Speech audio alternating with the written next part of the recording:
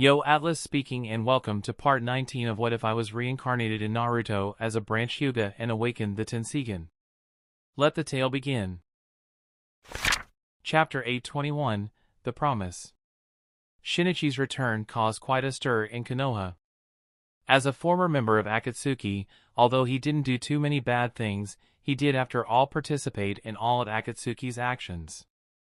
He was part of the team attacking Kanagakur and Iwagakure, including the Tsuchikage. Many people opposed his return and wanted him to be punished for his crimes. For Konoha, Shinichi's return means something else entirely. Even if Shinichi was part of Akatsuki, his return meant that there was another Kage-level combat power in the village. At the same time, it also meant that they could finally get an understanding of the Akatsuki organization. The benefits of accepting him back in the village far outweighed the benefits of punishing him. Therefore, including the Uchiha clan, many people vouched for Shinichi's acceptance in the village, and the decision was made accordingly. Even if it was decided that he would be accepted, a proper inquiry had to be conducted. So, Shinichi had to spend the last week in the interrogation room and tell everything that was asked of him. Finally, after he gave all the information that was asked of him, Shinichi was allowed to leave the interrogation room and return to the Uchiha grounds. Of course, he wasn't completely free. Although he was allowed to freely move in Konoha, however, he couldn't step out of the village without Hokage-sama's permission. At the same time, a shinobi assigned by Hokage-sama will always accompany him at all times. And now that he was free to move, Kuroto finally contacted him to understand the situation. After the two talked for a while, Kuroto brought him to his former laboratory. As for the shinobi who has to accompany Shinichi, well, fooling that person isn't such a big issue for the likes of Shinichi and Kuroto. Forest of Death, Kanagakur following Kuroto for a while, the two arrived at a tree, and as Kuroto removed the barrier, the passage leading underground was opened. Walking through the dark passage, the two arrived at Kuroto's former laboratory. Since obtaining Anchor Vantion, Kuroto has moved almost everything to the air fortress. Now this place is only used for carrying out some small operations and experiments that involve others. For instance, the Hashirama cell's implantation operation that Shursui went through was performed here.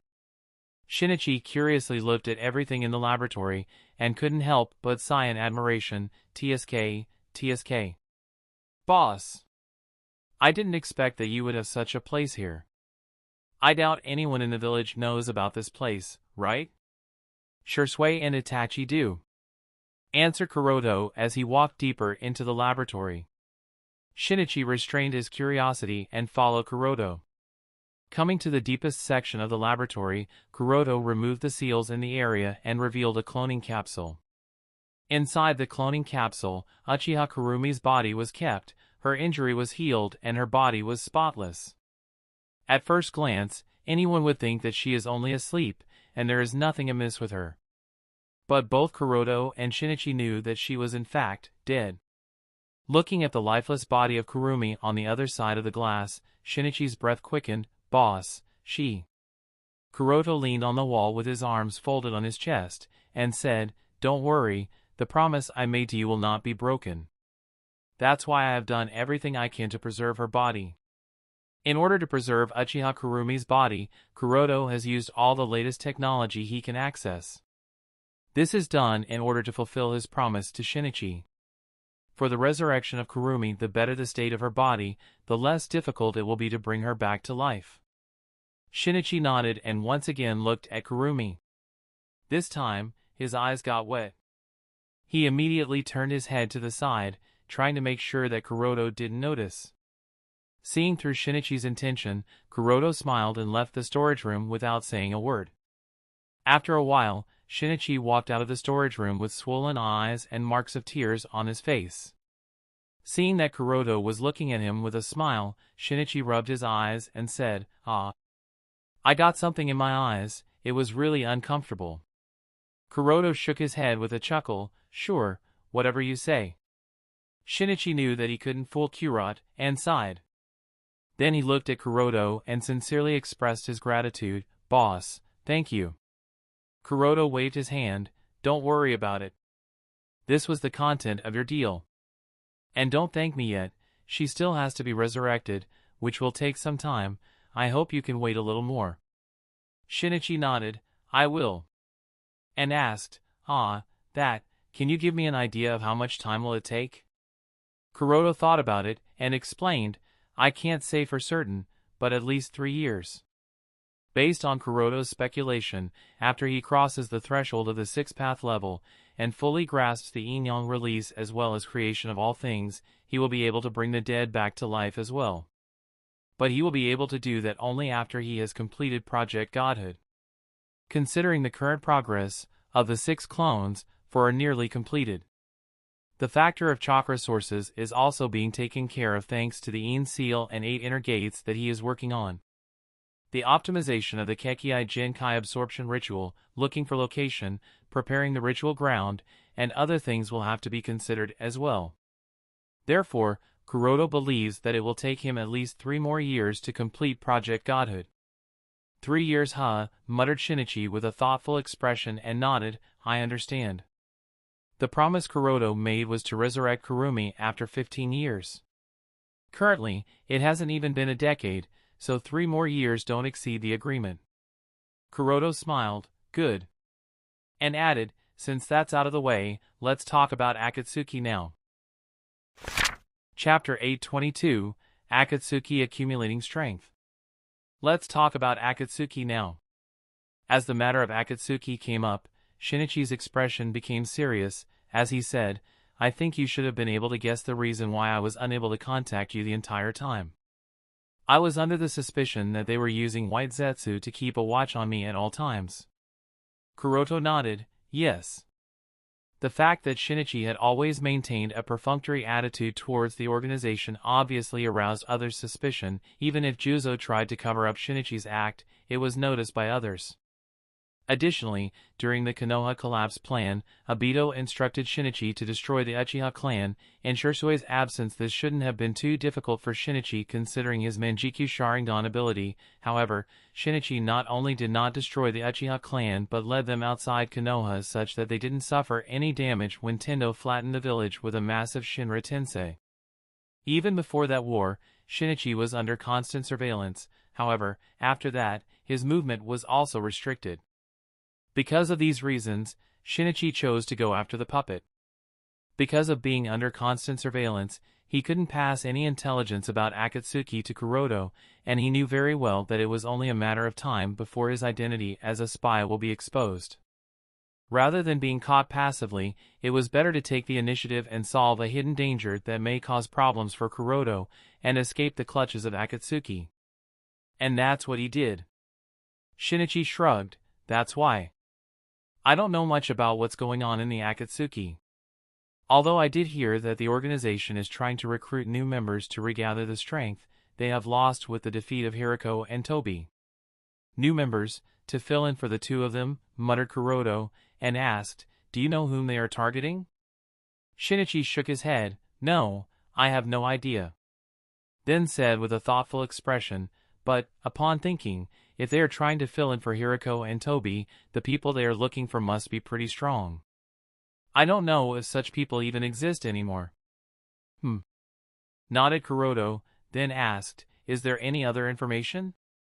Shinichi thought about it for a while, and said, it seems that they are trying to gather intelligence on the remaining Jinchuriki. Prime targets are Yondaime Mizukage, Jinchuriki of Rokubi, Jinchuriki of Nanabai, and Jinchuriki of Hachibi. Kuroto nodded lightly, I see. Among the 9-tailed beasts. Nibi, Yonbi, and have already fallen into the hands of Akatsuki. The ones remaining are Ichibi, Sanbai, Rokubi, Nanabai, Hachibi, and Kyubi. Of the remaining 6, they are specifically targeting 4 at the moment. This also means that the Akatsuki doesn't have any plans to target Ichibi and Kyubi right now. Akatsuki doesn't need to collect intelligence on the Jinchuriki of Kyubi. It's already pretty clear that the Jinchuriki of Kyubi is Uzumaki Naruto. As for the Jinchuriki of Ichibi, well, the entire shinobi world believes that the Jinchuriki of Ichibi was executed by Yondaime Kazekage, so Ichibi is supposed to be dead. So, It's natural that they can't go after Ichibi, and the safety of Ichibi is guaranteed. However, the safety of other Jinchuriki is difficult to guarantee. Of the remaining Jinchuriki, the Jinchuriki of Sanbai and the Jinchuriki of Hachibi are currently in Konoha to attend the 5 Kage conference. However, this conference has also been going on for a very long time, and the Kages are supposed to return to their respective villages sooner or later. Once they return to their respective villages, no doubt, they will be targeted by the Akatsuki organization. And if targeted by the Akatsuki, there is no way they can defend themselves. The difference in power is too much, so the chance of escape is very slim. Is there something that I can do? Thought Kuroda. While Kuroda was thinking, Shinichi suddenly thought of something, and said, "By the way, I noticed something, and I think it is pretty suspicious." "What?" asked Kuroda, putting his thoughts at the back of his mind.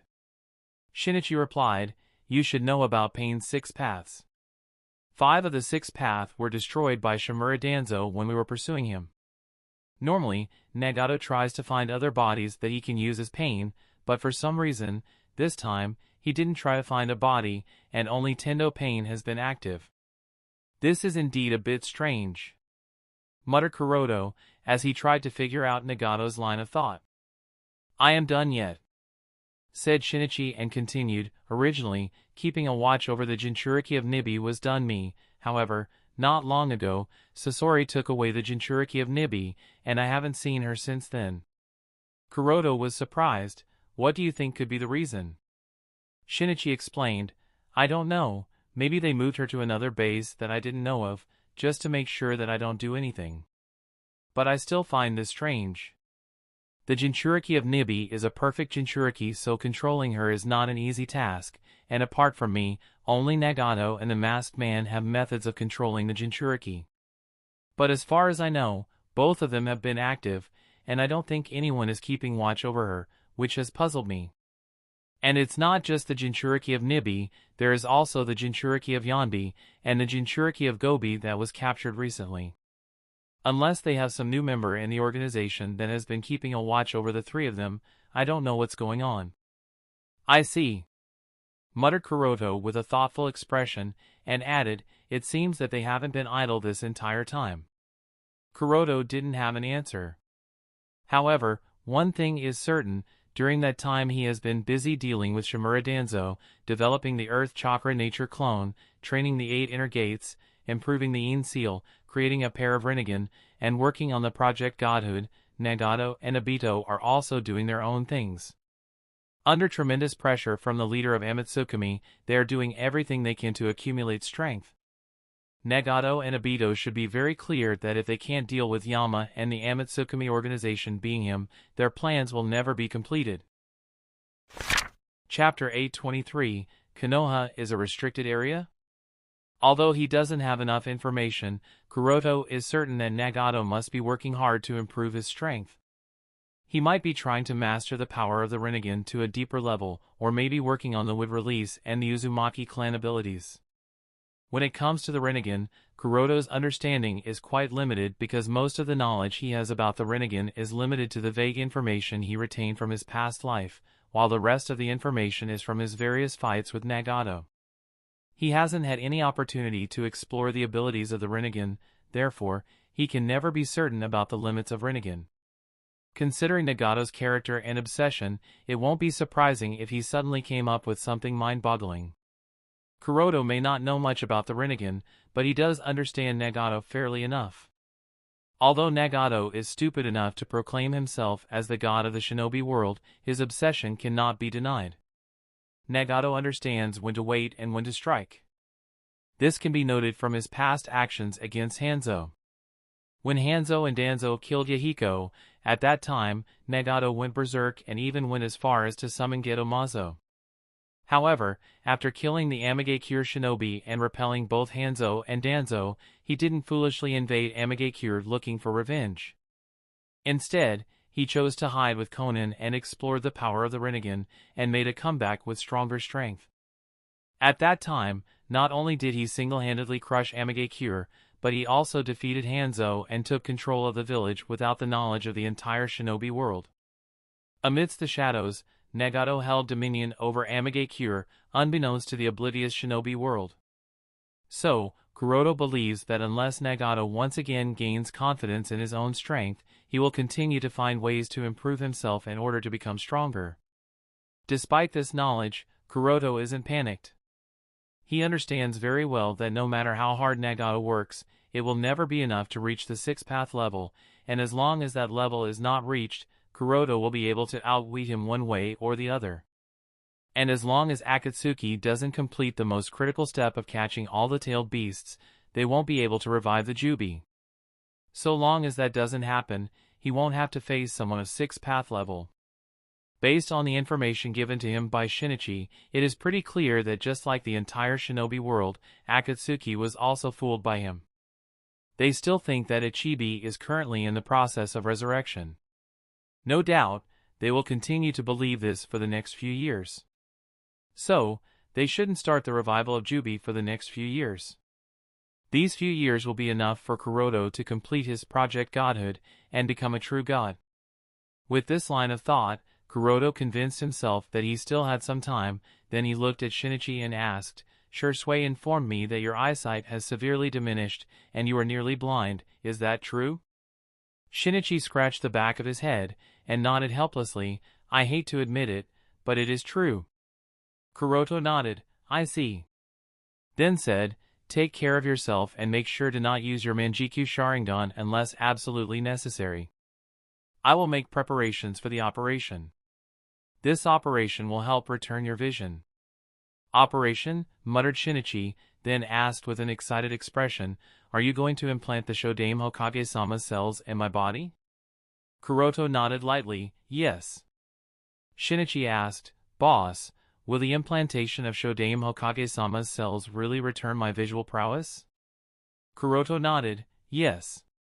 And explained, "Not only will your visual prowess return, but it will also be enhanced and your overall strength will increase." Shinichi nodded excitedly, "Yash." Unlike Shursui, Shinichi was not repulsed by the idea of implanting Hashirama cells in his body. He has witnessed the increase in Nagato's strength after the implantation of Hashirama cells, therefore, he is very excited, because he believes that his strength will also increase exponentially and he wants to be strong. Then he asked, "So, when are you going to implant those cells in me? If possible, can we do it tomorrow?" "Today is fine too, in fact, let's do it right now." Kuroto was taken aback by Shinichi's enthusiasm, and asked, "Why are you in such a hurry?" Shinichi's smile disappeared and he said in a depressed tone, "I can't help it, boss. I feel too weak at the moment. You know, just yesterday, I had a sparring session with that kid Itachi, and you wouldn't believe it, I lost to him. This is absurd, I lost to that brat. I have to quickly recover my visual prowess, or else it will be very difficult for me to do anything in the future." Kuroto stared at Shinichi as if not at all surprised by Shinichi's defeat. Shinichi was confused at Kuroto's stare, and asked, "Boss, why are you looking at me like that?"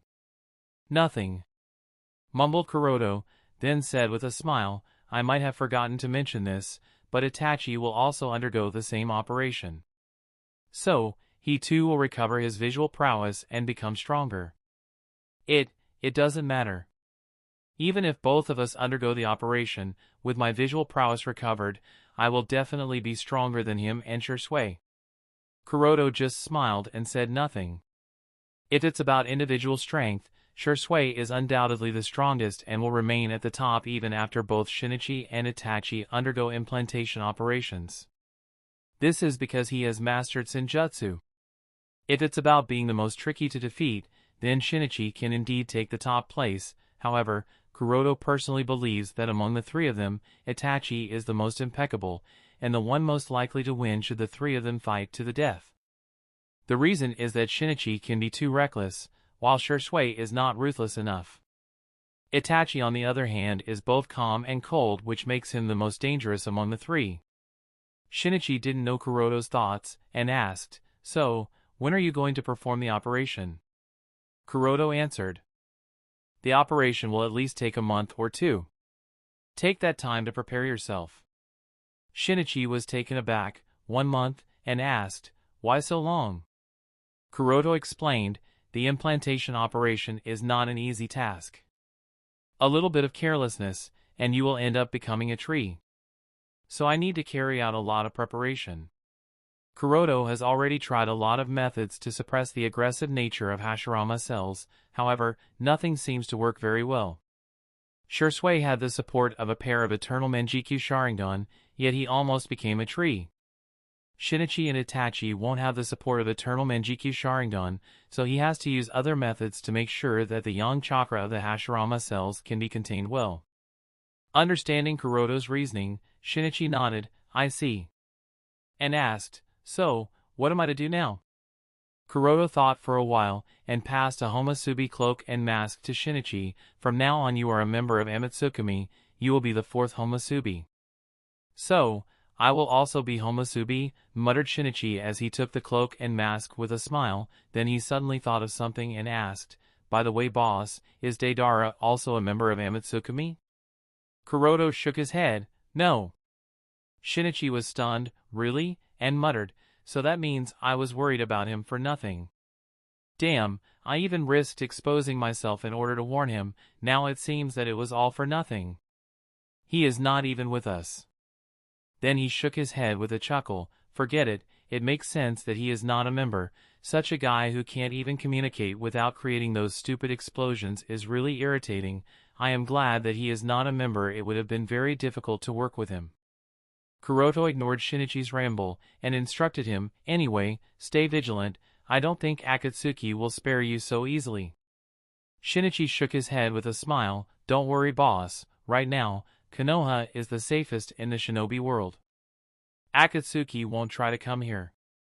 Kuroto was confused by Shinichi's words, and asked, "Why?"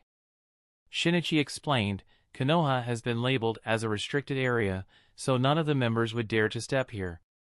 Moreover, you are also present here. So, I have nothing to worry about." Chapter 824, Troublesome Thing. As soon as Kuroto returned to the principal's office from the Forest of Death, Itachi knocked on the door and walked in. He wanted Kuroto's instruction on some important matter. "Kuroto-san, Yakushi Kabuto has been missing for quite a while now, and there is no information about him anywhere in the village. He didn't seem to have gone on any mission either. How should we deal with him?" Itachi has been a little confused these days. He didn't know what happened to his father all of a sudden. A few days ago, he was suddenly transferred to the Konoha Ninja Academy to take over the position of vice principal, while Shursui was transferred to the Konoha Military Police Force and had to take over the position of deputy captain. So, the person who reports the affairs of Konoha Ninja Academy to Kuroto has changed from Shursui to Itachi. Hearing Itachi's question, Kuroto thought to himself with a frown, "What in the world is Orochimaru-sama thinking? Wasn't Kabuto placed in the academy to keep a watch on Naruto and Sasuke? Why did he suddenly change his mind? Has he lost interest in them?" The talentless Naruto was able to master Senjutsu of the Ryuchi Cave, while Sasuke, thanks to his talent, was able to awaken his Sharingan at a very young age. The achievements made by both the kids attracted Orochimaru's attention, and he placed Kabuto in the Konoha Ninja Academy to keep a watch over the two kids. Kabuto has disappeared for no reason at all. It's obvious that Kuroto has a lot of doubts. Of course, this is not a bad thing for Kuroto. With Mizuki's death and Kabuto's disappearance, all the meddling people have gone. So, after pondering for a while, he instructed Itachi, "Just deal with this matter as usual, report his disappearance to the village authorities, and label him as a rogue nin." "Understood," nodded Itachi, then withdrew from Kuroto's office. Just as Itachi left, another person knocked on the door of the principal's office. Apparently, it was Niji this time. After calling him inside, Kuroto asked, "Did something happen?" Niji looked at Kuroto, and asked after a while of silence, "Sensei. I wanted to ask something important. Is now a good time?" Kuroto asked in return, "Does this concern your father?" Niji nodded, "Sensei. Ota-sama has been kept in custody for more than a week now. Oka-sama is very worried.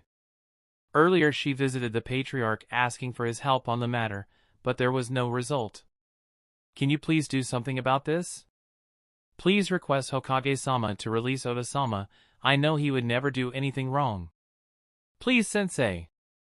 Kuroto looked silently at Niji.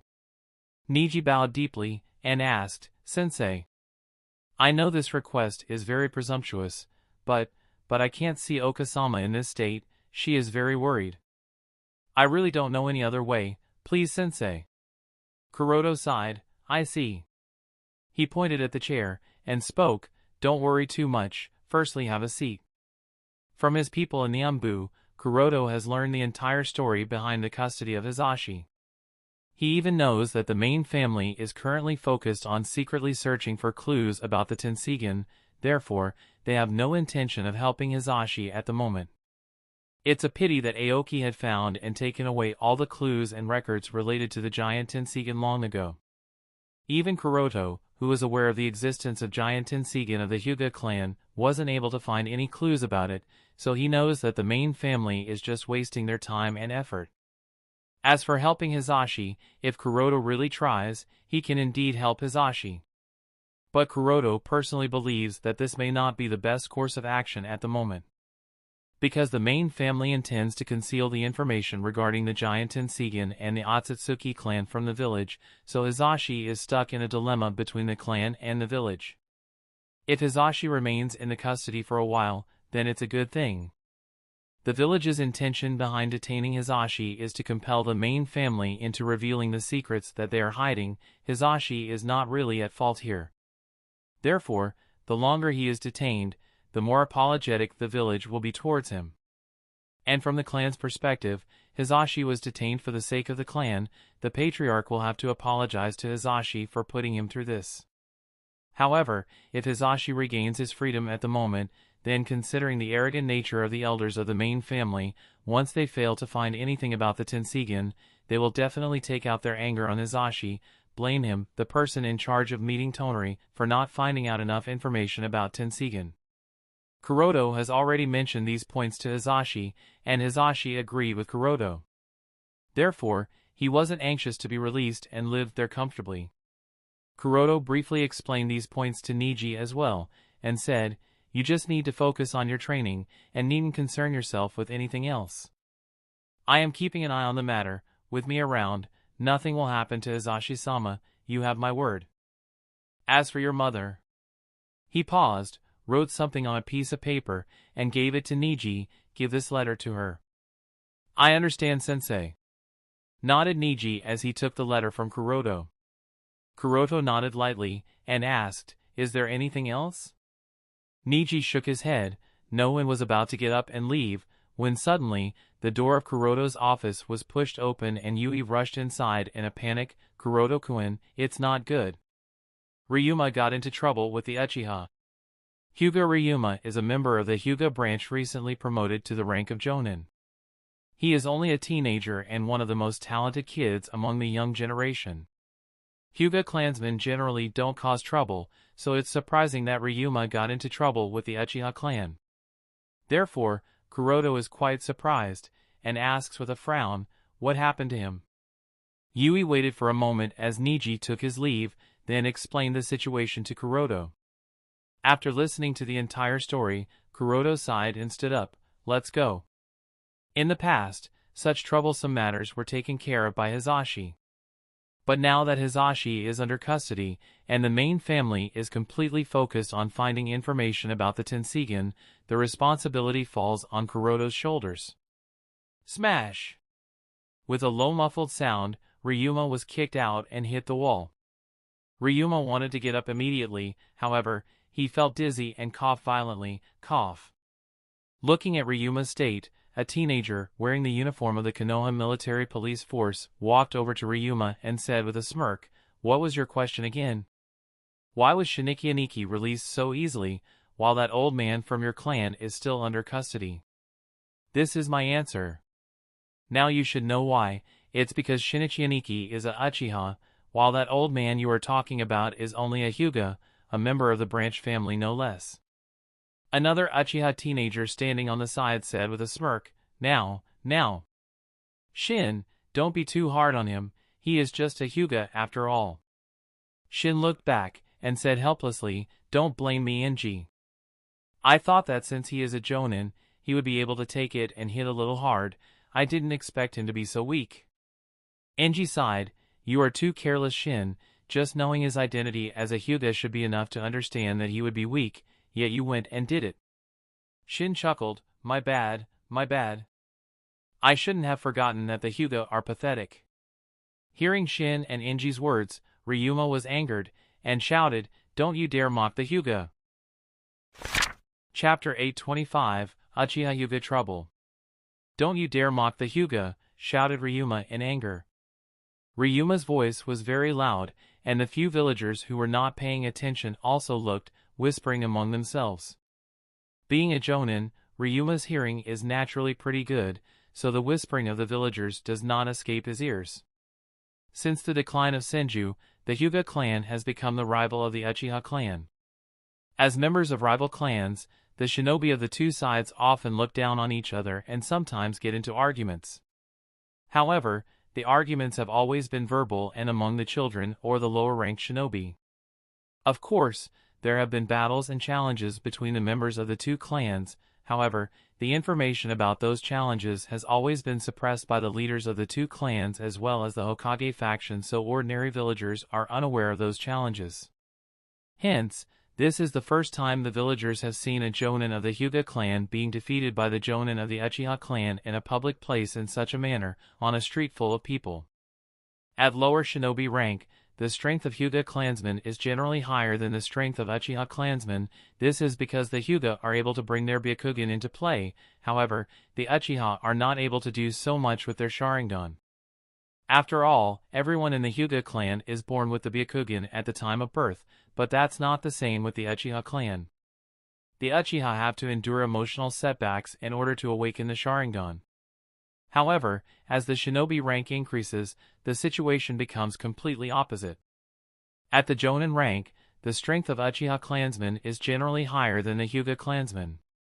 This is because, generally only the Uchiha who have awakened their Sharingan can reach this strength, and because of suffering through emotional setbacks, they have a certain obsession with becoming stronger, which doesn't happen with the Hyuga clansmen.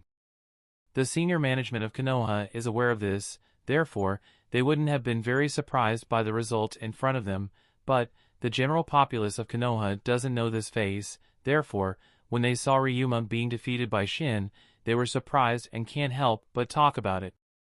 The news of Ryuma and Shin's fight spread through the streets of Konoha like wildfire as more and more villagers gathered to watch the entertainment. The rumors naturally attracted the attention of not just ordinary villagers, but the Umbu and elite shinobi as well. Whoosh whoosh whoosh. On one side, the Umbu team led by Heiate and Yugao arrived at the scene. On the other side, the figures of Kakashi and Asuma, as well as Kurenai and Anko, appeared on the scene. Looking at the argument, Yugao said to Heiate, "We should step forward and stop them before this argument escalates any further." However, before Heiate could respond, Asuma interjected and shook his head with a serious expression. "This kind of thing, it's best if Umbu doesn't interfere in it. Otherwise, the situation will become more complicated." Kurenai said to Asuma, "But they are disturbing the others and spreading unrest. Something has to be done about it." Kakashi sighed lightly, "That's the problem." And explained, "Look at those two, they are members of the Konoha police force. If we or the Umbu interfere, they will put up the argument that we are interfering with the duties of the Konoha military police force. This is their jurisdiction. Our interference will also involve us in the quagmire, as such we can't act carelessly. Their interference will be interpreted as the interference of the Hokage faction. If they support the Uchiha clansmen, then the Hyuga will be offended. However, if they support the Hyuga, the Uchiha will be offended. Therefore, they have to be very careful about what to do. Although there is some tension between the Hokage faction and the Hyuga clan, it's still not so serious because that matter is primarily related to the main family of the Hyuga clan. The members of the branch family aren't involved in this, and they don't want to do anything that will offend the branch family as well. And let's not talk about the Uchiha clan. Before Shinichi returned, the Uchiha clan was already very strong because of the presence of Shisui. And now that Shinichi has returned, the strength of the Uchiha clan has increased. Along with their strength, their arrogance has naturally increased, therefore, dealing with them is not so easy either. Anko shrugged, and said, the Uchiha won't relent, and that Hyuga kid doesn't seem to be capable of dealing with the two of them. So, you better think of something, or else this is going to escalate. Everyone couldn't help but nod at Anko's words, but no matter what they thought about it, they couldn't come up with any way to solve the situation without involving the Hokage faction in this. So, they decided to wait and watch for a while. On the streets, as more and more villagers arrived at the scene, Ryuma realized that he couldn't continue this argument. Not only his reputation but even the reputation of his clan will be damaged. With this in mind, Ryuma restrained his anger, and said, we will settle this matter some other time. Shin chuckled mockingly, humph, what a pussy, already gave up, some dragon you are. Although I am quite curious, how are you going to settle this matter some other time? After all, you are all talk, you can only bark, you have no bite. Ryuma was angered upon hearing Shin's mocking words, you. Shin smirked at Ryuma's anger, and asked, what? You still want to have a go? He was obviously trying to agitate Ryuma. Accepting the fact that he won't be able to defeat Shin, Ryuma took a deep breath to calm himself and turned around to leave. Seeing Ryuma about to leave, Shin shouted, hey pussy, where do you think you are going? Ryuma said, that's none of your concern, and continued to walk. Shin smirked as appeared before Ryuma, and said, you seem to have forgotten something. I didn't say that you were allowed to go. Ryuma frowned, do I still need your permission? Shin shrugged, although you are not capable enough, you are a Jonin nonetheless and should be clear about the security regulations. You attacked the members of the Konoha military police force in broad daylight and disrupted our work of maintaining order in the village. For this, you have to come with us to the police station for further questioning. So, are you going to walk yourself, or should I help? Ryuma was angered, now you are intentionally making things difficult. Intentionally making things difficult? Shin smiled ignorantly, and said, do you think that just because you are a member of the Hyuga clan you are free to do whatever you want? So, shut your trap and come with us. Of course, if you want to resist, I don't mind giving you a hand. Enji chuckled, but you don't have to be too worried. I will make sure to send a letter to your patriarch and ask him to come to the police station in order to free you after we're done figuring out your intention behind disrupting the order of the village. Ryuma knew that the two Uchiha were intentionally creating trouble using false accusations. If he went with them, it would imply that their accusations are true. Realizing that he had no other choice, Ryuma activated his Byakugan and prepared for a fight. Seeing Ryuma's action, Shin's smirk widened, so, you have chosen to resist, huh? He activated his Sharingan, and said, the outcome isn't going to change. On the other side, Kurenai frowned, now they are going too far. Asuma was also displeased, it seems we are left with no choice but to interfere. But if we are going to interfere, we need to come up with a solid excuse. Said Kakashi, and added, if we stop the two of them, it will create discord with the Uchiha clan, and I doubt they will allow this matter to slide easily. Just when everyone racked their brain to figure out what excuse they could use, suddenly, Anko smiled and said, maybe we won't need to interfere after all. Look there, he has come. Chapter 826, Further Complications. As Shin noticed that the person who arrived was Hyuga Kuroto, his expression darkened. It is rumored in the Uchiha clan that Kuroto is the only Hyuga who is not easy to mess with. There have been several instances of Uchiha confronting Kuroto for various reasons, and each time they have suffered defeat. And this isn't all, because Hyuga Kuroto and Uchiha Shisui have a close friendship, therefore, if the Uchiha tries to mess with Kuroto, they have to bear Shisui's anger too. This is why, upon encountering him, the Uchiha generally restrains themselves and tries not to offend him. Arriving at the scene of conflict, Kuroto looked around.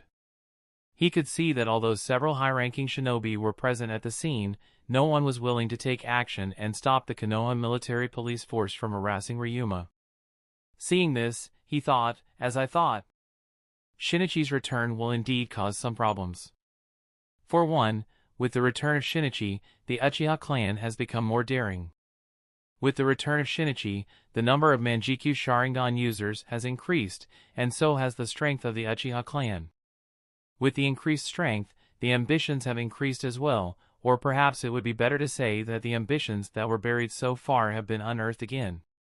Sigh, do I really have to deal with this? Thought Kuroto with a sigh. Kuroto really doesn't want to deal with anything unnecessary at this point since most of his attention is focused on the creation of Rinnegan.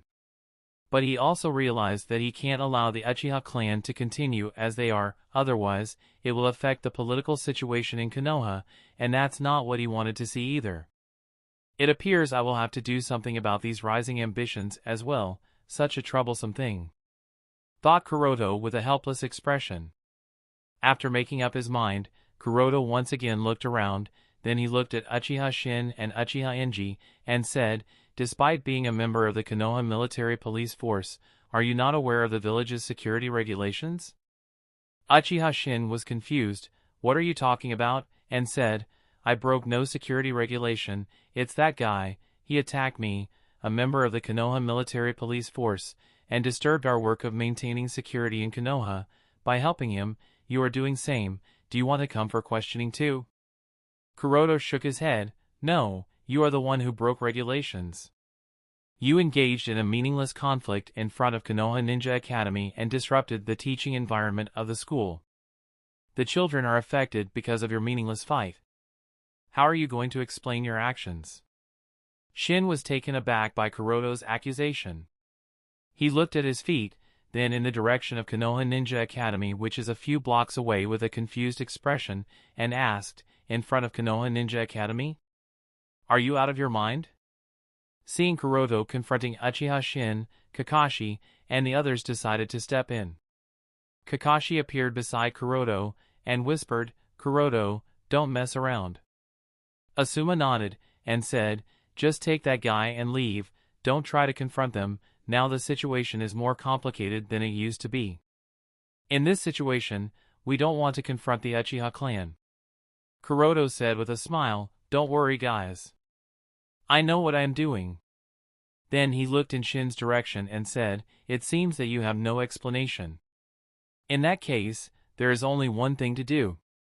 Leading such words, Kuroto disappeared with a body flicker. Boom! Before anyone could react, Kuroto appeared in front of Shin and punched the guy.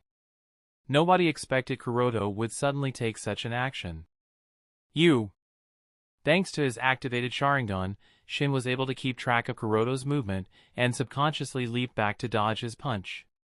However, as he leaped into the air, Shin noticed the smirk on Kuroto's face and realized that something is wrong, not good. Poof! His doubts were proven right as the figure of Kuroto in front of him exploded into white smoke. Shin knew that the attack earlier was just a feint, and the next attack would be coming soon. However, it was already too late as he felt a chop at the back of his neck and lost consciousness. As the white smoke cleared, the figure of Kuroto holding the unconscious Uchiha Shin by the collar appeared in front of everyone.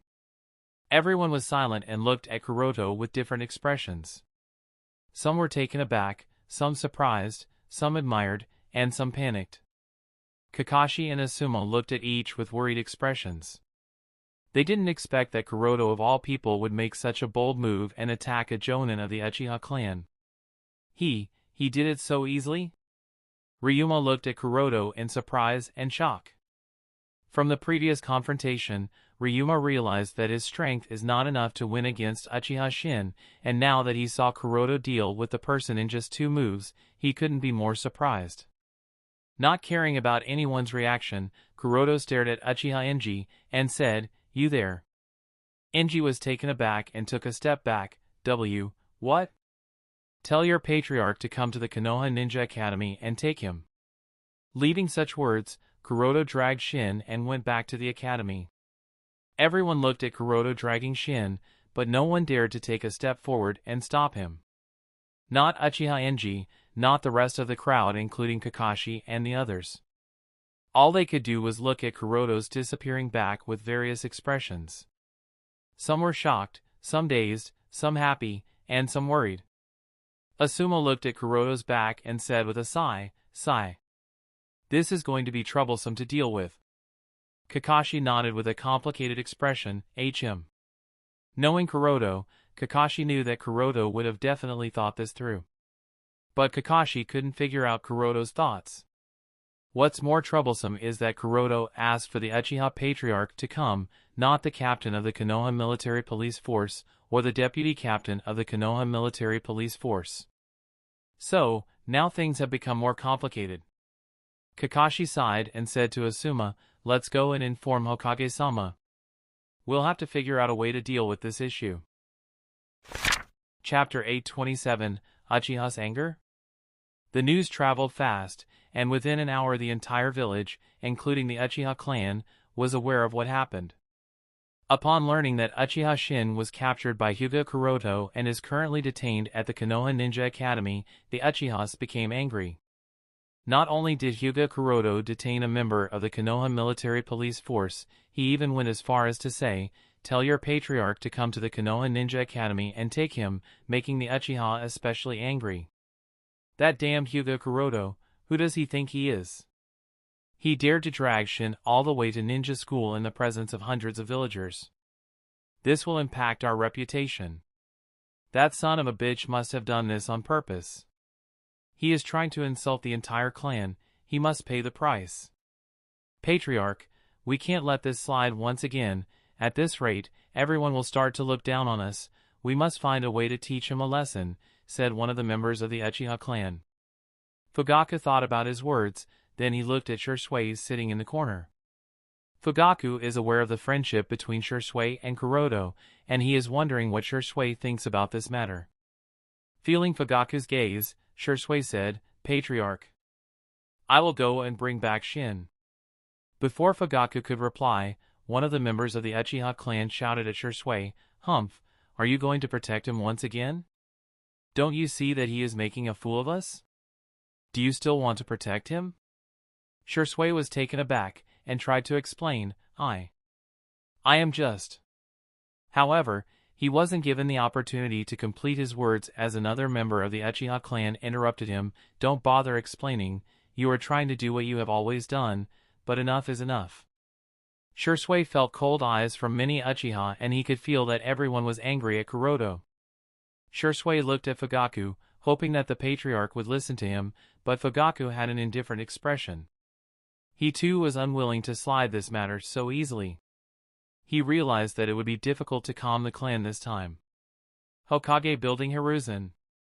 I have a feeling that the Uchiha clan won't stay silent this time, and once they make a move, it will be difficult for him to resist them alone.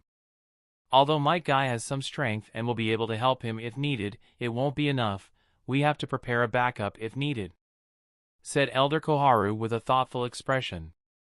"I have already ordered ambush squads to be on standby around the academy, so the situation shouldn't go out of control," replied Sandaime while looking through the window of his office. Leaning on the walls of Hokage office, Asuma said, "I don't think that would be enough. The Uchiha clansmen have been acting strange since the return of Uchiha Shinichi. Who knows what they will do? Even this time, they were intentionally seeking trouble." Kakashi agreed with Asuma, "Yes," and added, "Fortunately, Kuroto decided to take action, otherwise, we would have to step in and that would have made the situation quite complicated." Jiraiya nodded, "It seems so. No doubt, Kuroto's actions have offended the entire Uchiha clan, and Jiraiya was really angry at Kuroto. He even went as far as to scold Kakashi for allowing Kuroto to do what he did, and not stopping the conflict earlier. However, after thinking about the overall situation, he realized nobody other than Kuroto could have solved that situation. The return of Uchiha Shinichi has made the Uchiha prouder than ever, and in such a situation, Konoha really needs someone who can stand up and suppress the arrogance of the Uchiha clan. Hokage can't do it personally, neither can the members of the Hokage faction, as that would mean discord between the Hokage faction and the Uchiha clan. Most of the other people in Konoha don't have the required strength and background to be able to make a move. Only Hyuga Kuroto is the right person for this job. Kuroto has enough strength to defeat most of the Uchiha clansmen. His family background is strong, he has enough political influence, and most of all, Kuroto's friendship with Shisui makes him the perfect candidate for this job. Almost everyone participating in the meeting had the same thoughts as Jiraiya. Except for Elder Koharu, who pointed out another fact: don't forget, Uchiha Shinichi has also returned, and if my memory serves me right, Kuroto and Shinichi already had an unsettled matter before Shinichi joined the Akatsuki. What if he tries to make a move? Elder Koharu's words changed everyone's expression. Even Sandaime was worried now. The return of Shinichi has definitely weakened Shisui's influence on the Uchiha clan, so it won't be strange if Shinichi goes to the Konoha Academy, and if it is Shinichi who goes instead of Shisui, then the situation would get out of control. As for the possibility of Fugaku going, nobody even bothers to consider it, it just doesn't make sense. Just when everyone was worried, an Umbu walked in and reported, the Uchiha clan has sent Uchiha Shinichi to bring back Uchiha Shin. TCH, damn it! Tsunade clicked her tongue in annoyance, and asked, why not send Uchiha Shisui? The Umbu shook his head, implying that he had no idea. Sandaime sighed and signaled the Umbu to retreat. The Umbu followed Sandaime's order and retreated from the Hokage office. At this time, Jiraiya said with a sigh, it seems that they really don't plan to swallow this humiliation. Elder Koharu said, we should consider the worst possibility and prepare accordingly. It seems we have no other choice, muttered Tsunade, and asked, Sensei, what did the Hyuga patriarch say about this? Hiruzen shook his head, nothing. Tsunade was taken aback, have they decided to abandon Kuroto? Hiruzen replied with a thoughtful expression, it's not impossible. Kuroto did have a conflict with the elders of the main family of Hyuga clan. They weren't able to do anything to him. It's possible that they want to teach him a lesson using this opportunity. Coward, muttered Tsunade under her breath, what the hell is up with the Hyuga clan? They were never like this? First the matter with Hisashi and now Kuroto, have they really gone senile? Hiruzen shook his head, I am as clueless as you are. Then said, let's put the matter of the Hyuga clan on the side for a while. For now, focus on the matter of the Uchiha clan. They have sent Shinichi, and we have to take countermeasures. Jiraiya said, if a battle breaks out at the academy, the lives of children will be in danger. We have to consider this as well. At this time, Kakashi took a step forward and said, in that case, let me handle this. Chapter 828, In Dire Need of Funds. Konoha Ninja Academy. Sasuke suddenly stopped. He turned around and looked at the canopy of a tree not far away with a frowned expression. Noting the direction of Sasuke's gaze, Neji whispered, so, you noticed too, huh? Sasuke nodded, yes. Then he looked around and said, dozens of ninjas have surrounded the academy, and they are using different means to partially hide their presence. I am just wondering who they are and why they have surrounded the academy. Neji answered Sasuke's doubt, they are Umbu. Umbu? Sasuke was taken aback and questioned, but why would Umbu surround the academy? It doesn't make any sense. Neji shrugged, beats me. Then he looked in the direction of the gate of Konoha and said, but I have a feeling something bad might happen here, and they are here probably trying to prevent that from happening. Sasuke shook his head, no. I don't think so. And explained, if something bad was about to happen at the academy, then Iruka-sensei, my brother, and principal would have instructed us to evacuate. Since they did not warn us, it means everything is going to be fine. There must be some other reason why so many Umbu are present here. Neji sighed, I hope that's the case. Principal's office. After temporarily sealing Uchiha Shin's chakra, Kuroto handed him over to Iruka to keep a watch over him. Then he returned to his office and took out a notebook and continued to work on the designs of Type 2 biological armor that was left incomplete earlier. Kuroto didn't really care about the Umbus surrounding the academy, nor did he care about the villagers gathered outside the gate of the academy. All his attention was on his notebook as he was completing the armor's design. After a week of testing and trial, Kuroto has figured out various shortcomings of Type I biological armor. Most of the shortcomings can be tolerated for the functionality, however, the fact that the chakra supply is unstable cannot be ignored at any cost. Because of this shortcoming of Type I biological armor, Karen's life is in danger. If any goes wrong, not only will she die, but even the 2 pairs of eternal Menjikyu Sharingan that are undergoing fusion will also suffer the backlash and end up being destroyed. Therefore, Kuroda can't take any risks. He has to deal with the shortcomings of Type I biological armor and complete the Type II biological armor as soon as possible. I suppose I should try to change the ratio of tissue I will be using for creating the Type II biological armor. Reducing Shodame-sama's tissues to 20% might improve the stability of chakra supply. Secondly, I can also try to change the network of tissues too for better conductivity of chakra. The network used in the Type I biological armor was too premature. Improving the network will also stabilize the chakra supply. To change the network and improve the transmission of chakra, the design of meridians will have to be refined as well. I wonder if I can use something other than umbilical cord for transferring the chakra from the Type I biological armor to her body. One after another, Kuroda thought of various changes he can make in the Type II biological armor. Because of various reasons, such as his Hyuga background, his history of working on clones and human bodies, and the recent effort of improving the In seal, Kuroda has acquired extensive knowledge of the chakra meridians in the human body. He knows exactly which chakra meridian has what function, how much chakra it can withstand, and so many other things. Therefore, Kuroda feels that he will definitely be able to create a completely new chakra pathway for the Type II biological clone. Of course, the process will require a lot of trial and error, but he will be able to do it eventually. With this thought in his mind, he started to work on designing the chakra network for the Type II biological armor. He was only halfway through when Kuroda realized a major problem. There is no problem with the design or functionality, the problem is resources. Well, not exactly resources, but the funds required to acquire the necessary resources. Even if he were to delay the repair of Anchor Vantion, Kuroda still lacks the necessary funds to be able to acquire the resources for creating the Type II biological armor.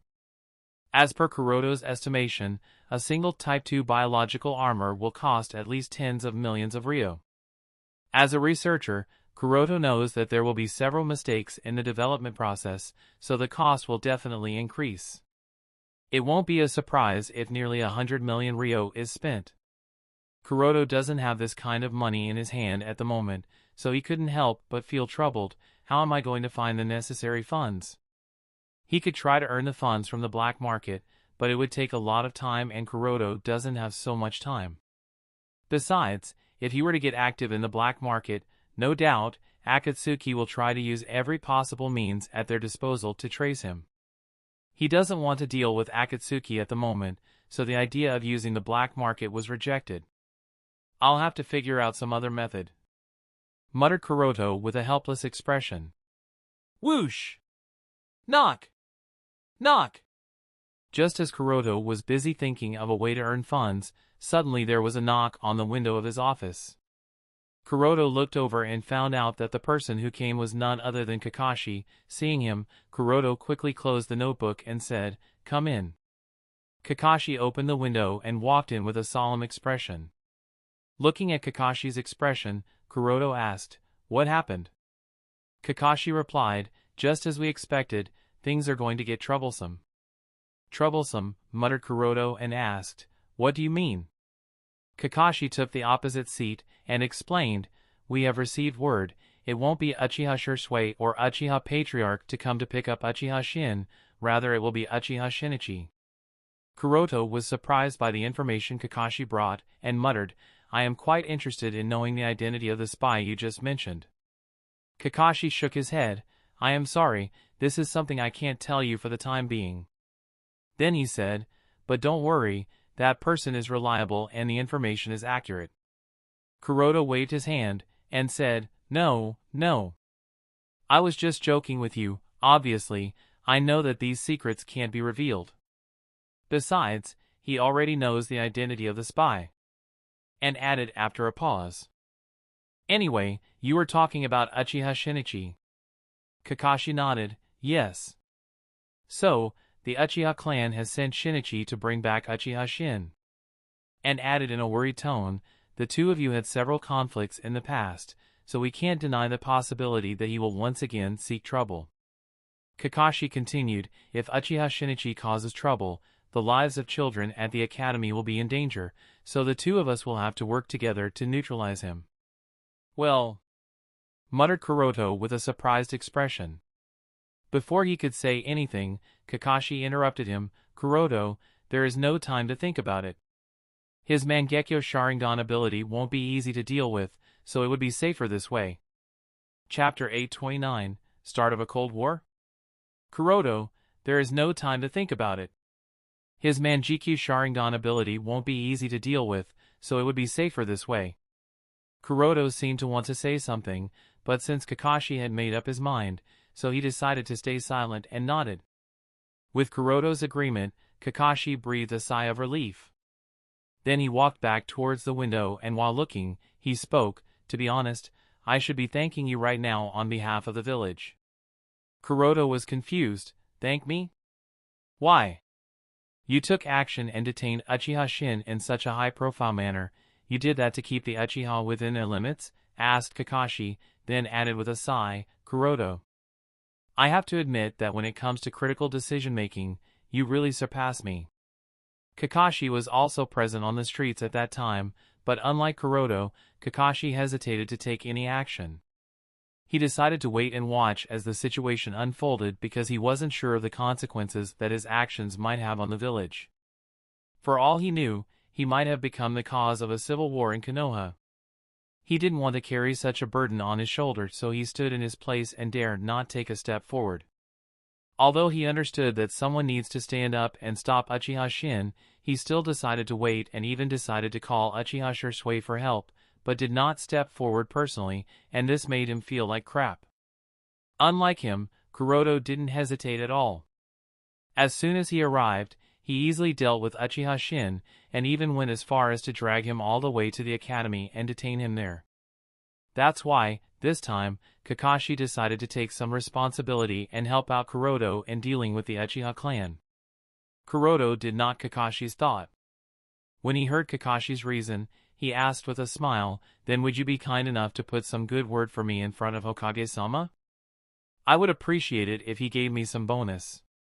Kakashi smiled and shook his head, he didn't take Kuroto seriously. He thought Kuroto was just joking. Then his smile disappeared as he warned, the Uchiha clan is no longer the same as it was before. In the future, if you are dealing with them, please be cautious. Whoosh! Kakashi had just finished his words when Umbu suddenly arrived in Kuroto's office and reported, Target has crossed the main market district, soon he will be entering the academy. Kakashi's expression turned serious, and he asked, how many of them have come? The Umbu replied, Uchiha Shinichi has come alone. On Shinichi's side he covered the entire distance at a slow walking pace. From the Uchiha district to the Konoha Academy, there was no sense of urgency in his pace. Of course, Shinichi did feel quite annoyed by the strange glances he received from the villagers along the way. They were looking at him with interest. There were signs of expectations and anticipation on their faces. Everyone wanted to know what he and Uchiha would do, but none of them dared to stop him or get in his way, probably because they were extremely scared of him. TCH. I didn't think too much about it earlier, but boss is right. The villagers really fear us. He thought and muttered to himself, obviously Uchiha are also working day and night for the betterment of the village. We have shed so much blood and sacrificed so much for Konoha, yet we get such treatment. This is really disheartening. Shaking his head, Shinichi decided not to pay them any mind and continued on his way. It didn't take long for him to arrive at the gate of Konoha Ninja Academy. When the onlookers discovered Shinichi, they immediately distanced themselves. Ignoring the onlookers, Shinichi opened the door of the academy and walked in. Most of the students at the academy were not aware of the stuff that happened in the village today. These children did notice that the streets around the academy are extraordinarily lively today, but they didn't know the reason behind it. Even if they asked the teachers, they did not get any response. Only a few children with keen observation skills noticed the serious expression of teachers since morning. But even they couldn't figure out the reason why the teachers were so serious. One such child was Uchiha Sasuke. He spotted Shinichi walking across the training field as he made his way towards the main building and couldn't help but mutter in confusion, "Why is he here? It doesn't make any sense. Is he going to be teaching at the academy?" Niji looked in the direction of Kuroto's office. He had spotted a few Umbu around the principal's office a while ago, and now that Uchiha Shinichi has arrived at school, everything has started to make sense.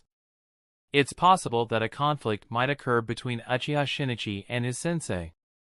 Shinichi is a former member of the Akatsuki and he is very strong. It's no surprise that so many Umbu have gathered at the academy. Thinking of the possibility of the battle, Niji couldn't help but get worried. On the other side, after completing 1,000 punches on the wooden stake, Rock Lee wiped the sweat from his forehead and asked Guy-sensei, "What's next?" There was no response from Guy. Although he stood beside Rock Lee, his mind was somewhere else. Rock Lee followed Guy's gaze and noticed that he was looking at Uchiha Shinichi with a solemn expression. Unaware of the reason why Uchiha Shinichi might come to the academy and why Guy was looking at him, Rock Lee asked, "Guy-sensei, what happened?" "Everything is fine, don't worry about it. Continue your training. Do 10,000 push-ups." Guy absent-mindedly gave these instructions, then looked in the direction of the principal's office. Rock Lee was confused because of Guy's behavior, more so because Guy wasn't wearing any weights right now. He couldn't help but wonder if Guy would be fighting someone today. Teacher's lounge tied to one of the chairs, Uchiha Shin shouted, "This academy is done for. All of you are done for. Uchiha clan won't let go of this humiliation, just you people wait, they will be here soon, and when that happens, everything will be over for you." Irika, the person in charge of keeping a watch over Uchiha Shin, endured his tantrum and looked through the window with an anxious expression. At this time, the gate of the teacher's lounge was opened and Itachi walked in. He had some documents in his hands that needed to be processed real quick. So ignoring Shin's shouting, he took his seat and started to work through the documents. Seeing Itachi, Shin shouted at him, "Itachi, release me." Itachi didn't even lift his head as he replied, "I have received word, Shinichi will be here soon and he will take you back, so don't bother me." As soon as he heard Itachi's words, Shinichi laughed out loud, "Shinichi-san will be here? Ha ha ha. I guess it's not your lucky day. Heh. Very soon, that son of a bitch Kuroto will come here on his own and untie me. He will also beg for mercy. I want to see him repent before me as I beat the shit out of him." Itachi paid no mind to Shin and continued to do what he was doing. At this time, Irika walked beside Itachi. He stood there for a while, hesitant to speak anything. Finally, he couldn't stand it and whispered, "Itachi-san, you also work here, you should, also." Before Irika could finish, Itachi raised his head and smiled at him as he said, "Don't worry, Irika-sensei, with Kuroto-san, everything will be all right. We don't have to worry too much about this issue, just do what we are supposed to do and leave the rest of the things to him. He always knows what he is doing, just trust him." Right." Irika was left speechless. From the way Itachi spoke, it's evident that he highly respects Kuroto. Irika couldn't understand what was going on. Hokage building. The news of Uchiha Shinichi's arrival at the Konoha Academy has already been reported to Hokage. Currently, Hiruzen is standing on the roof of the Hokage building with his hands clasped behind his back as he quietly observed the Ninja Academy not too far away. Elder Koharu, Tsunadeheim, and Jiraiya are on his side, quietly watching everything happen. Although Kuroto, Kakashi, Shin, and Shinichi are the main actors, this is actually the first head-to-head confrontation of a Cold War between the Hokage faction and the Uchiha clan. The outcome of this confrontation would affect the political climate of Konoha in the coming future, that's why everyone is highly nervous. Under everyone's watch, Shinichi made his way to the principal's office. "Knock knock, come in." As permission was granted, Shinichi walked inside the principal's office.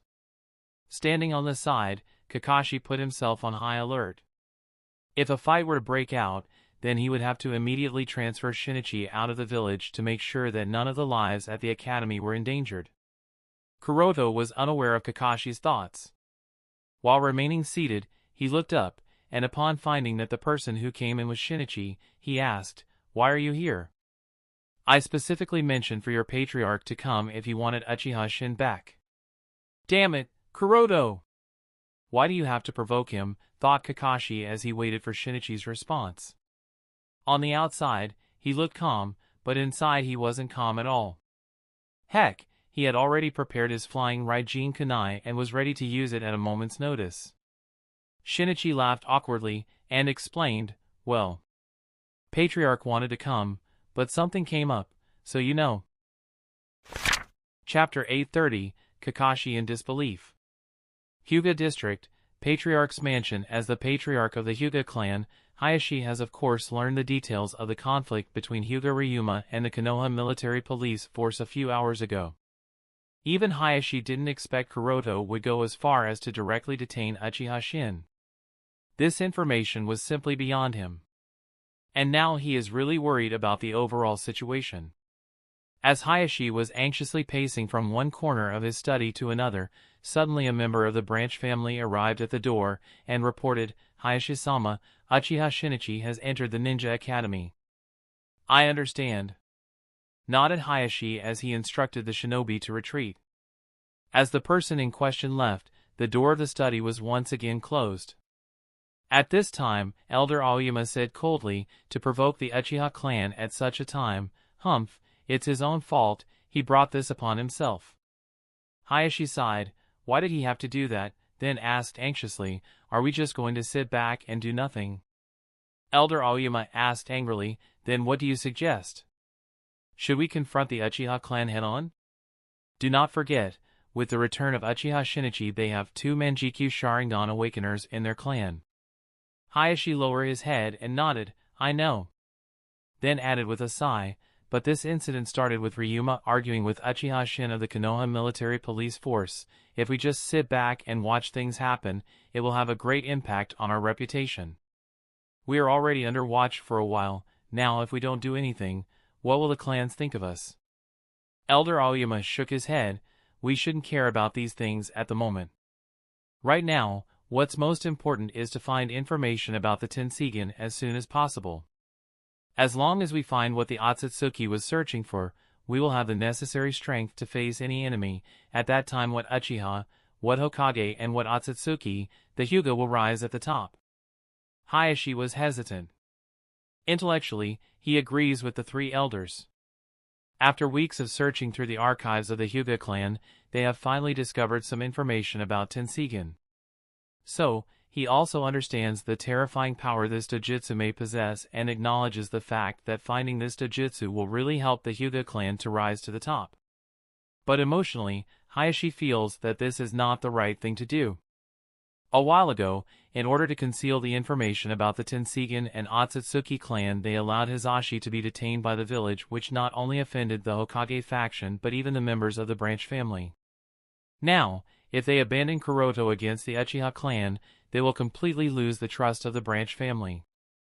Hayashi wanted to say that they should not abandon Kuroto, but upon seeing the determined faces of the 3 elders, he could only sigh and chose to remain silent as he thought, "I hope that we can quickly find this Tenseigan, otherwise, we will be in big trouble." Principal's office, Konoha Ninja Academy. After explaining why the Patriarch could not come, Shinichi asked, Where is Shin? I should probably take him back with me." "Ha ha ha, yeah right," chuckled Kuroto as he ignored Shinichi and continued to deal with the paperwork. Shinichi didn't mind being ignored by Kuroto. Instead of bothering him again, he glanced at Kakashi on the side and sighed in relief. "Hey, I am really lucky today. If he wasn't here, I am sure boss would have scolded me." Then he thought of something and raised his hand at Kakashi in greeting. "Sup Hataki Kakashi?" Kakashi blinked his eyes in surprise. "Huh?" When Kakashi saw that instead of Shinichi intentionally provoking Kuroto, it was the other way around, he couldn't help but panic. However, contrary to what he expected, not only Shinichi was not offended, instead, he seemed to be happy about this entire thing and even smiled at him in greeting. Heck, even when Kuroto ignored his existence and left him standing, he wasn't offended.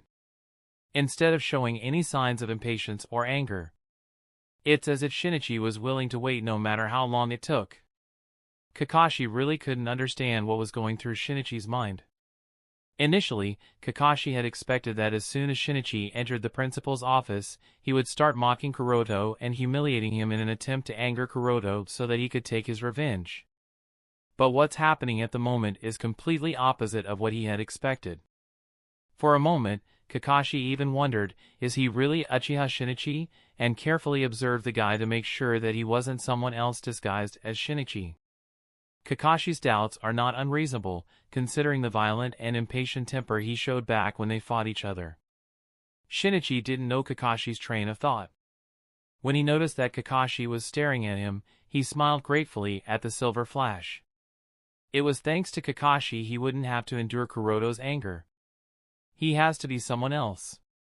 That must be it, he can't be Uchiha Shinichi. Kakashi thought as his eyes shot open. Shinichi's actions were driving him crazy. And his doubts in regards to Shinichi's identity were becoming heavier. Such doubts remained in Kakashi's mind for the next few minutes as Kuroto continued to process the documents. While three people remained silent in the principal's office, the breaths of every other person involved, directly or indirectly, in this cold confrontation were calm. The Umbu, stationed just outside the principal's office, looked at each other in dismay and confusion. What in the world is going on inside? Similar thoughts were revolving in the minds of onlookers outside the academy. At this moment, the principal's office seemed to have become the hotspot. Everyone's attention was focused on this room. But no one other than Kuroto, Kakashi, and Shinichi knew what was happening inside. After a while, Kuroto finally finished what he was doing. Firstly, he put aside the file, then raised his head and looked at Shinichi as he said, "So you are here for Uchiha Shin, huh? He is detained in the teacher's lounge, come with me." Then got up from his seat and walked out of the principal's office with Shinichi closely following him. Looking at Kuroto and Shinichi's back, Kakashi was left stunned, and quickly chased after the two. Just because nothing happened here doesn't mean nothing will happen. Teacher's lounge, he has arrived, right? Soon you people will realize our horror. Ha ha ha. I can't wait to watch your miserable faces. Shin's arrogant voice could be heard from outside the teacher's lounge. Hearing the arrogant Uchiha's words, Kuroto glanced at Shinichi for a minute before walking into the room. As they entered the teacher's lounge, the three people spotted several teachers gathering in front of Shin, and they looked extremely angry. But Shin didn't seem to care. He continued to speak unscrupulously. It's as if he wasn't the one detained. Obviously, his arrogance inflated upon learning that Shinichi had come to take him back to the Uchiha clan. Just when the teachers were having a hard time restraining themselves, Shin spotted Kuroto and Shinichi, and immediately spoke, "Look, he is finally here. Hyuga Kuroto, you son o." Before Shin could finish his words, he felt a sharp pain at the back of his neck and lost consciousness. The one who knocked him unconscious was none other than Shinichi. After making sure that Shin could no longer speak anything for a while, Shinichi breathed a sigh of relief. "Thankfully I made it in time." He was really worried that Shin would say something idiotic to Kuroto and offend him. Chapter 831, Uchiha's Win?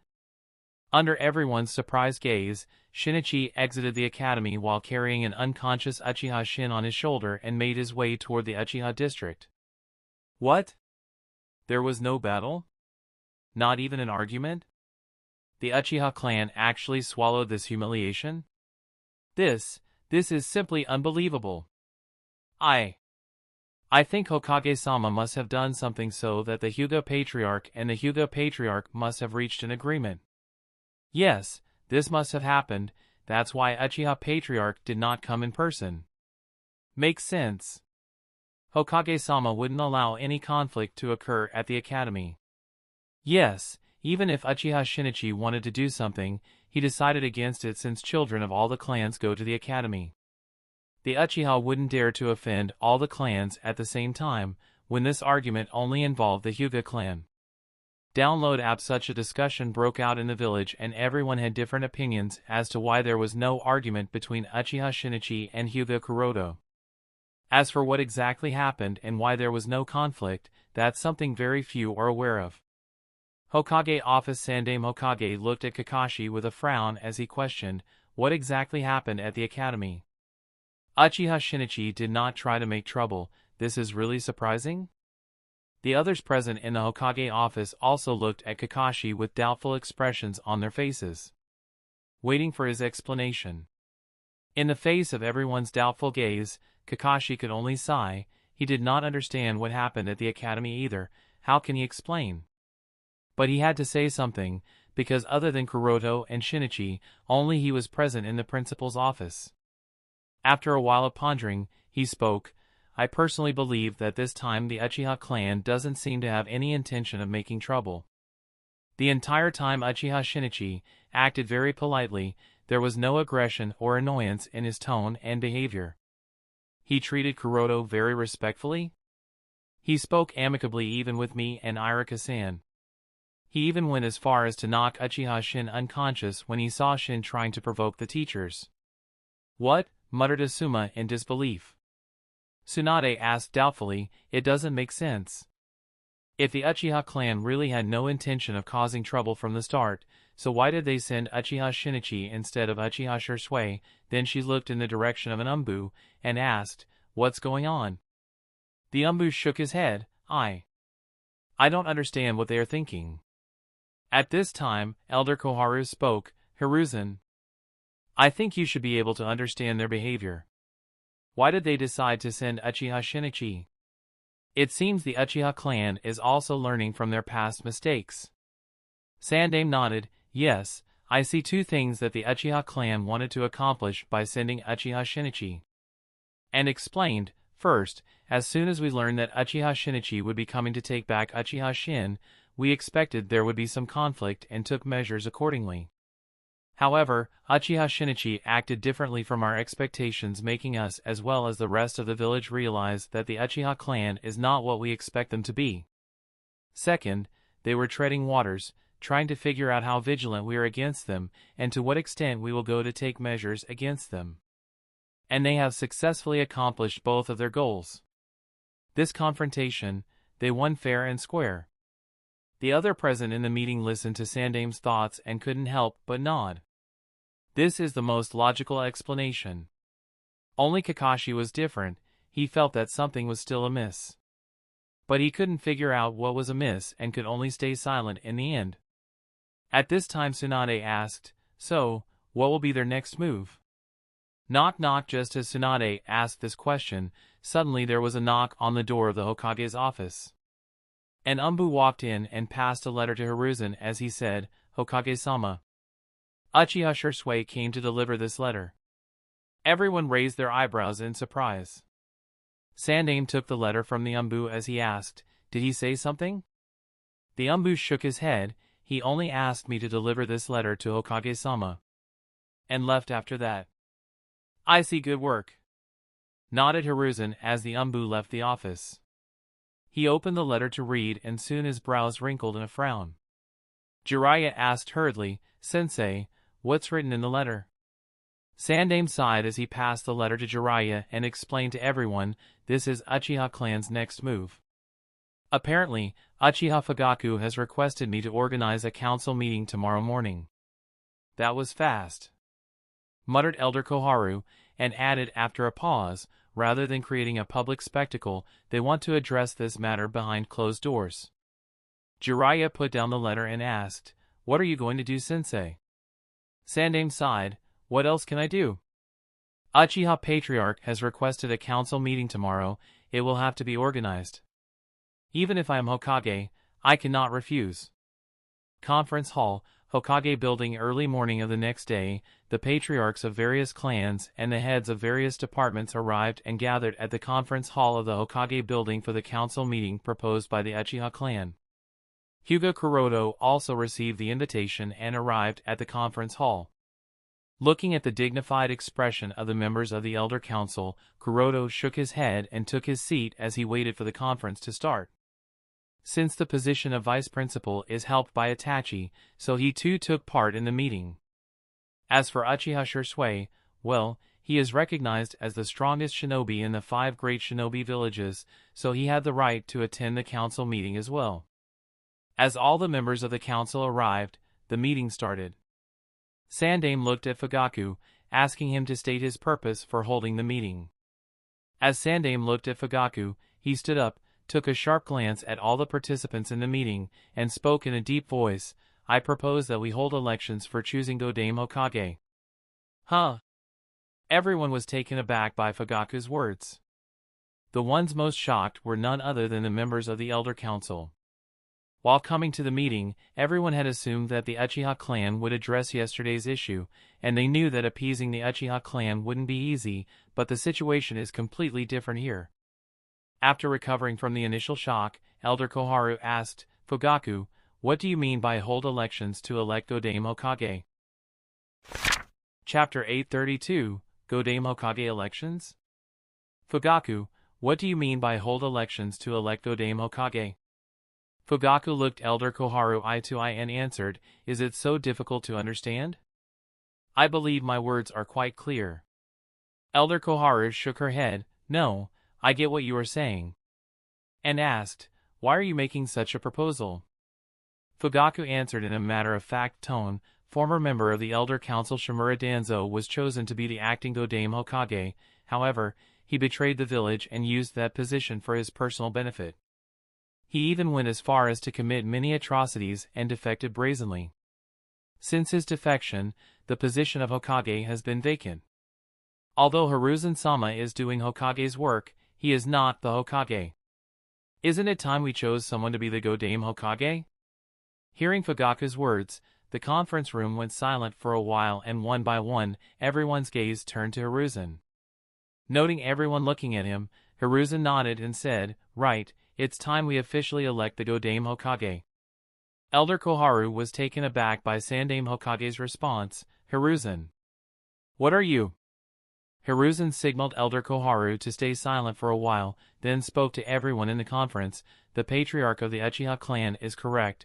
After the defection of Shimura Danzo, there was a need for someone to stabilize the situation and deal with the aftermath. My experience as the former Hokage proved useful, so I took this responsibility upon my shoulders. Now that the overall situation has temporarily stabilized, it is indeed time that we officially elect the Godame Hokage." Indeed, Hiruzen does not want to see Uchiha in power, however, he wouldn't break the traditions and rules of Konoha to see that happen. Because these rules and traditions guarantee the continuous inheritance of Hokage from one generation to another, if he breaks rules, then he really can't expect anyone else to follow these rules either. Perhaps Elder Koharu understood Hiruzen's thoughts and decided to remain silent. The other people attending the meeting were caught off guard. They didn't such an explosive topic to be brought up on the table, and no one knew what to say.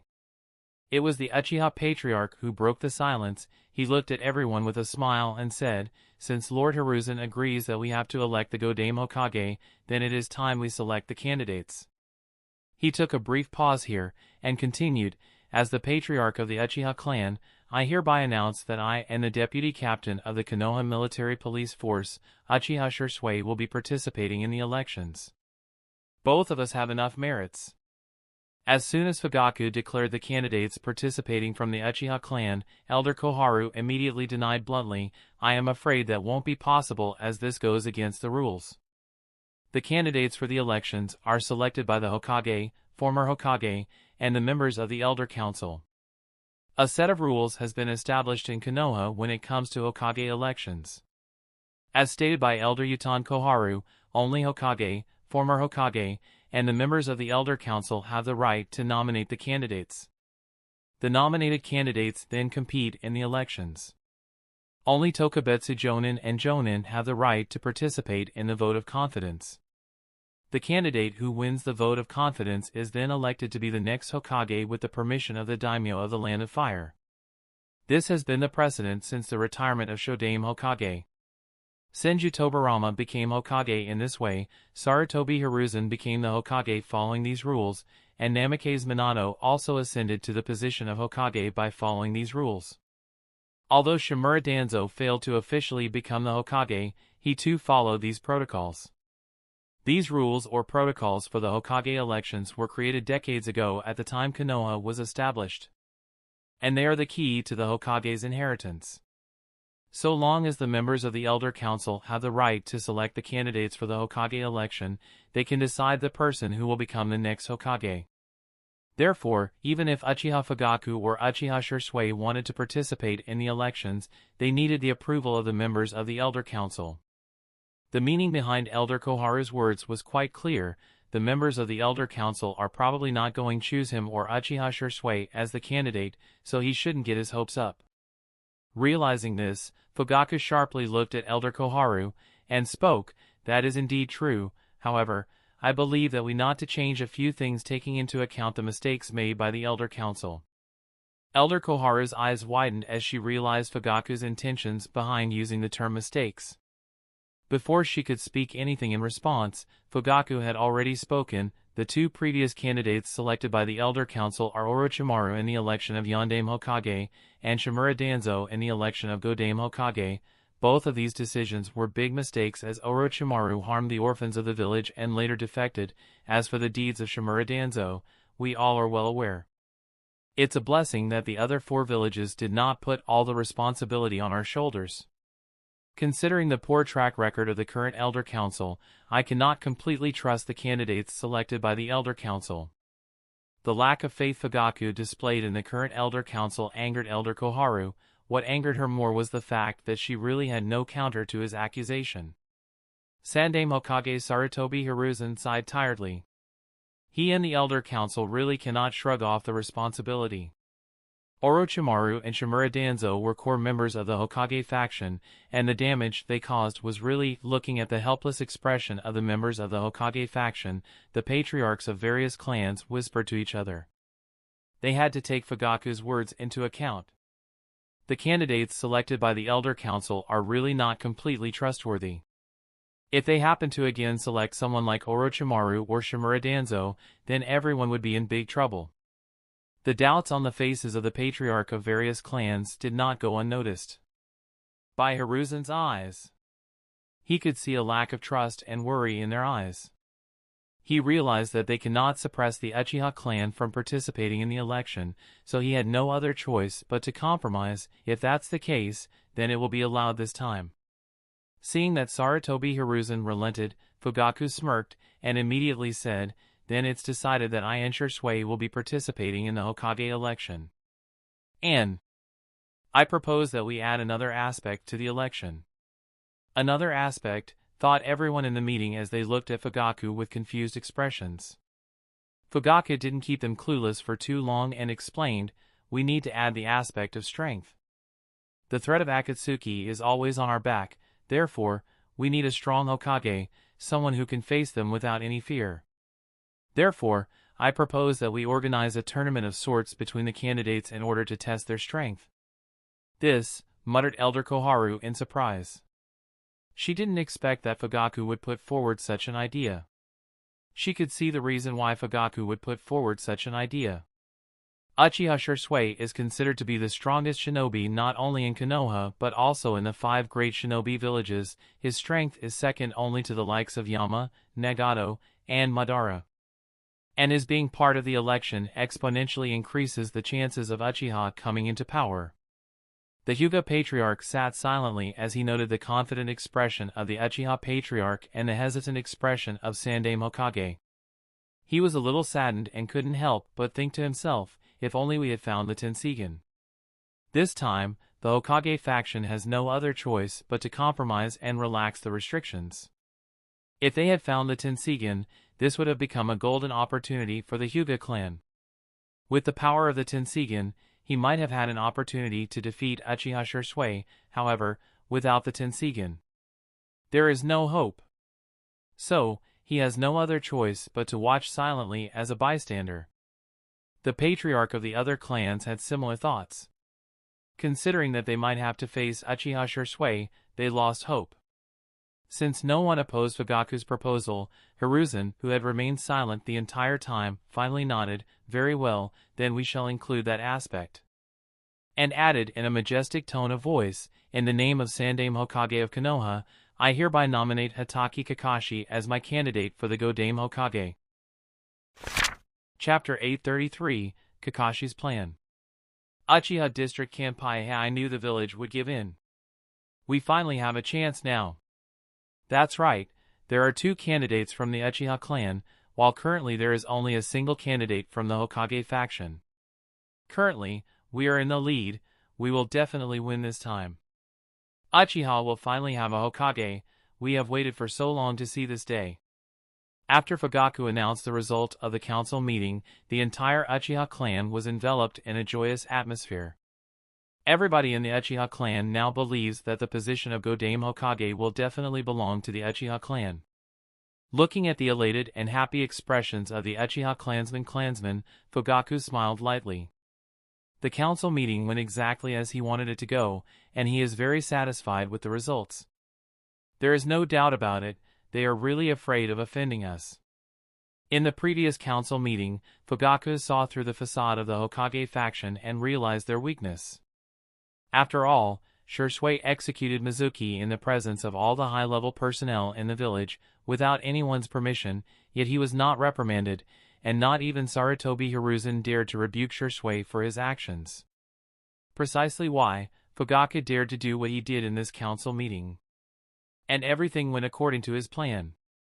Not only 2 candidates were selected for the election from the Uchiha clan, but the aspect of testing the strength of the candidates was also acknowledged. "All the conditions are in our favor," muttered with a smile as he looked at all his clansmen. Fugaku noted Shisui standing at the corner of the hall with a silent expression. After giving it a thought, he called Shisui, and spoke, "Shisui, although Hiruzen-sama has only nominated Hatake Kakashi, I have a feeling that at least 1 or 2 more candidates will be selected by them. Perhaps Tsunade-hime, or maybe Jiraiya-sama. If you face them, you must not restrain yourself." "I understand," nodded Shisui. Fugaku held Shisui's shoulder, and said, "I gave you my word that we will fight for the Hokage's position fair and square, and that's what I am doing, so, I want you to make sure that you complete your words too. Do not forget, first and foremost you are an Uchiha." Shisui nodded, "Rest assured Fugaku-sama. Personally, Shisui has no interest in becoming the Hokage. But if it's for the clan, he doesn't mind. Of course, the approach must be fair and square. As long as they don't try to cause disturbance and coup d'état, he will support the clan in their endeavors." Fugaku nodded with a satisfied expression. Somewhere in the forest of death, whoosh! Whoosh! Ding! Ding! Ding! 2 figures shuttled through the forest of death as the sound of metal collision rang from time to time. The 2 figures were none other than the Sandaime Hokage and Hatake Kakashi engaged in a battle. Given his old age, the speed and strength displayed by Sarutobi Hiruzen were obviously not too good, but his extraordinary skills and rich experience were more than enough to cause a lot of trouble for Kakashi, who was not using flying Raijin in this battle. Boom! As the roar of the explosion sounded, the figure of Sandaime Hokage was enveloped in a cloud of smoke. Seeing this, Kakashi wasted no time and used a quick body flicker and appeared beside him, ready to end the battle. But just as Kakashi placed his kunai on Hiruzen's throat, the figure of Hiruzen turned into mud and trapped Kakashi. When did he use this jutsu? Kakashi couldn't help but think in shock. It did not do him any good when he heard the sound of something approaching him from behind. He wanted to retreat, however, his legs were trapped by the mud. "Damn it," he muttered in frustration, as he channeled chakra into his kunai and disappeared. Boom! Just as Kakashi disappeared, Hiruzen's adamantine staff collided with the mud clone. Appearing on a distant tree, Kakashi apologized, "It's my loss. I am sorry to have to disappoint you, Hokage-sama." Hiruzen retracted the adamantine staff, then spoke in a comforting tone, "Your performance is already very good. It's just that we have restricted you to not using flying Raijin and 8 gates, so it's bound to get difficult for you. In my opinion, You are performing extremely well. Keep up this rhythm and you'll be able to defeat Fugaku. Kakashi nodded as he leaned his back on the tree and sighed. Ever since he was elected to be the Hokage candidate, Kakashi has upped his training. Aside from his regular training. Not only this, but Kakashi is also testing out the results of his training against Hiruzen, Tsunade, Jiraiya, and Guy in regular mock battles and improving his tactics. Sandaime observed Kakashi for a while and asked, "How far have you come along on 8 inner gates?" After recovering his breath, Kakashi replied, "I can open up to the 4th gate without much trouble, the 5th gate is still not perfected." "I see," muttered Hiruzen with a thoughtful expression.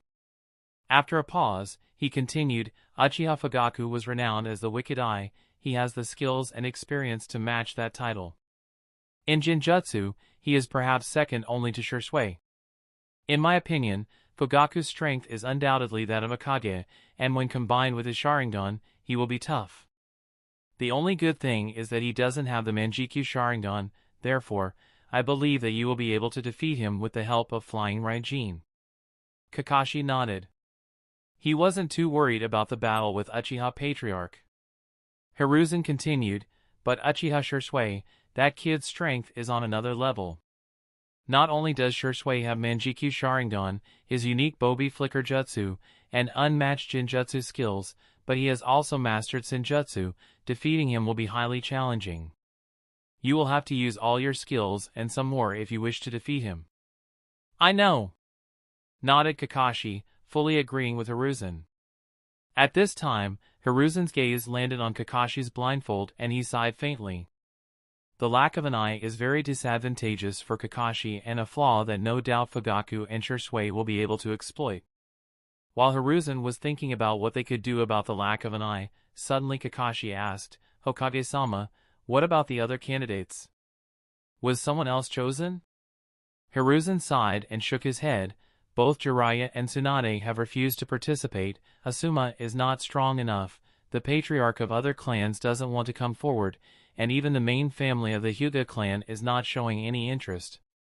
It seems you are going to be the only candidate. Is that so?"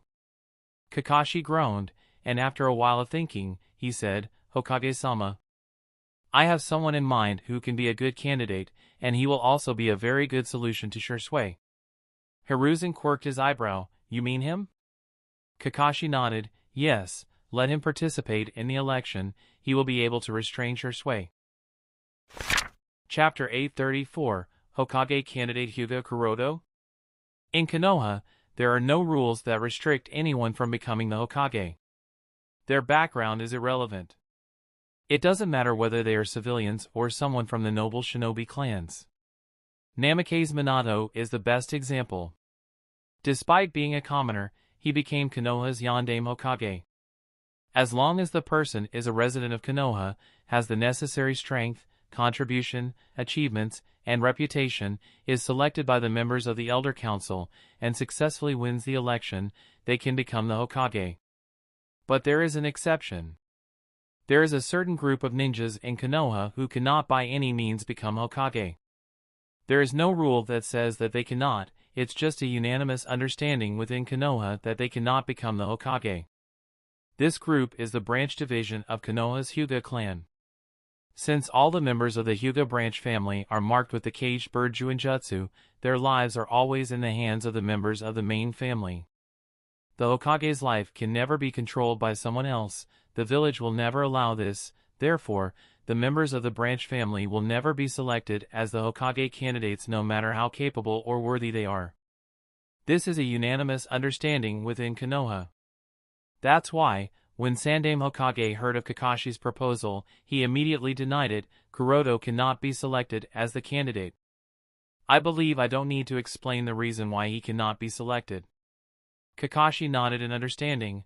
I know the reason. And added, however, I still believe that he is our best bet. Sandaime asked with a frown, what do you mean? At this point in time, I cannot think of anyone other than Kuroto capable of restraining Shisui. No matter how much I train, I cannot see myself defeating Shisui, not when he decides to use that Susanoo of his. But with Kuroto in the game. explained Kakashi. You mean? Sandaime narrowed his eyes upon understanding the meaning behind Kakashi's words. He couldn't help but ponder a little.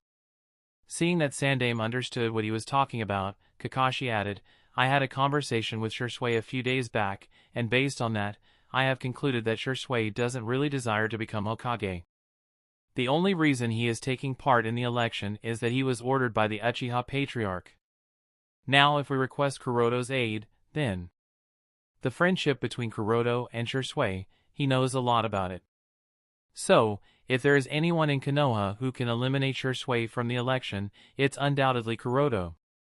Of course, Hiruzen doesn't think that Kuroto is strong enough to defeat Shisui in a head-on battle, but he does agree that if Kuroto were to fight Shisui, Shisui wouldn't go all out. In fact, there is even a possibility that he might admit defeat and withdraw.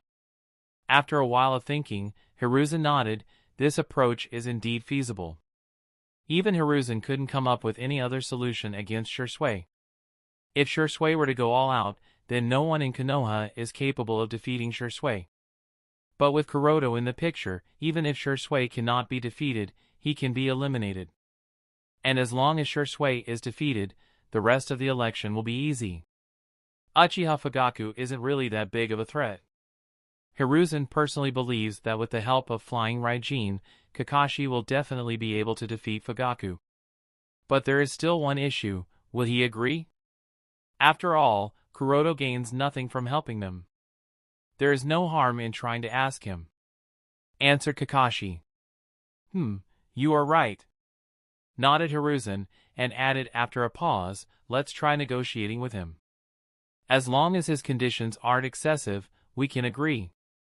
Principal's office, Ninja Academy. Looking at silent Kuroto, Itachi asked, Kuroto-san, have you given it a thought? About the elections. Kuroto sighed lightly and shook his head. The matter of the election came too suddenly. Currently, Kuroto's entire focus is on the Rinnegan and the Type 2 biological armor. He doesn't have enough energy to think about the elections.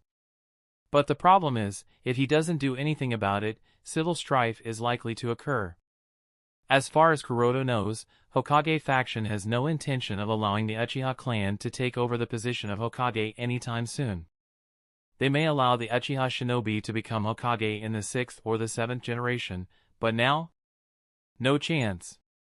The only reason Sandaime-sama even agreed to the Uchiha Patriarch's demands is that he couldn't come up with any solution immediately in the council meeting, and believed that they would still be able to defeat the Uchiha clan in the final vote of confidence. And there is no doubt about it, in the final vote of confidence, the Uchiha clan really has no hope of defeating the Hokage faction. Let alone Fugaku, even Shisui, despite everything he has for Konoha, won't get the support of most of the Jounin. And there is only one reason, the fear of the Uchiha clan is rooted in the heart of Konoha shinobi. Besides, even if the political influence of the Hokage faction is not as strong as it was back in the day, because of numerous failures against the Akatsuki organization, it's still not something the Uchiha clan can fight against. Most of the other shinobi clans will undoubtedly support the Hokage faction over the Uchiha clan. And if talking about the strength of the Hokage faction, it's not that bad. Although old, Sandaime Hokage is still a force to be reckoned with. Then there is Tsunadeheim and Jiraiya, both of whom are Kage ranked in terms of strength. Not to mention Kakashi with his Flying Raijin. The Hokage faction is more than strong enough to fight the Uchiha clan. The existence of the Uchiha clan keeps them at bay, but if push comes to shove, they will not hesitate. Most of the Uchiha clan, including Fugaku, don't seem to realize this. Unlike other Uchiha clansmen, Itachi is different. He has seen through the intention of the Hokage faction as well as the leaders of the other shinobi clans and is worried about the consequences. Kuroto-san, just when Itachi wanted to say something, he noticed Kakashi entering the office through the window. Noting Kakashi's arrival, Itachi immediately greeted the Hokage candidate and left the office. Obviously, he cannot discuss these important matters in front of Kakashi. After Itachi left, Kuroto looked at Kakashi. Well? Did you want to talk about something? Without beating around the bush, Kakashi directly revealed his purpose of coming to meet him. Hearing Kakashi's reasons, Kuroto smiled. Did I hear that correctly? You wish for me to become one of the Hokage candidates? Kakashi nodded. Yes. Kuroto asked, may I ask why? He had already guessed the reason. He still wanted Kakashi to speak. And Kakashi didn't hide anything. You can eliminate Uchiha Shisui. I see. Nodded Kuroto with a thoughtful expression. Kakashi asked, so, will you do it? Kuroto thought about it and said, before I give my answer, I want to know, are you confident of defeating the Uchiha Patriarch? Kakashi nodded, yes. The Patriarch of the Uchiha clan won't be that problematic, so I believe that I can defeat him. Kuroto could see that Kakashi was actually taking Fugaku lightly. He thought about warning him, Kakashi, but decided against it. Instead, he asked, so, let's suppose that I work for you, what do I get in return? Anything, as long as it's nothing too excessive. Answered Kakashi. Kuroto's smile widened as he answered 100 million ryo. Chapter 835, Fourth Candidate. Huh? 100 million ryo you say? Kakashi was surprised. He assumed that Kuroto would ask for some secret or forbidden jutsu or perhaps higher political status as compensation. He even thought that Kuroto might ask for Hokage faction's help on the cursed seal Juinjutsu, but who would have thought, Kuroto's demand is entirely different. Instead of some jutsu or higher political status, Kuroto demanded money. Believing that he might have been mistaken, Kakashi asked, you said that you want 100 million ryo? Kuroto nodded, that is correct. And asked in confusion, is that too much? Kakashi shook his head, no, it's not too much, but are you sure you want money and not something else? Kuroto nodded, yes. Currently, I want money, all the money I can get. Might I ask why you need so much money? Asked Kakashi, a little confused. Oh, nothing, just some personal stuff, you know. Answered Kuroto with a smile. Of course, he isn't going to give any details to Kakashi. And Kuroto believes that Kakashi is smart enough to not pry deliberately. 100 million ryo is indeed a huge amount for an individual, however, for a great shinobi village like Konoha, it's not too much. Besides, if they can eliminate Uchiha Shisui at a small price of 100 million ryo, then it's a very good deal. Kakashi believes that Hokage-sama would agree, therefore, after a while of silence, he nodded, all right, you will receive 100 million ryo by the end of this week. Kuroto's smile widened, then we have a deal. His objective was completed, and Kakashi decided to take his leave. Well, I have to inform Hokage-sama about this, I will take my leave. Kuroto nodded, no problem. And as if he suddenly remembered something, he said, oh, and don't underestimate the Uchiha Patriarch, he might surprise you. The Uchiha Patriarch has awakened the Manjikyu Sharingan. He may not be as skilled as Shisui in using the Manjikyu Sharingan, but his abilities are powerful enough. Of course, Kuroto doesn't know all the abilities of Fugaku's Manjikyu Sharingan, but he does have experience against Fugaku's Taikyakuzu, and that thing is dangerous. Kakashi nodded with a smirk, don't worry. I believe that I can handle myself against the Uchiha Patriarch. Then left the principal's office. Clearly, Kakashi didn't take Kuroto's words seriously. In Kakashi's mind, compared to the threat of Shisui, Uchiha Fugaku poses no difficulty. Kuroto smiled seeing Kakashi's reaction and chose not to say anything. He did do his part and warned Kakashi. Whether Kakashi takes his words seriously or not is not up to him. Putting this problem at the back of his mind, Kuroto turned back to what he was doing. Not long after, another announcement was made by the Elder Council in regard to the election. Elder Udatain Koharu has nominated the current principal of Konoha Ninja Academy, Hyuga Kuroto, as the candidate for the Hokage election. In this way, Kuroto became the fourth candidate. As soon as this information was released, entire village was taken aback. Shisui, Kuroto, and Kakashi are often called the Sannin of the new generation, and now that they are part of the election, more and more people started to call them the Sannin of the new generation and garnered all the attention. From the patriarchs of the major shinobi clans to the commoners, everyone heatedly discussed the upcoming Hokage election. Even the Kages of other villages were interested in knowing who will be Konoha's Godame Hokage. It didn't take long for the news to reach the doors of the Uchiha district. Uchiha district, are you serious? Hyuga Kuroto is the fourth candidate? But he is from the branch family of the Hyuga clan, how can he be nominated? Does Hyuga clan support him? If they do support him, then they might free him. I beg to differ. I don't believe the main family has the guts to free him. Perhaps this is the idea of that old hag.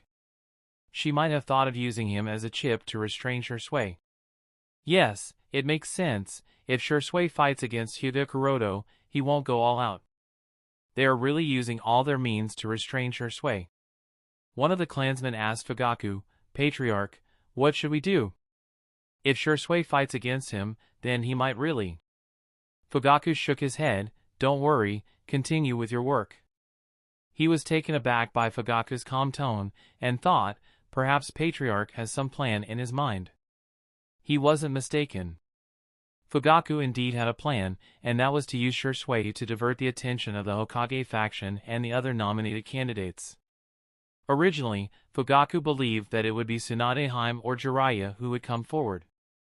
But even if it's Kuroto, there is no difference for him. In fact, this is better. The fact that Kuroto is nominated just shows that his plan has been working well. While everyone's attention is focused on Shursui, nobody is taking me seriously. I will be able to use this opportunity. Thought Fugaku with a smile. Hyuga District, what? Kuroto was nominated by the Elder Council as the fourth candidate, exclaimed Elder Fukiage in shock. He couldn't believe what he just heard. Yes, nodded Hayashi with a tired expression. Did you play any part in this? Asked the second elder with a look of disbelief on his face. Hayashi shook his head. No, I just received the notice that he is the fourth candidate. I am as surprised as anyone. How is this possible? Muttered the elder Sada, and added after a pause, why would they nominate him a member of the branch? If they wanted someone from the Hyuga clan to be nominated, then you should have been chosen. At this time, Elder Fukiage suddenly said with a happy expression, but this is a very good opportunity for us. Hayashi shook his head. We should all be clear that they won't make such a mistake. I believe they are using him as a countermeasure against Uchiha Shizui. Therefore, his chances are low. I am not talking about him, Hayashi. I am talking about you. If he can be nominated, why not you nominate yourself, Hayashi, said Elder Fukiage, and added, he is the countermeasure against Shursui. How sure are you against Hatake Kakashi and Uchiha Fugaku? After pondering for a while, Hayashi said in a hesitant tone, I am not sure. If I had the power of Tenseigan, then perhaps. Forget it. Sighed Elder Sada, and added, considering our current relationship with them, the Hokage faction will definitely not support us. Elder Fukiage nodded helplessly. This was such a great opportunity, if only we had more information on the Tenseigan. Chapter 836. Do you even want to become Hokage? Kuroto's home. While the entire Konoha was enveloped in chaos because of the Hokage election, Kuroto didn't pay too much attention to this matter. All his attention was on the Type 2 biological armor. Let's see. I will have to design a new molder, then. Nutrient solution has to be optimized. Fusion solution has to be improved. Cell reagent has to be created for the needs. And all these things. One after another, Kuroto wrote the tasks he had to complete for Type 2 biological armor. While Kuroto was busy, Yui entered the room and asked, Kuroto-kun, are you really not going to go? This is a big matter. You have been nominated as one of the 4 candidates. You should discuss this with Patriarch. There is no need, said Kuroto with a smile. Then he looked up and asked, by the way, Yui, did you do what I asked? How are my odds? Even Yui was speechless at Kuroto's carefree tone, and sighed, sigh. Kuroto-kun, really? Even at such a time, rather than worrying about the elections, you are more interested in such trivial things? Unlike you, the others are working hard for the election, they are visiting other clans in order to get their support. Even Kakashi-san has already visited major clans. Huh? Since when did Kakashi start doing such boring things? Muttered Kuroto in surprise. He did not expect Kakashi to do such a thing, and sighed in fake disappointment. I am disappointed. Seeing Kuroto's overacting, Yui held her forehead and sighed. Sigh, you really don't plan on doing anything, do you? Kuroto answered, well, I didn't say that. And added after a pause, I will do what must be done. Then he looked at Yui, and asked, anyway, so, as I was asking, what are the current odds? You will do what must be done, huh? Thought Yui with a smile. Then she looked at Kuroto and answered, well, I did inquire secretly, but the problem is, currently, there is no official notice on the list of nominated candidates, therefore, the odds haven't been settled yet, but, well, I did catch whispers, and they are not in your favor. That means, for me, the odds are highest. Muttered Kuroto with a smirk. The odds are highest for you, which means that the villagers are least optimistic about you. How can you laugh about this? Shouldn't you be a little worried? Asked Yui in disbelief, and added in a dissatisfied tone, Humph, everyone is looking down on you, you need to show them that they are all wrong, you are just as good as anyone, in fact, you are better than others. Among the 4 candidates, one is considered the strongest shinobi on the side of the 5 great nations, the second person is renowned as the Silver Hunter because of the flying Raijin Jutsu that he has mastered, while the third person is the patriarch of the strongest clan in Konoha. Compared to these 3, Kuroto doesn't have much reputation or glory. True, people appreciate Kuroto because of the results he has shown in the Umbu and Ninja Academy, but that is not enough to garner fame, reputation, and respect like Shisui, Kakashi, and Fugaku. Most of the populace of Konoha believes that it will be one of these 3 to become the Godame Hokage. Of course, Kuroto isn't bothered by what people think of him. But unlike Kuroto, Yui is not happy with how everyone is underestimating him. Seeing her dissatisfied expression, Kuroto spoke, Now, don't let them bother you. I was nominated as a candidate, is that not enough, are you not happy? Taken aback, Yui immediately looked at Kuroto, and said with a bright smile, Of course, I am happy. Then she held Kuroto's hand and added, Kuroto-kun, you are amazing, you are the first person in our clan to be nominated. I never imagined that one day you would reach such a height. Of course, I wish that you succeed and become better than anyone, but still. I am really happy seeing you like this. This is like a dream. If it is really a dream, then I do not wish for it to end. Who knows, you might even become the Hokage. I wonder what you will look like wearing that hat and Haori. I suppose now I will have to win the election to show you how I look while wearing that hat and Haori. Muttered Kuroto with a smile. Humph, but how will you win? Asked Yui, and pointed out, you are not even visiting anyone. The vote of confidence is also very important, yet you are so carefree about it. If you wish to win, then you need the support of jonins. Most Konoha jonins are part of different shinobi clans, therefore, to obtain the support of jonins one needs the support of those clans. This is the reason all the candidates including Kakashi and the Uchiha Patriarch are visiting different shinobi clans, asking for their support in the election. Hearing Yui's question, Kuroto shrugged, there is no need to worry about these things. Hokage-sama and Koharu-sama will take care of it. Yui asked helplessly, then what are you going to do? Kuroto answered with a smile, of course, I will stay at home and not disturb them so that they can do their work. Yui sighed, and asked, do you even want to become Hokage? Kuroto remained silent. Considering the current situation, the chances that he will win the election are very small. The Hokage faction supports Kakashi, the Uchiha clan supports the Shisui and Fugaku. Unlike them, Kuroto doesn't have such support. Moreover, currently, he is extremely busy with his projects and has no time to put his attention on the Hokage matter. Besides, even if he does want to become Hokage, as long as Kakashi is the candidate that the Hokage faction supports, he won't be able to become Hokage unless he reveals his true strength. Which is a big no-no for him. Hokage's position is indeed a bit enviable, but in the grand scheme of things, it's not important enough for Kuroda to reveal his strength. Therefore, Kuroda has decided that for now, he will only watch and let things happen. In any case, officially, the election won't commence until the daimyo of the Land of Fire arrives in Konoha, and that will take at least a week, so he has enough time to plan things. Chapter 837, Shizen's Secret Mission.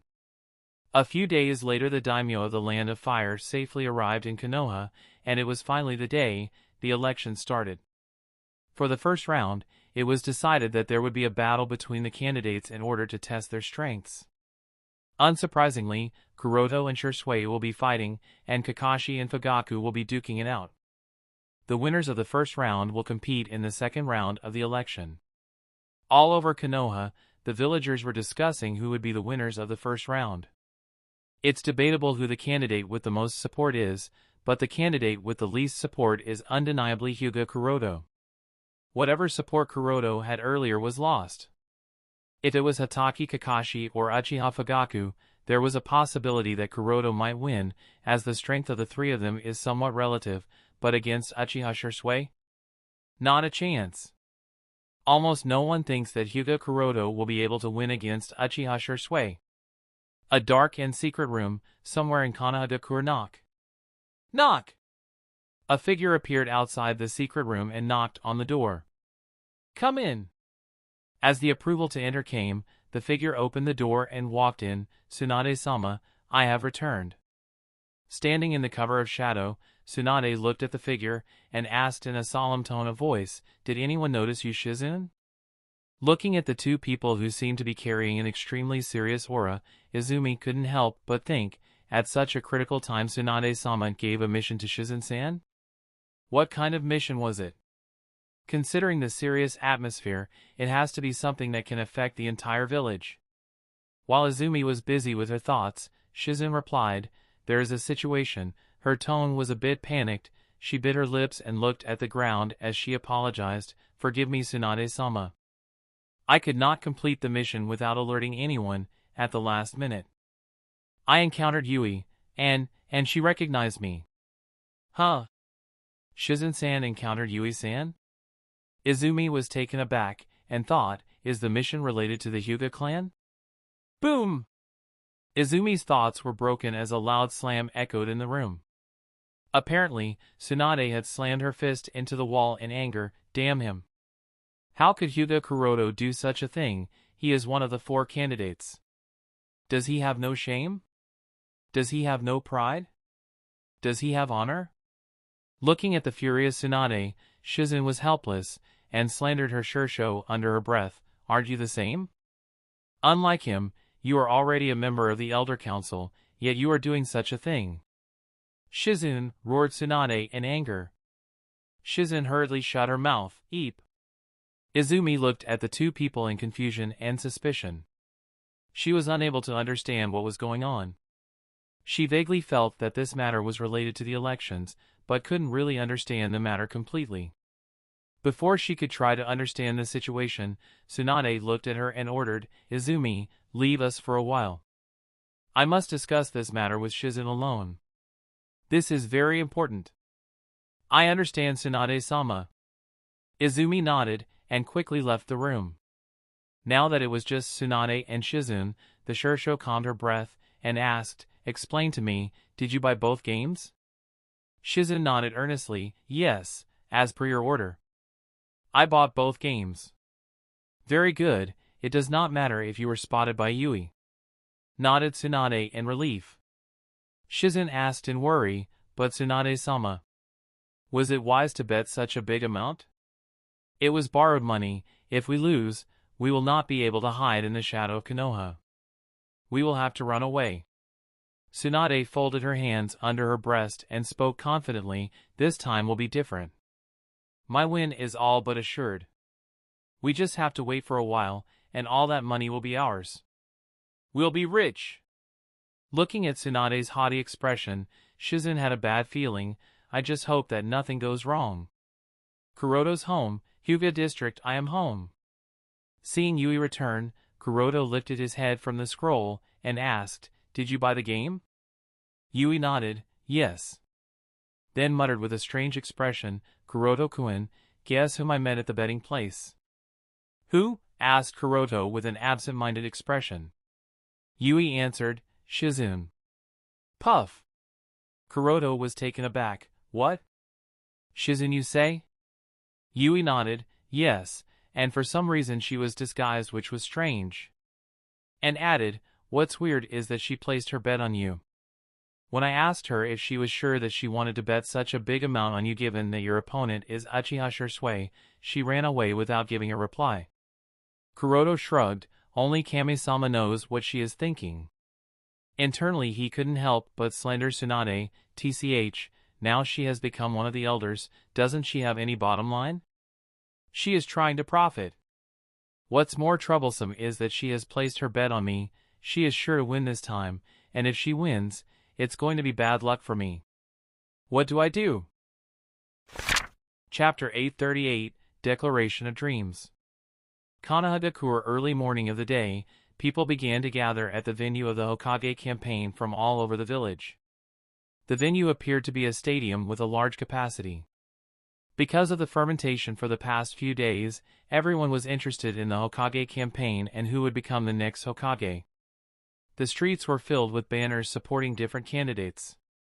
Everyone was excited about the first round of the Hokage election. The adults were discussing the different advantages that each candidate brought to the table, the children were supporting their idols, and the vendors were roaming through the streets trying to sell their stuff. The village appeared so lively and full of energy as if in the midst of a festival. In the midst of all the excitement, under Jiraiya's lead, several people carrying a large sedan chair with the emblem of the Land of Fire slowly entered the stadium from the main entrance. As soon as they walked inside the stadium, Sarutobi Hiruzen and Udatain Koharu came down and greeted the man sitting inside the large sedan chair. Daimyo-sama, thank you for sparing your precious time to watch the first round of the election. It's our pleasure to have you here. HM. No worries, Hiruzen. The Hokage election is something I too care about. And since you sent me the invitation, it was natural for me to accept the invitation. Now, why don't you introduce me to the different candidates? I would like to personally know the people who will be leading Konoha in the coming years. Yes, yes. Of course. Nodded Hiruzen, and said, let's first get comfortable. Nodded Daimyo as he followed Hiruzen to the VIP section. In the VIP section, there are a total of 6 seats. Other than the Sandaime Hokage and the Daimyo of the Land of Fire, the 4 Kages of the other 4 great shinobi nations have also shown their interest in watching the matches of the first round of the Hokage election. On the other side of the stadium, any luck, Niji? Asked Sasuke. Niji, with his Byakugan active, was searching for seats. As the 2 kids were looking for seats, suddenly they heard a familiar voice and looked in that direction. Naruto waved both his hands and shouted loudly, Niji. Sasuke. This way. This way. Come here quickly, there are still vacant seats here. Hearing Naruto's voice, both kids excitedly ran towards him. Although there is still a lot of time before the first round starts, the venue is already crowded with people. Everyone is excited about the tournament, so they are in a hurry to come to the stadium in order to get better seats for a better view. As Sasuke and Niji took their seats, Naruto asked, how is it? The view is good from here, right? Everything is visible. Niji nodded, indeed. Then he looked over the stadium and spoke, so many people have come to watch. That is natural, after all, this is related to the Hokage election. Spoke Sasuke, trying to find his father and brother in the stands. Naruto asked, Sasuke. Niji, who do you think will become the Godame Hokage? Niji replied without giving it a thought, of course, it will be my sensei. Sasuke snorted, no he won't, and added, humph, even the principal stands no chance in front of my Ota-san and Shursui Nai-san. I am telling you, my Ota-san will become Hokage. Naruto looked at the venue and spoke, one day, I will also prove my strength just like them and become the Hokage. Everyone will recognize me.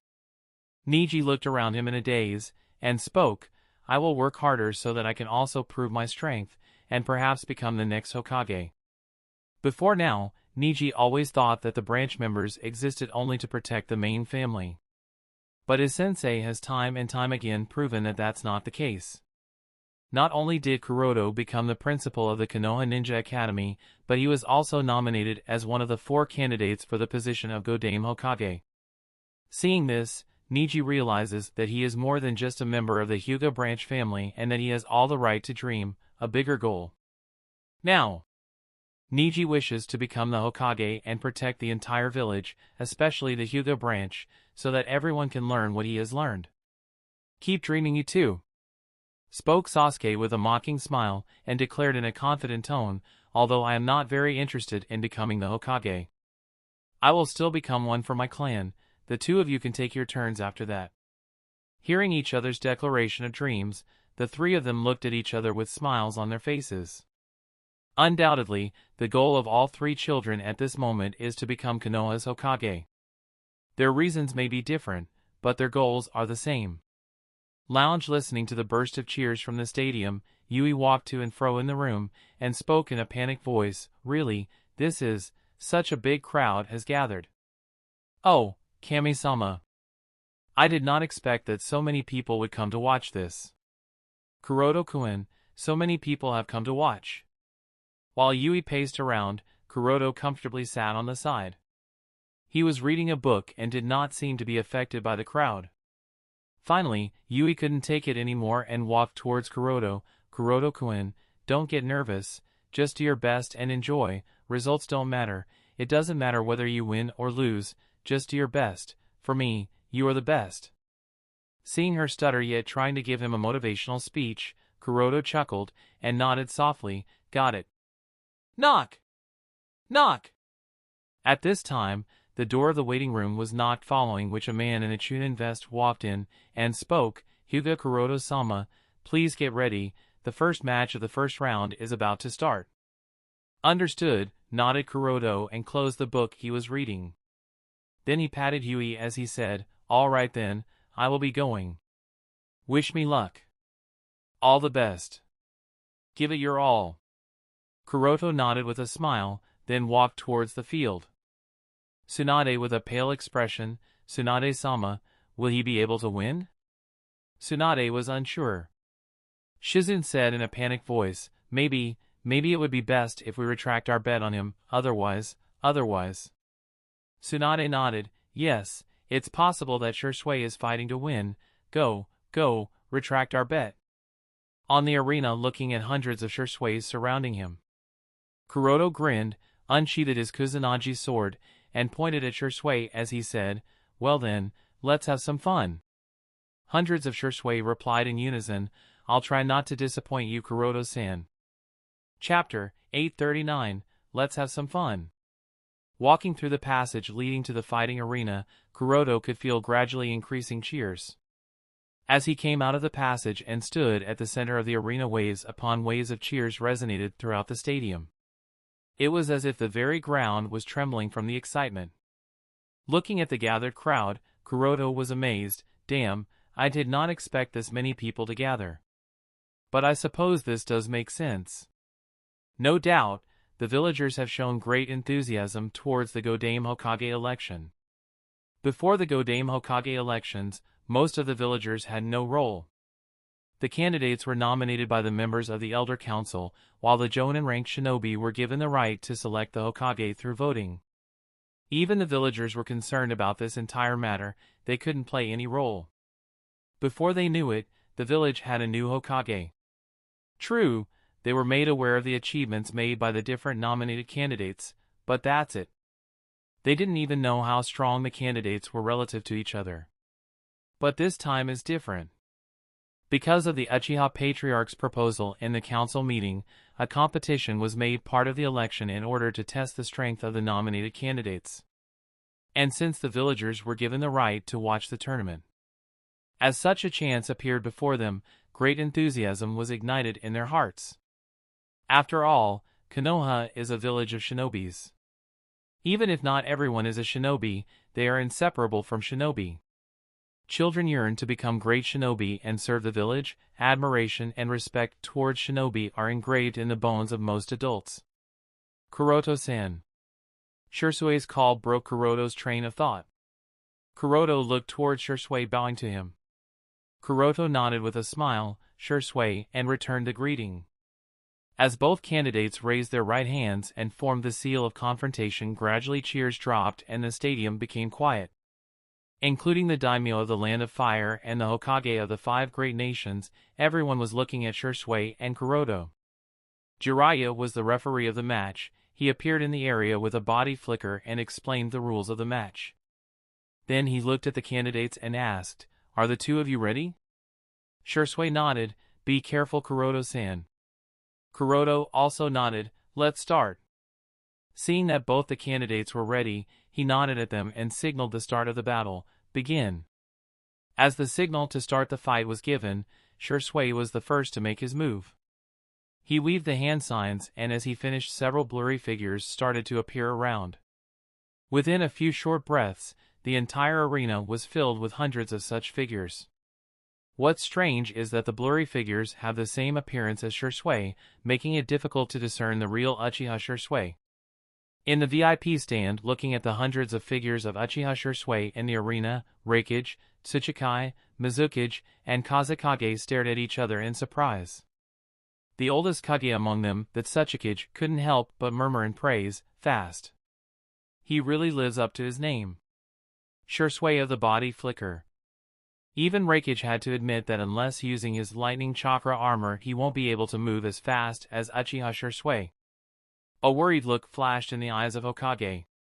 Even if a shinobi of his village was earning the praise of the Kages of other villagers, Hiruzen couldn't say that he was happy to hear it. From the beginning, Hiruzen was been extremely worried in regards to the match between Uchiha Shisui and Hyuga Kuroto. Earlier he thought that if Shisui were to fight while releasing water, the scene would become embarrassing. The Kages and leaders of the other clans will realize that something has been set up behind the scenes. But considering the strength Shisui has displayed from his first jutsu, Hiruzen is now worried about the outcome of the battle, and couldn't help but think, will he be able to win this? On the other side of the stadium with his Byakugan activated, Neji looked at the arena with a shocked expression. This, what kind of jutsu is this? As far as Neji can see with his Byakugan, every figure of Shisui had a chakra sign. It's as if all those hundreds of Shisui are shadow clones, but shadow clone jutsu cannot create so many clones. Besides, the hand signs Shisui used were different from the shadow clone jutsu. Neji is sure of this because he too has mastered that jutsu. Sasuke thought for a while, then said in an uncertain tone, "Perhaps Shisui Nii-san is using multi-shadow clone jutsu?" "I heard Nii-san mention that jutsu once. It's an A-rank forbidden jutsu because it consumes 2 mu." Suddenly a voice interrupted Sasuke. "Don't be an idiot, Sasuke. That's not multi-shadow clone jutsu. It's Shisui's unique body flicker, the very jutsu that earned him the moniker of Shisui of the body flicker." He turned around and exclaimed in surprise, "Shinichi and Nii-san, you did not go with the others?"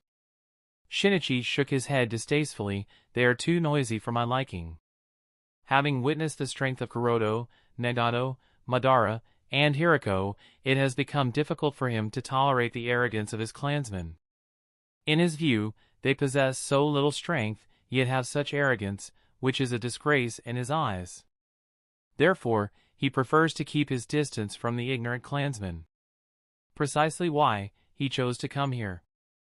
Neji asked in surprise, "Body flicker jutsu? How can that be body flicker jutsu? There are so many of them, and each of them has a chakra sign."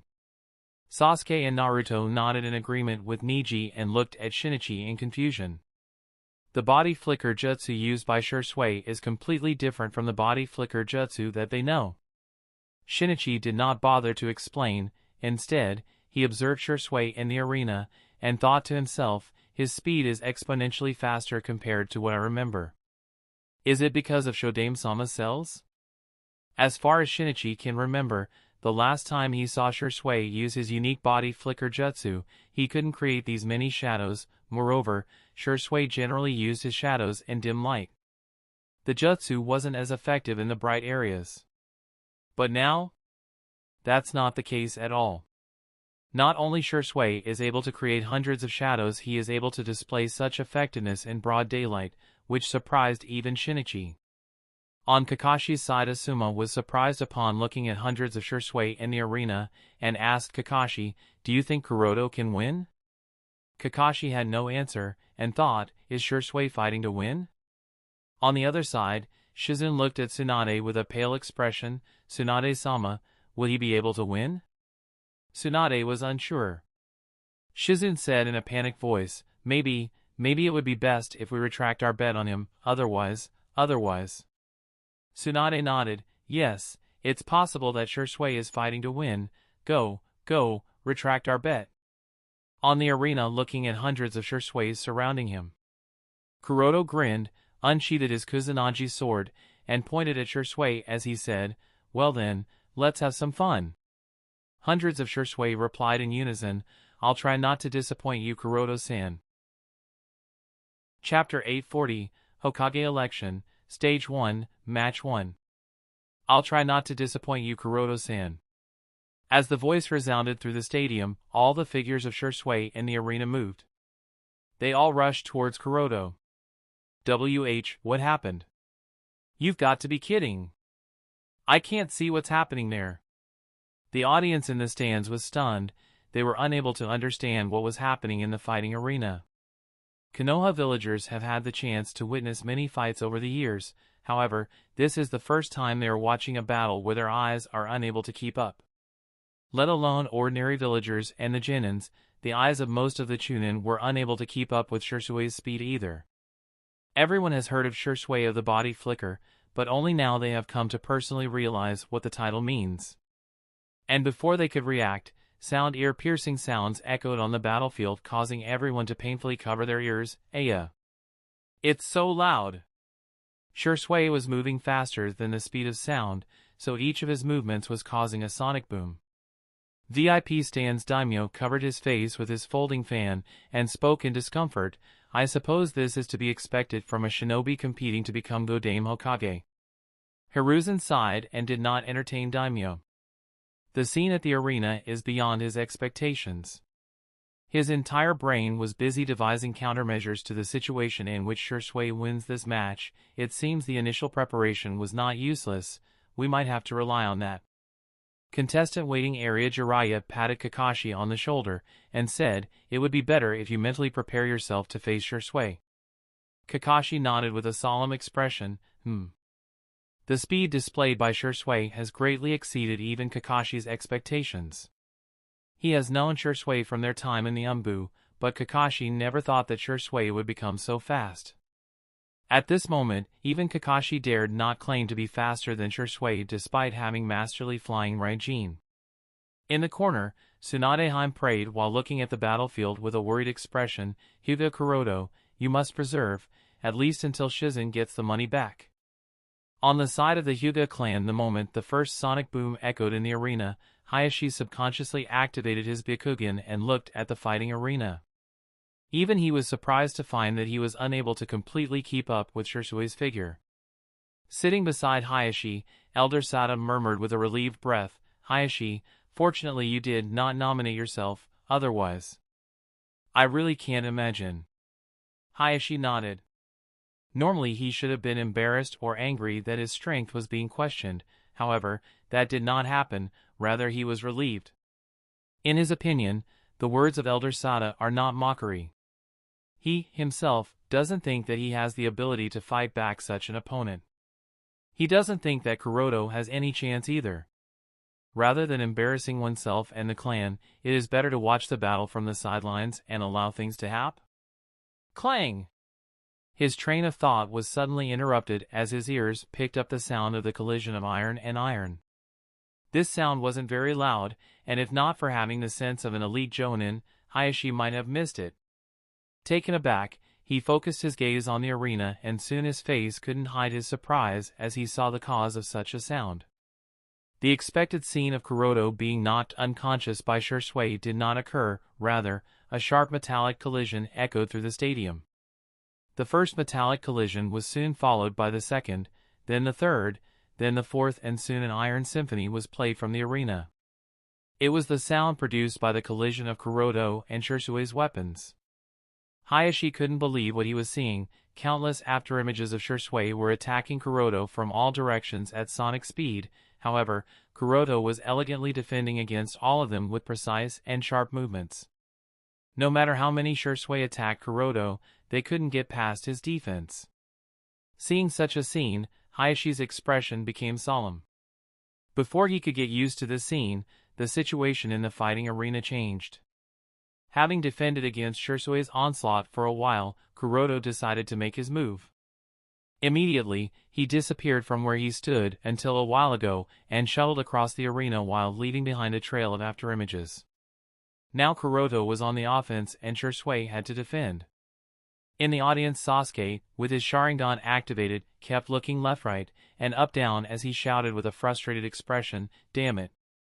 I can't keep up at all." Of course, he knew that there was a vast difference between his strength and the strength of the two people fighting in the arena, only now he has come to realize that the difference is this big. If he can't keep up with their movements even with his Sharingan, how will he react against them if he were to face any of them? Neji was no different from Sasuke and looked at the arena in shock. He has always been proud of his strength and speed. But seeing the strength of his sensei and the former vice principal, he realized that all this time, he was a frog sitting at the bottom of a well.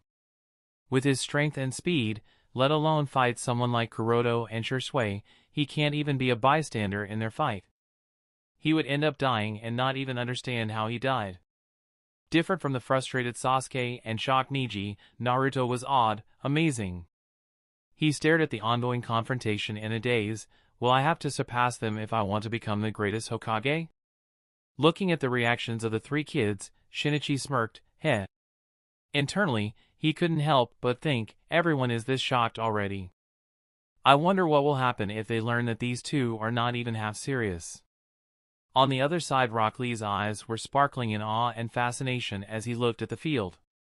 He couldn't help but exclaim in excitement, so strong. Kuroto-sensei and Shirsui-sensei are so strong.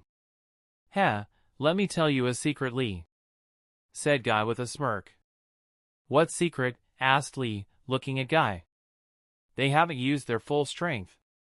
Both of them are much stronger, answered Guy with a smile. Unlike most of the audience, Guy had no problem keeping up with Shirsui and Kuroto. He has long adapted to such high speed and high intensity battles. Therefore, he was able to see that neither Kuroto nor Shirsui had used their full strength yet. Lee was taken aback, and he asked in excitement, Guy-sensei, can shinobi become this strong with just physical skills? Sitting beside Rock Lee, Guy flashed a bright smile as he answered, of course. Anyone can become strong so long as they work hard. Lee's eyes brightened, and he asked, Guy-sensei, can I also become strong? Guy showed his nice guy pose and nodded. Of course, the two of them have worked hard to have such strength. If you wish to become strong like them, then you must also work hard, and you must believe in yourself. This is what the youth is all about. Shirsui, why don't we take this up a notch, said Kuroto as the blade of his sword clashed with Shirsui's sword. Shirsui nodded. Lightning started to flash around him and Shirsui's speed once again increased. Shirsui was using lightning to increase his action speed and reaction speed. Noting the flashes of lightning, Kuroto's smile widened. That's what I am talking about. Immediately, chakra burst out of his body like a raging flame as his speed and strength increased. Kuroto was using the 8 inner gates to increase his strength and speed. As soon as the two candidates increased the intensity of their battle, the stadium was in an uproar. Boom! Boom! Boom! Loud explosions rang as the ground and walls started to crack. In the stands, the audience screamed in excitement and panic. The battle between Shirsui and Kuroto was affecting the environment around them. And the stadium was the first to suffer. Within a short few moments, the pillars supporting the stand started to crack and collapse, causing the audience to panic. The shinobi responsible for maintaining the order protected the civilians. But the damage to the stadium was continuously increasing, causing the captain to shout in anger, "Where is the sealing division? What's taking them so long?" tell them to hurry up or the entire stadium will collapse. Fuinjutsu, 4 Purple Flame Formation. Chapter 841, Uchiha Shisui defeated? Fuinjutsu, 4 Purple Flame Formation. Instantly, the fighting arena was covered in a 4 Purple Flame Formation, and the commotion in the stands finally subsided. The spectators who were injured were sent to the infirmary, and the collapsed rubble was cleared. Even if order was restored in the stands, the battle between Kuroto and Shisui continued, and the audience's shock did not diminish. They never expected that just watching the battle between 2 Hokage candidates could be so dangerous. This is really another level. Such a thought flashed in the minds of all the spectators as they compared this battle with the battles of the Chunin exams that they see quite often. VIP stands. Although Sandaime was displeased with all the ruckus, he did not criticize anyone. The change just now was too sudden, let alone the sealing division and the shinobi responsible for maintaining order. Even he was taken aback. At this time, the daimyo of the Land of Fire spoke in a nervous tone of voice. Witnessing such a battle is really dangerous. Sandaime smiled wryly. Please forgive us. It was a mistake on our part that such a ruckus occurred. Appropriate measures have been taken. There won't be any problem going forward. Daimyo nodded. It's all right. And added, but I must say, those two seem to be really strong. It's reassuring that Konoha has excellent ninjas. Sandaime explained proudly, the ones fighting are Uchiha Shisui from the Uchiha clan and Hyuga Kuroto from the Hyuga clan. Both of them are excellent and trustworthy.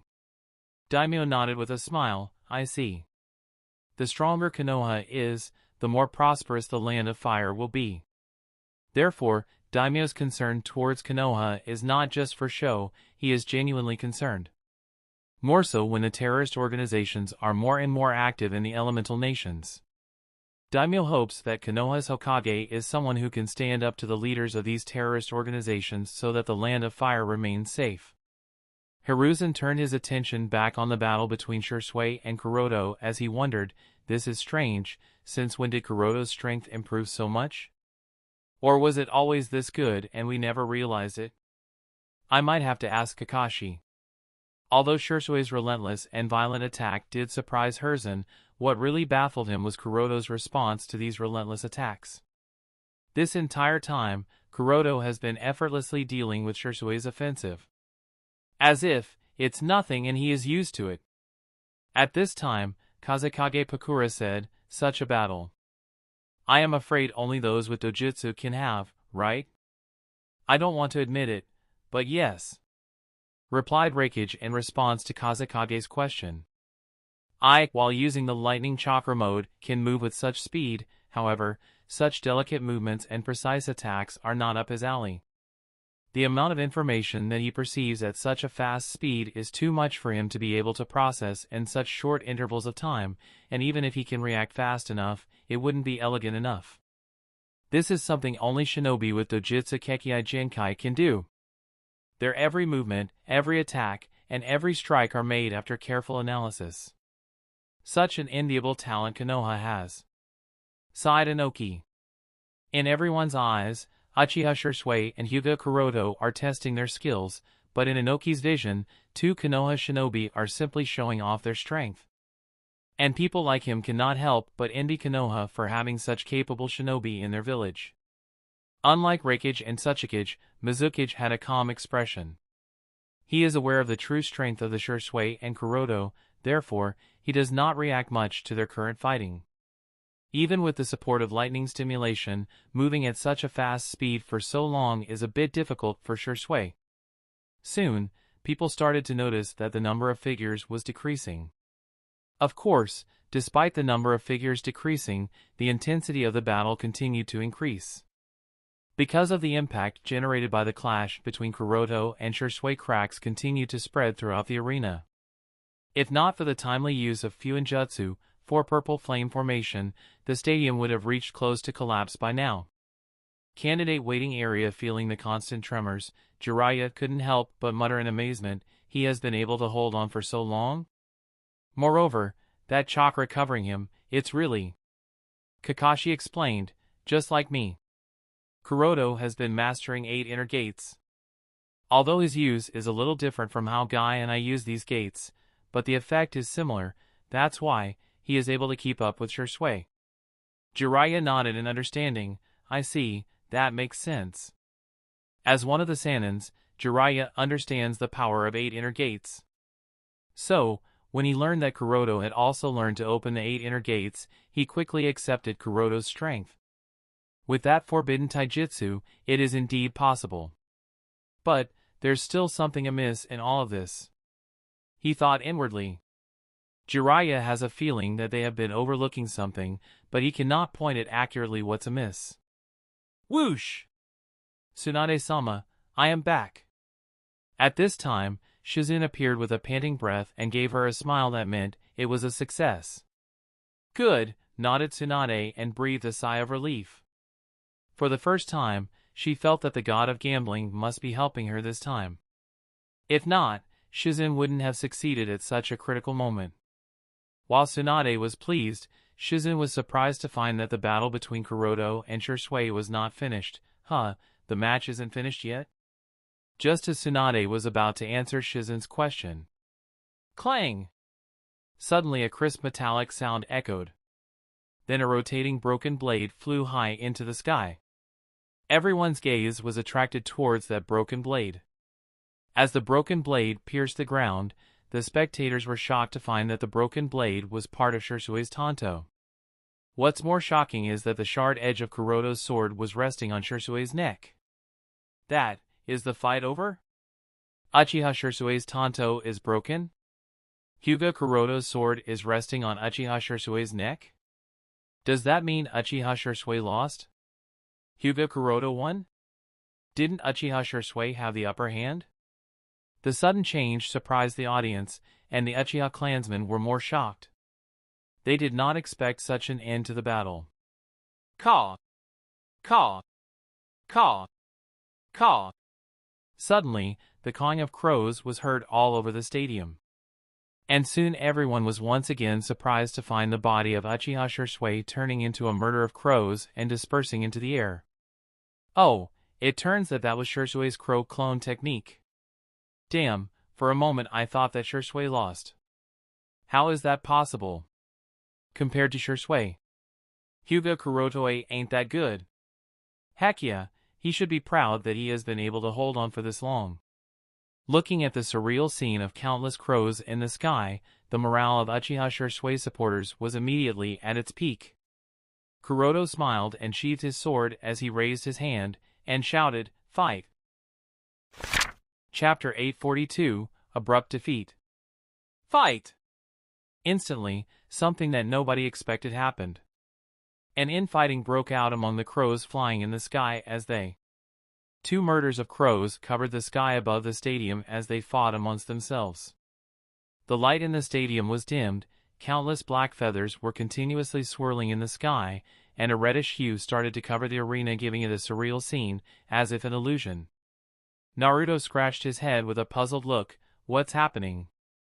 Neji tried to explain, but he did not know how to explain either. He was certain that the crows were not Jinjutsu, as he is able to perceive their chakra with his Byakugan. However, he couldn't deny that everything looked so surreal. Different from Naruto and Neji's confusion, Sasuke was taken aback. They are fighting amongst themselves? Why? Did Shisui and Ai-san lose control of them? The other Uchiha clansmen sitting in the stands had a similar doubt. Fugaku and Shinichi instantly understood the reason behind such a strangeness, and explained, it's not that there is infighting among the crows, rather, there are 2 different murder crows fighting each other. Neji asked in surprise, meaning Sensei also uses crow summons? Shinichi nodded, seems to be the case. It was exactly as Shinichi had guessed, there were 2 different murders of crows fighting each other. One was summoned by Shisui, while the other was summoned by Kuroto. It's just that Kuroto had cleverly mixed his summoned crows with Shisui's, so it was difficult to identify which crow was summoned by Kuroto and which one was summoned by Shisui. Thud! Thud! Thud! Thud! Thud! Poof! Poof! Poof! Poof! Poof! As the battle became fiercer, the bodies of dead or injured crows started to fall on the ground with muffled sounds, and they continued to disappear, leaving behind a cloud of white smoke. It didn't take long for their number to dwindle. By the time all the crows had disappeared, the figure of Shui also collapsed on the ground, panting and injured. There were several tears and cuts on his body. Shui tried to get up once again, however, his body was weakened and he didn't have any energy left. Sigh. Kuroto-san. It seems this is my defeat. It was difficult to determine why and how Shui got injured, but the fact of the matter is that Uchiha Shui wasn't in the state to be able to continue the fight and admit defeat. Shui, you really get careless sometimes, said Kuroto with a sigh, then helped Shui get up. Shui and I-san actually lost? Sasuke muttered in shock and asked in disbelief, but how? It doesn't make any sense. He has yet to use his Manjikyu Sharingan. Naruto and Neji had similar doubts. Shinichi answered, the answer is quite obvious. From the beginning, the entire battle was in I mean in Hyuga Kuroto's hands. The Kenjutsu battle and the battle between their summons were a distraction all along. The real weapon here was the poison that worked before Shui could use his Manjikyu Sharingan. Poison? Sasuke, Naruto, and Neji muttered in shock. Shinichi nodded, yes. You, kids, may not know this, but your principal is a poison master, and he is very creative with his poisons. Sasuke was not satisfied, but how can he defeat Shui and I-san with poison? He has the Manjikyu Sharingan. Shinichi shook his head. Manjikyu Sharingan is not an omnipotent kid, just accept this fact. Neji asked, but when did Sensei use poison? Was it in the sword? Shinichi shrugged, I am not certain either, but my guess is that red hue we saw a while ago was the poison all along, and it was being constantly dispersed on the battlefield, although I am a little confused about how he dispersed the poison without alerting Shui and the rest of us. He did it anyway. As the concentration of the poison increased in the air, it gained a reddish color. Once the poison was dispersed, Hyuga Kuroto's win was all but assured. All he needed to do was stall the battle until the poison took its effect on Shui, and Shui could no longer fight. This just shows how dangerous he can be in a battle. It was exactly as Shinichi had guessed. Slowly and steadily a poison that he prepared himself was covering the arena through the battle. Once inhaled, under normal conditions, this poison will only cause mild hallucinations as everyone in the stands experienced, but under high-speed movement, it will have dire effects affecting the decision-making and movement ability of a person just like it did with Shui. Although Shui has the strength of a Super Kage, he did not take into account the possibility of Kuroto using such poison for the battle, hence he lost. It's as simple as that. Of course, not everyone was able to understand the exact cause of Uchiha Shui's abrupt defeat. VIP stands. As the result of the first battle became clear, Sandaime finally breathed a sigh of relief. By now, he also understood the entire course of the battle and how the poison Kuroto dispersed in the air was his real weapon. He isn't sure whether Kuroto and Shui had made prearrangements for such a battle, but the result is what he desired. 0 million ryo were not spent in vain. Sandaime thought as he looked at the figure of Kuroto and Shui in the arena. At the same time, Jiraiya and Kakashi also breathed a sigh of relief. Although the battle between Kuroto and Shui was full of ups and downs and ended a bit too abruptly, it was finally back on track and produced the result that they desired. On the other hand, Shizen and Tsunade were not as happy as the others. Shizen was in tears and stared at the two people with a blank expression. If we hadn't withdrawn our money we bet on Kuroto-kun, then... Tsunade's lips twitched and she tried to explain, but then she remembered that she still placed a bid in Kakashi's favor, which was a sure win opportunity, and said, don't worry. Well, so what if we did not win anything? We did not lose anything either. Now, Kakashi is also there, and he is sure to win. So, we will still make a lot of money and we will be able to pay back our debts. Chapter 843, Hokage Election, Stage 1, Match 2. As the result of the battle was announced and the four-purple flame formation was removed, the cheers of the crowd erupted. The loudest and most excited were definitely the Hyuga clansmen. The moment Shui conceded defeat and the result of the battle was announced, almost all the Hyuga clansmen stood up in excitement, clapping, hooting, and shouting praises for Kuroto. Although Kuroto has only won the first battle of the first round of the Hokage election, this is still enough to take the Hyuga clan over the moon. After all, the person Kuroto defeated was none other than Uchiha Shui, someone unanimously considered to be the strongest weapon of the 5 great shinobi villages. By defeating Uchiha Shui in a one-on-one battle, not only Kuroto proved that the Uchiha clan is not invincible, but he also saved the falling reputation of the Hyuga clan. Looking at the happy and excited faces of his clansmen, Elder Fukiichi became gloomy. Unlike the members of the branch family, he was feeling bitter about Kuroto's win. Hyuga Kuroto may have won against Uchiha Shui and brought great honor to the Hyuga clan, however, this achievement is made by a member of the branch family who is out of the control of the main family. Kuroto's win is nothing more than a harsh slap in the face of the main family that has been trying to discredit Kuroto. The cheers of the excited clansmen are a mockery. Based on the result of this battle, even if Kuroto fails to become the Godame Hokage, his popularity and reputation in the hearts of Hyuga clansmen and Konoha villagers will definitely increase. And it will become more difficult to control Kuroto in the future. Damn it! How did I not realize earlier that his existence is the biggest threat to our authority, muttered Elder Fukiichi while gnashing his teeth in anger. Of course, even if angered and frustrated, the thought of killing or eliminating Kuroto never once crossed his mind. The reason? Elder Fukiichi may not realize it, however, the seed of fear was deeply rooted in his heart.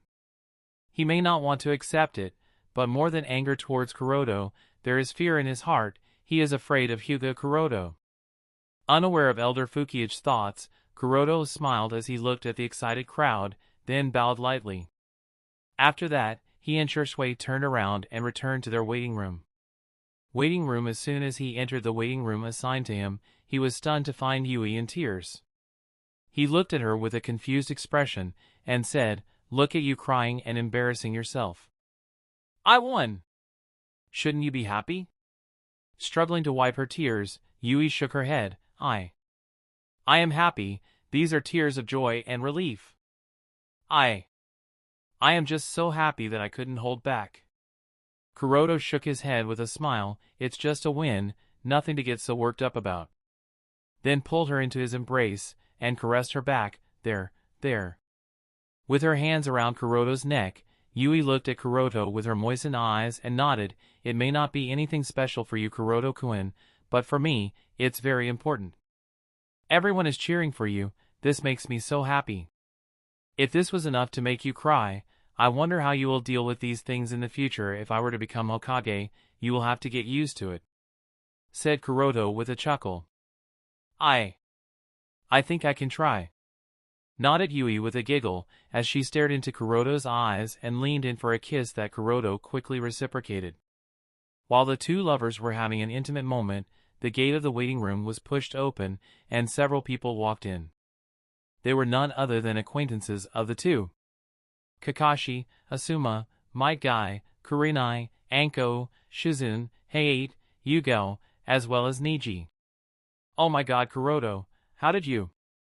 But as soon as they saw Kuroto and Yui in each other's embrace, several people blushed. And Kurenai hurriedly covered Niji's eyes, much to the confusion of the young Hyuga. As soon as the couple noticed their friends barging into the waiting room, they stopped and separated.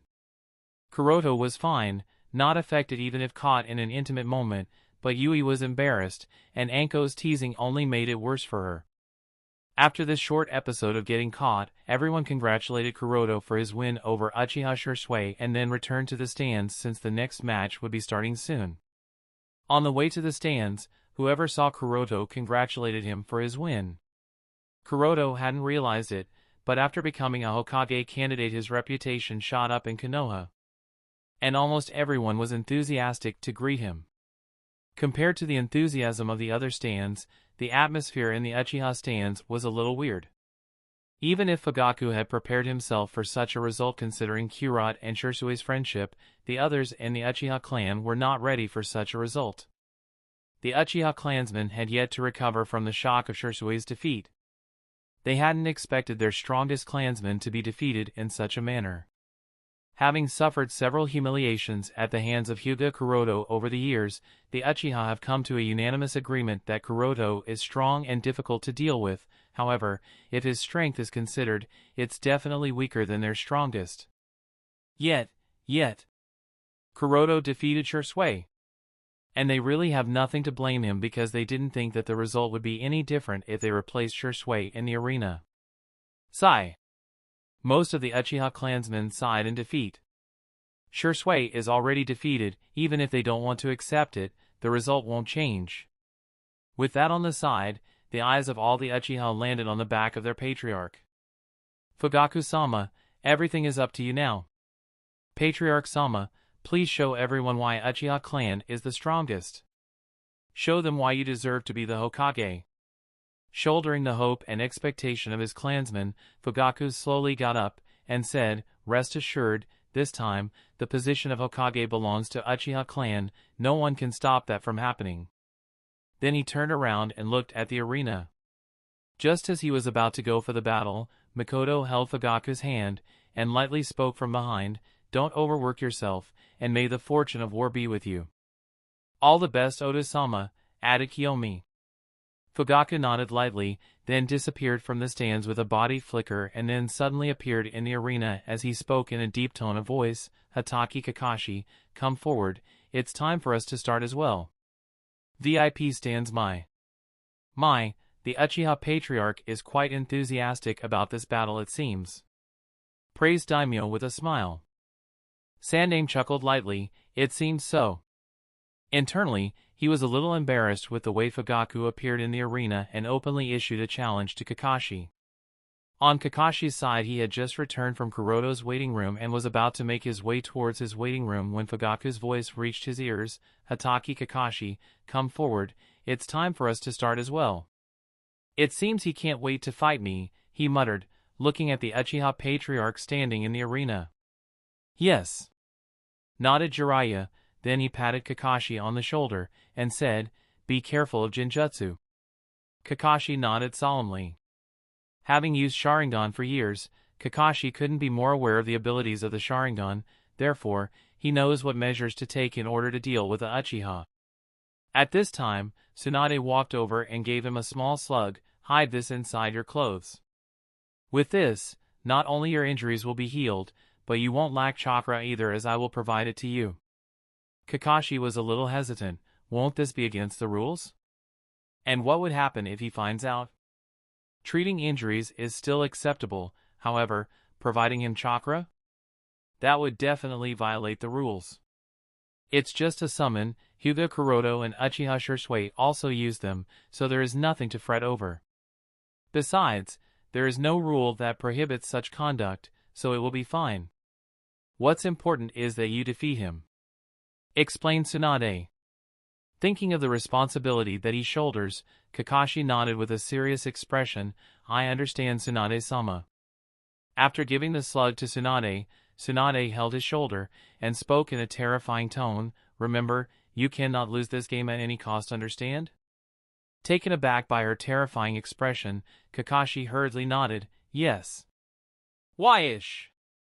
With the sound of metal cutting through the wind, a kunai suddenly was on the field. Whoosh! Only a moment later, with a silver flash, Kakashi's figure appeared at the center of the field as he caught the kunai and looked at Fugaku with a serious expression. It's time for the second battle of the first stage of Godame Hokage elections. Chapter 844, Fugaku vs. Kakashi. The Hokage campaign is different from the Chunin exams. Here, even if the Hokage candidates restrain themselves, the environment around them will still be affected, and if the stadium is destroyed because of their carelessness, they will be held responsible and will have to pay for the repairs and maintenance. So, having learnt their lesson in the previous match, the ceiling class did not dare to be careless this time and activated the 4 purple-black formation at the start of the match. As soon as the four purple flame formation was activated, Jiraiya, the referee, explained the rules, and then gave the signal to start the match. In the arena, as soon as the match started, Kakashi immediately took out dozens of kunai marked with flying Raijin and threw them in all directions. Standing opposite Kakashi, Fugaku did not stop him, and he was not surprised by Kakashi's move. Rather, this was within the scope of his predictions, and he patiently stood with his Sharingan activated as he memorized the position of all the flying Raijin kunai. Even if all the kunai are not marked with the flying Raijin, by recording their position, he won't be taken by surprise that easily.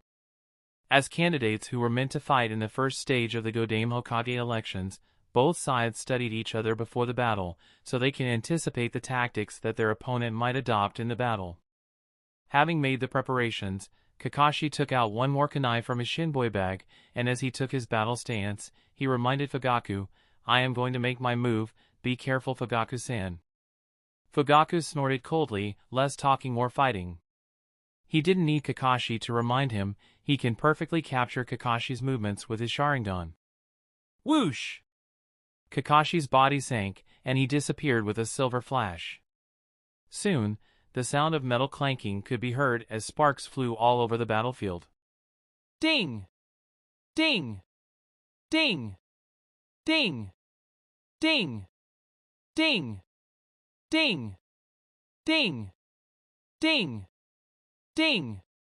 Ding! Ding! Seeing Kakashi relentlessly attacking Fugaku, Jiraiya looked a little worried.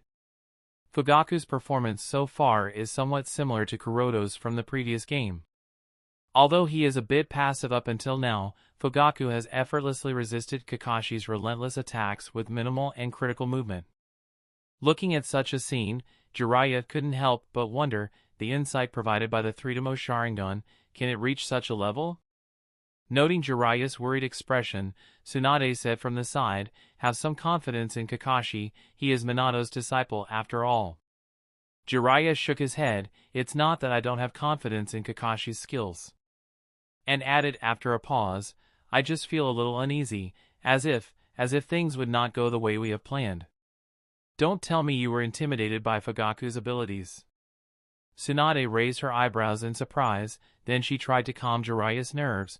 "Well, even if he is skilled, he has been the patriarch of the Uchiha clan for over a decade now. That means he has been away from the front lines for so long, he must have lost that touch. On the other hand, Kakashi has been on constant edge, sharpening himself. It will go down exactly as we have planned." "I hope that you are right, Tsunade," nodded Jiraiya with a sigh as he continued to observe the battle between the two candidates. In regards to Fugaku's talent and close-quarter combat abilities, Jiraiya never once doubted them. All dojutsu users are good at taijutsu and kenjutsu, even if they don't train too much. Not to mention Fugaku is the patriarch of the Uchiha clan with years of experience, his skills are definitely top-notch. But Fugaku's close-quarter combat skills did not worry Jiraiya, because Kakashi is no slouch either. He has what it takes to best Fugaku, but Jiraiya can't help but get worried thinking of the degree of insight displayed by Fugaku. After completing a series of attacks to no avail, Kakashi disappeared and reappeared at a distance, panting lightly while looking intently at Fugaku. On the other hand, Fugaku, with calm breathing, looked unaffected, and grinned slightly as Kakashi retreated, so that was the extent of flying Raijin you have mastered up until now. "I must say, compared to Yondaime, you are not up to the mark yet." Kakashi sighed lightly as his expression became solemn. He did not expect that his attacks wouldn't even tire Fugaku. Kakashi expected that even if he wouldn't able to defeat Fugaku in the first round of attacks, he would at least be able to force Fugaku to expose one or two flaws and use that to weaken his combat effectiveness. However, things did not go as he wanted. Not only his plan failed, but he also wasted a lot of chakra in vain. It appears that the burden of flying Raijin is not small. The anterior muscles of your left thigh and the biceps bronchi of your right arm has started to spasm. Your body has yet to adapt to such high-speed spatial travel. You seem to be overwhelmed because of the continuous use of flying Raijin," said Fugaku, accurately pointing out what Kakashi was trying to ignore. Kakashi's face darkened upon hearing the older Uchiha's words. The fact that Fugaku can accurately notice the state of his muscles under his shinobi gear from such a distance surprised Kakashi. Before Kakashi could think too much, Fugaku put the kunai back in his shinobi bag, then started to weave the hand signs, and spurted out, fire-style, majestic fireball jutsu. Boom! Instantly, a sea of fire capable of turning the entire arena into ashes surged towards Kakashi. Different from Fugaku's expectations, this time, Kakashi did not use flying Raijin to avoid the sea of fire, rather, he weaved the hand signs, and slapped the ground, earth-style, multi-mud wall. Boom! Boom! Boom! Boom! Instantly, a series of mud walls rose from the ground, blocking the sea of fire to move any further. In the face of the majestic fireball, although the mud walls looked small, however, they did not falter, and stood upright, stopping the fire to attack Kakashi. Fugaku's eyes turned as he paid attention to his surroundings as two kunai appeared in his hands. There is a strong possibility that Kakashi might use flying Raijin using the cover provided by the two jutsu and take him by surprise. No, rather than it being a strong possibility, Fugaku seemed certain that Kakashi would do so. But there was no silver flash around him. Just when Fugaku thought that Kakashi might have missed this opportunity, suddenly, the ground beneath him cracked. Crack! And the figure of Kakashi jumped out from the crack in the ground. Wah! Fugaku was caught off guard. But of course, he is not so weak that he would be defeated by such a small mistake. The inside of his Sharingan allowed him to react in the nick of time, and using the kunai in his right hand, Fugaku stabbed Kakashi. However, kunai pierced Kakashi, something that Fugaku hadn't expected to happen. Rather than blood, lightning came out of Kakashi's body and attacked Fugaku. A lightning clone! Then where's the real Hatake Kakashi, thought Fugaku as he tried to resist the paralysis caused by the lightning. He did not have to wait as another sound of crack reached his ears. Crack! The ground behind him cracked and Kakashi's figure jumped out of it with a kunai in his hand. He was going straight for Fugaku's back, attempting to deliver the finishing blow to the paralyzed Fugaku. As Kakashi's figure approached Fugaku's back, the audience held their breath in nervousness and excitement. A satisfied smile appeared on Sandame's wrinkled face. He is quite certain that the person standing in the arena is the real Fugaku, not a clone.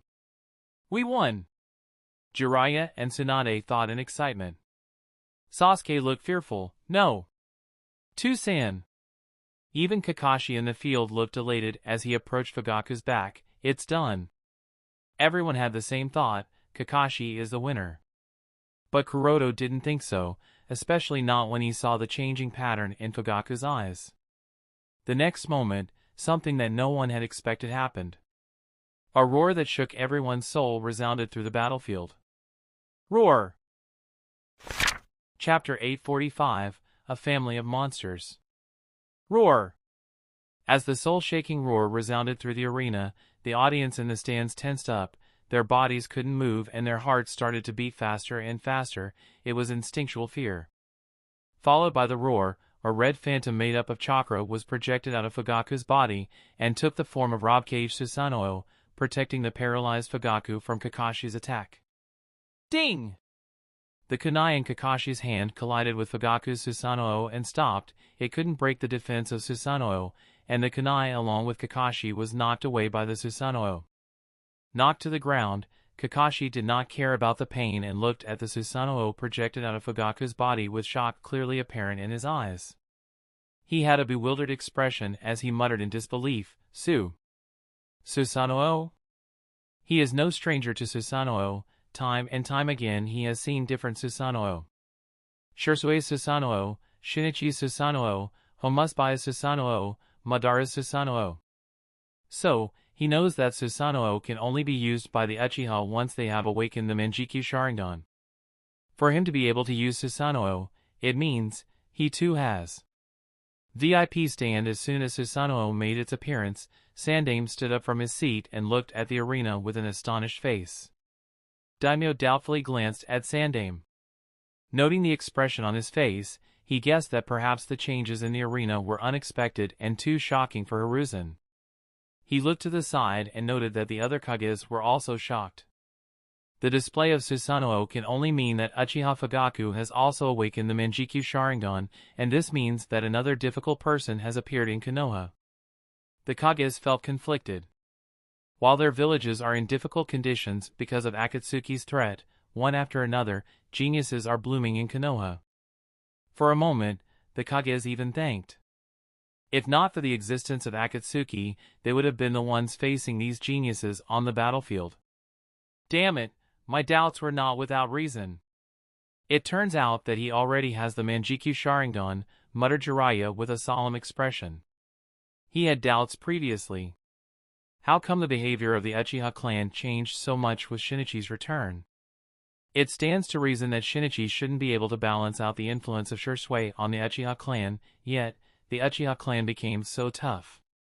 Most of all, Uchiha Fugaku, who generally acts in restraint and caution, suddenly became so active and even proposed the Godame Hokage election. Now everything makes sense.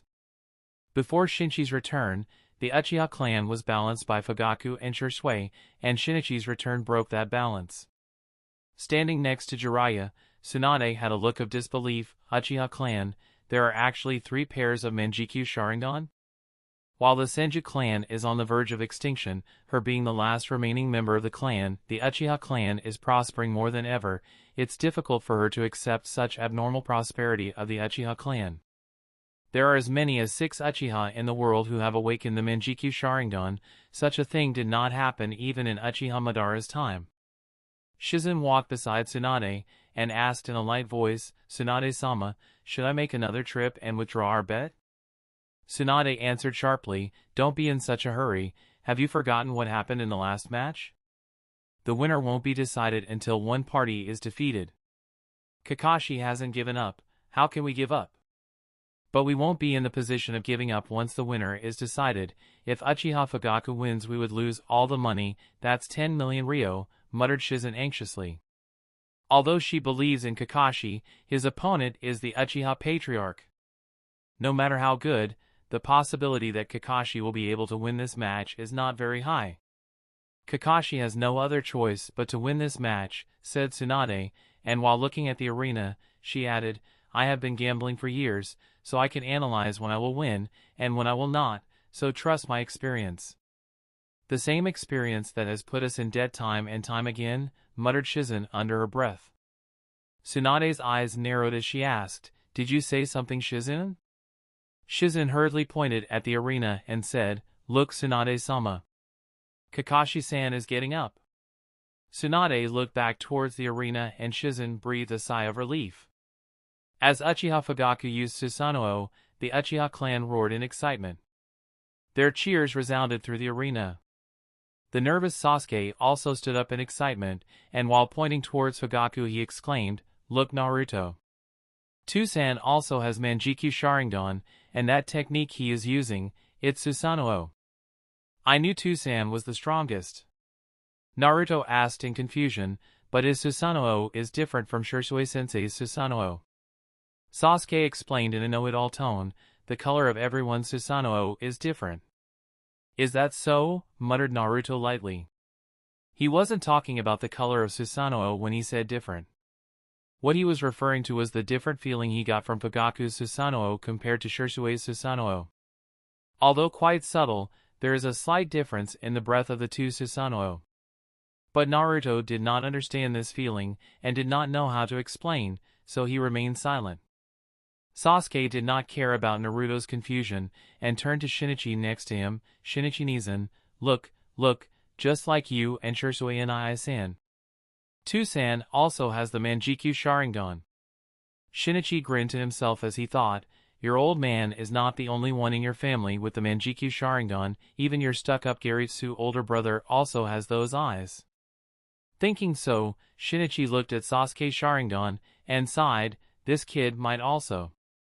Sasuke is only a little over 10, and he already has a Tsutomu Sharingan. Considering his talent, it wouldn't be strange if he too awakens those eyes under stimulation. Then there is also that young lady Uchiha Kiyomi. She doesn't seem to be half bad either. It's really a family of monsters," muttered Shinichi as he shook his head. At this point, he won't even be surprised if he was to hear one day, Uchiha Mikoto has also awakened the Manjikyu Sharingan. Chapter 846, Ready to Die. Back to the arena. Unlike the Uchihas in the stands, Fugaku, standing in the protection of the ribcage Susanoo, wasn't happy, rather he appeared to be displeased, extremely displeased.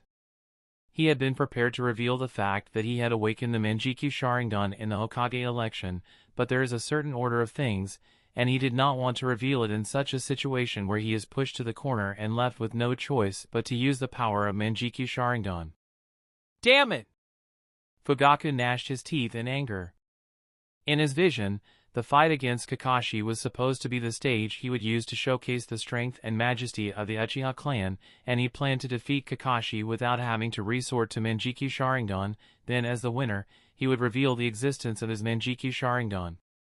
However, his plans were thwarted by Kakashi. The more he thought about it, the more annoyed he felt. He even cursed himself for getting caught by Kakashi's rhythm in the battle. The flying Raijin kunai spread through the arena were a trap from the start. He wanted me to think that he would use only that jutsu, and I was fooled. Damn it!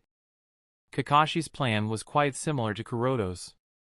Kuroto used himself as the bait to attract Shirsue's attention, and the poison he slowly dispersed in the arena was the real weapon. Similarly, Kakashi used the advantage brought by the flying Raijin to attract Fugaku's attention, and he hid underground using Earth-style jutsu, biding his time for the perfect opportunity to make an attack.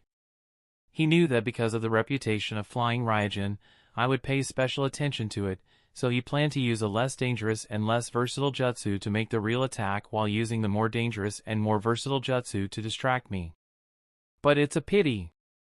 Unlike Kuroto, Kakashi did not have complete knowledge of his opponent's abilities.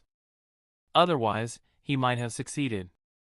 By the time Fugaku finished analyzing Kakashi's tactic, Kakashi also got up from the ground and looked at his opponent solemnly.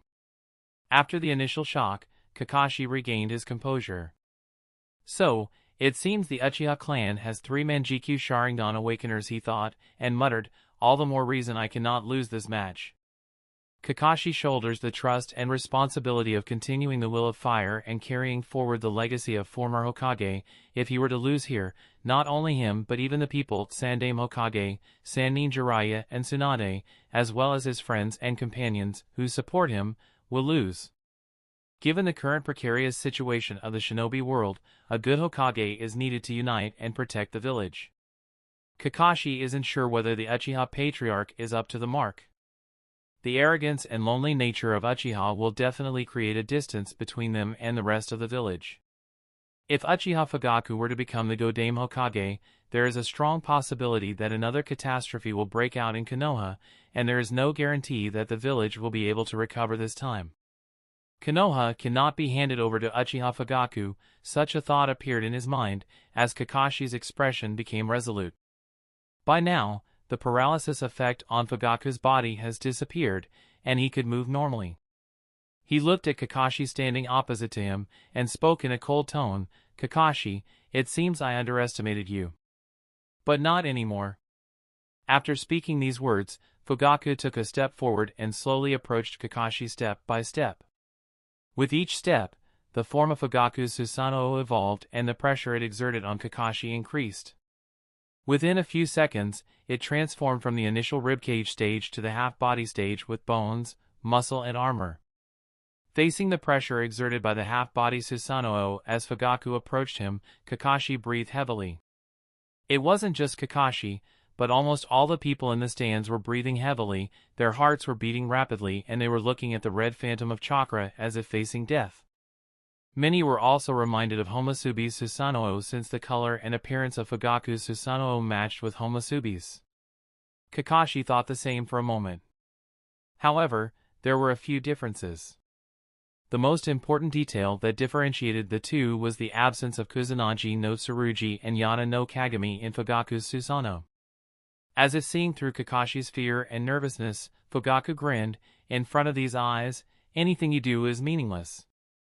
Feeling the pressure radiating from Fugaku's Susanoo, Kakashi took a deep breath as his eyes regained focus. Zzz. Suddenly, lightning flashed on his right arm, and it soon spread through his body. Under the stimulation of lightning chakra, the cell activity in Kakashi's body increased. Although the effect wasn't as good as the lightning chakra armor used by Yondaime Reikage, it wasn't far off. On Kuroto's side, looking at lightning crackling all around Kakashi's body, Kuroto narrowed his eyes with a thoughtful look. Kakashi's affinity with the lightning chakra nature is really exaggerated. Perhaps I can use his cells to create the lightning chakra clone. The development and cultivation of earth chakra nature are almost complete, so Kuroto has to focus on the next clone. Lightning clone is the next, and he has to work on it as soon as possible. Over the years, Kakashi has shown an extremely high affinity for the lightning chakra, not to mention the purple lightning, a single chakra nature transformation he creates after the Fourth Great Shinobi War. If Kuroto didn't guess incorrectly, then the strength of Kakashi's purple lightning should be as good as Darui's black lightning. Taking everything into account, Kakashi's cells are a very good option for the lightning chakra clone. As Kuroto was thinking about future prospects, the situation on the battlefield changed. After pushing the lightning chakra to the limit, Kakashi did not hold back and used another outrageous jutsu. 8 Inner Gates Formation. The Gate of Opening, open. The Gate of Healing, open. The Gate of Life, open. The Gate of Pain, open. One after another, Kakashi opened 4 gates as a terrifying chakra burst out of his body. As everything unfolded before his eyes, Jiraiya clenched his fist tightly. He could see Kakashi's resolve. At this time, Kakashi is prepared to die. Having lost his Sharingan, Kakashi's vision is unable to keep up with speed when he uses lightning to coat his body. There is a strong possibility that he might die because of using that jutsu.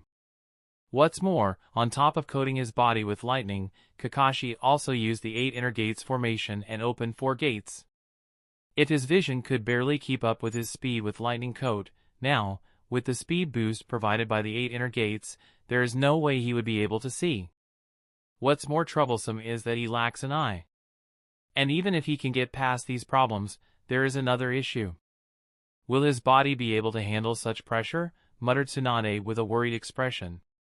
Using lightning stimulation places a huge toll on the body, and using 8 inner gates on top of that is definitely not something a normal person can bear. It wouldn't be surprising if Kakashi's body starts to destroy from within. Terrifying lightning zapped around Kakashi, cutting winds swirled around him, and a huge burst of chakra was wrapped around him, giving him the look of the god of lightning. Facing such a Kakashi, even Fugaku felt a little dread in his heart. Just when Fugaku thought that this would be the end, Kakashi grinned at him as he spoke, "Since I am already here, then I might as well use every last ounce of my strength before I die." The Gate of Limit, open! Suddenly, the pressure exerted by Kakashi increased. At the same time, blood leaked from his nostrils. He is willing to die just to stop me. If Fugaku felt a little dread earlier, then now he was filled with anger. You bastard. Are you even willing to sacrifice your life just to stop the Uchiha clan from becoming the Hokage? Why? Why can't Uchiha become Hokage? Why? Chapter 847, Kakashi vs. Fugaku 2. Kakashi representing the Hokage faction, and Fugaku carrying the hopes of the Uchiha clan, both sides realize that they carry the hopes and burdens of the people supporting them. Therefore, neither of the two has the option of losing this fight. This is why Kakashi is willing to risk his life in order to defeat Fugaku and stop the Uchiha clan from ascending to the role of Hokage. Seeing Kakashi's determination to die just to stop the Uchiha clan from ascending, rather than being afraid, Fugaku was furious. He felt that Kakashi was treating him as the enemy of Konoha from whom the village must be protected at all costs, even if he has to sacrifice his life.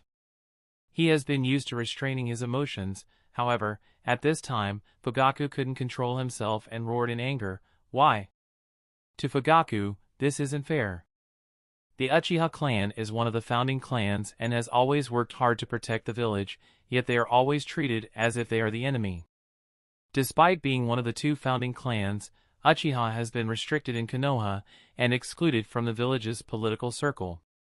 No matter how many achievements the Uchiha shinobi make, they are never properly rewarded for their work. Even now, when the Uchiha clan is so strong, the village still refuses to recognize them for their effort. Fugaku can't accept this.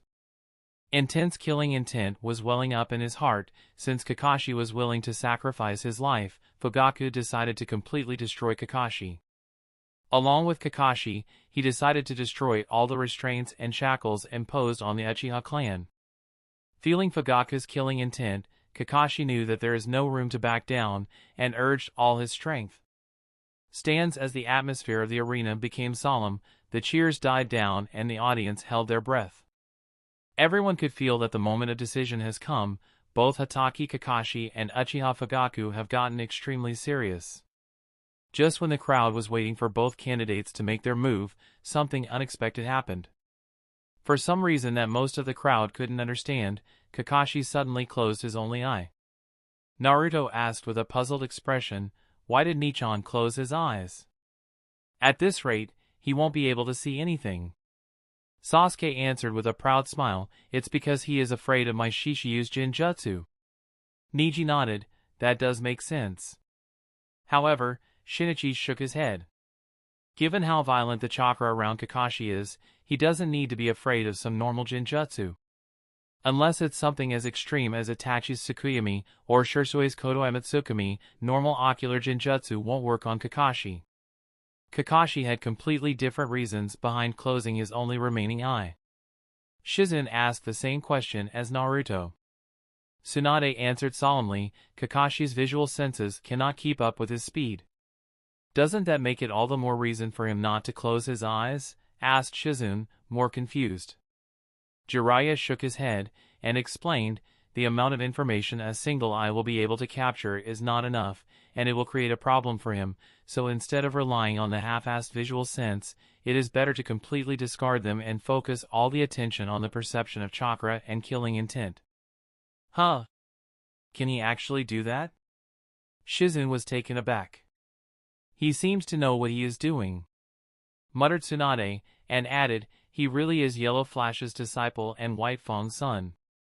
If he is given more time to grow, there is no doubt he will surpass both of them together." Shizune gulped, "Those are some big names," and asked, "Tsunade-sama, do you think Kakashi-san can win?" Tsunade sighed. If he knew about Fugaku having the Manjikyu Sharingan in advance, he would have definitely prepared a counter-strategy, but now, it's hard to say. The reason it's hard to say is that they don't know the abilities of Fugaku's Manjikyu Sharingan. Back to the arena as the momentum of both sides reached their peak, both sides issued their attacks. Kakashi was faster. As if the god of storms, wrapped in thunder and lightning, he dashed towards Fugaku's Susanoo. Although Kakashi is extremely fast, Fugaku could capture his figure with his Manjikyu Sharingan and decided to fight speed with speed. He closed his eye, and as he opened it again a burst of chakra broke out. Amaterasu. Instantly, a black flame appeared on Kakashi's body. Kakashi's figure was drowned in the black flames. The lightning and wind surrounding his body couldn't put up a fight against black flames and were quickly swallowed. Whoosh! Feeling the danger, Kakashi did not dare to resist the black flames and immediately used Flying Raijin to avoid them. As Kakashi disappeared, the flames shot everywhere in the arena. It even reached the 4 violet flame formation and started to burn the enchantment, creating holes in it. While the enchantment squad tried to deal with the holes in the 4 violet flame formation, the disappeared Kakashi appeared behind Fugaku and rushed toward the man. Still wrapped in thunder and lightning, as he rushed towards Fugaku, he quickly gained momentum and used that to land a solid blow on the red Susanoo from behind. Boom! Crack! A thundering impact resounded in the arena as cracks appeared on Susanoo. The ground beneath his feet wasn't any lucky either as it shattered inch by inch. Fugaku staggered forward and barely stabilized himself to prevent his fall. Looking at the degree of damage, Fugaku couldn't help but take a cold breath. Although he knows that the defense of Susanoo is not unbreakable, he never considered Kakashi to have the ability to break that defense. Tsunade sighed in disappointment. She was thinking that if she had taught her signature move to Kakashi, perhaps he would have completely destroyed Fugaku's Susanoo with that single attack.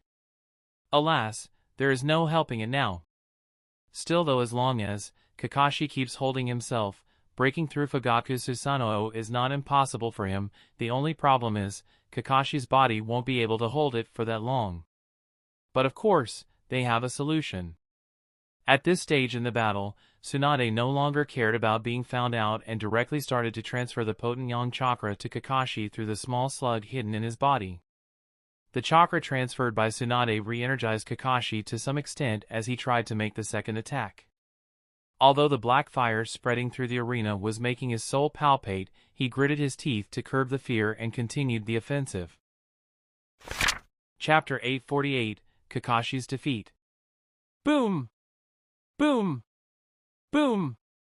Explosive noises resounded through the arena as the shockwaves shook the entire Colosseum. Even the four violet flame formation didn't prove to be of much help in resisting the shockwaves and the resulting vibrations produced when Kakashi's fist collided with Fugaku's Susanoo. The vibrations traveling through the ground shook the pillars, causing them to start collapsing as the foundation of the Colosseum started to weaken. Hurry up, use Earth-style jutsu to strengthen the pillars, otherwise, the entire Colosseum will collapse. Unlike the previous battle between Hyuga Kuroto and Uchiha Shursui, where both the candidates restrained themselves, the battle between Hitaki Kakashi and Uchiha Fugaku is more serious with higher stakes. Therefore, the two candidates are restraining themselves and fighting with everything they have. Hardly anyone in the crowd, the ordinary villagers, has witnessed a battle of such intensity in their life. What's more troublesome is that the four violet flame formation is no good. Several holes have appeared in the formation, which has affected the shielding, isolating effect of the formation. Normally anything that touches the curtain of the four violet flame formation turns to ash. However, the black flame used by Uchiha Fugaku is different. Instead of disappearing into nothingness after being burned by the violet curtain, it is burning the curtain itself, causing holes to appear in the formation. The sealing department is troubled. They have tried everything, but nothing seems to work. They are barely managing by creating layers upon layers of four violet flame formation such that as one layer gets destroyed, another layer is made in order to protect, but this approach is highly taxing on chakra reserves. Even the five Kages are amazed at the power of the unusual black flame. These black flames reminded them of the unusual golden flame used by Homusubi of Amatsukami. However, the black flames are clearly different and perhaps more dangerous. Yonde Mizukichi couldn't help but shiver in fright as he recalled the time he almost died after being burned by the black flame. Itachi never expected his Shishiyu to have the same power as him. Looking at the black flames spreading through the arena, a worried expression appeared in his eyes. He was worried for Kakashi, and the situation that might develop following Kakashi's defeat.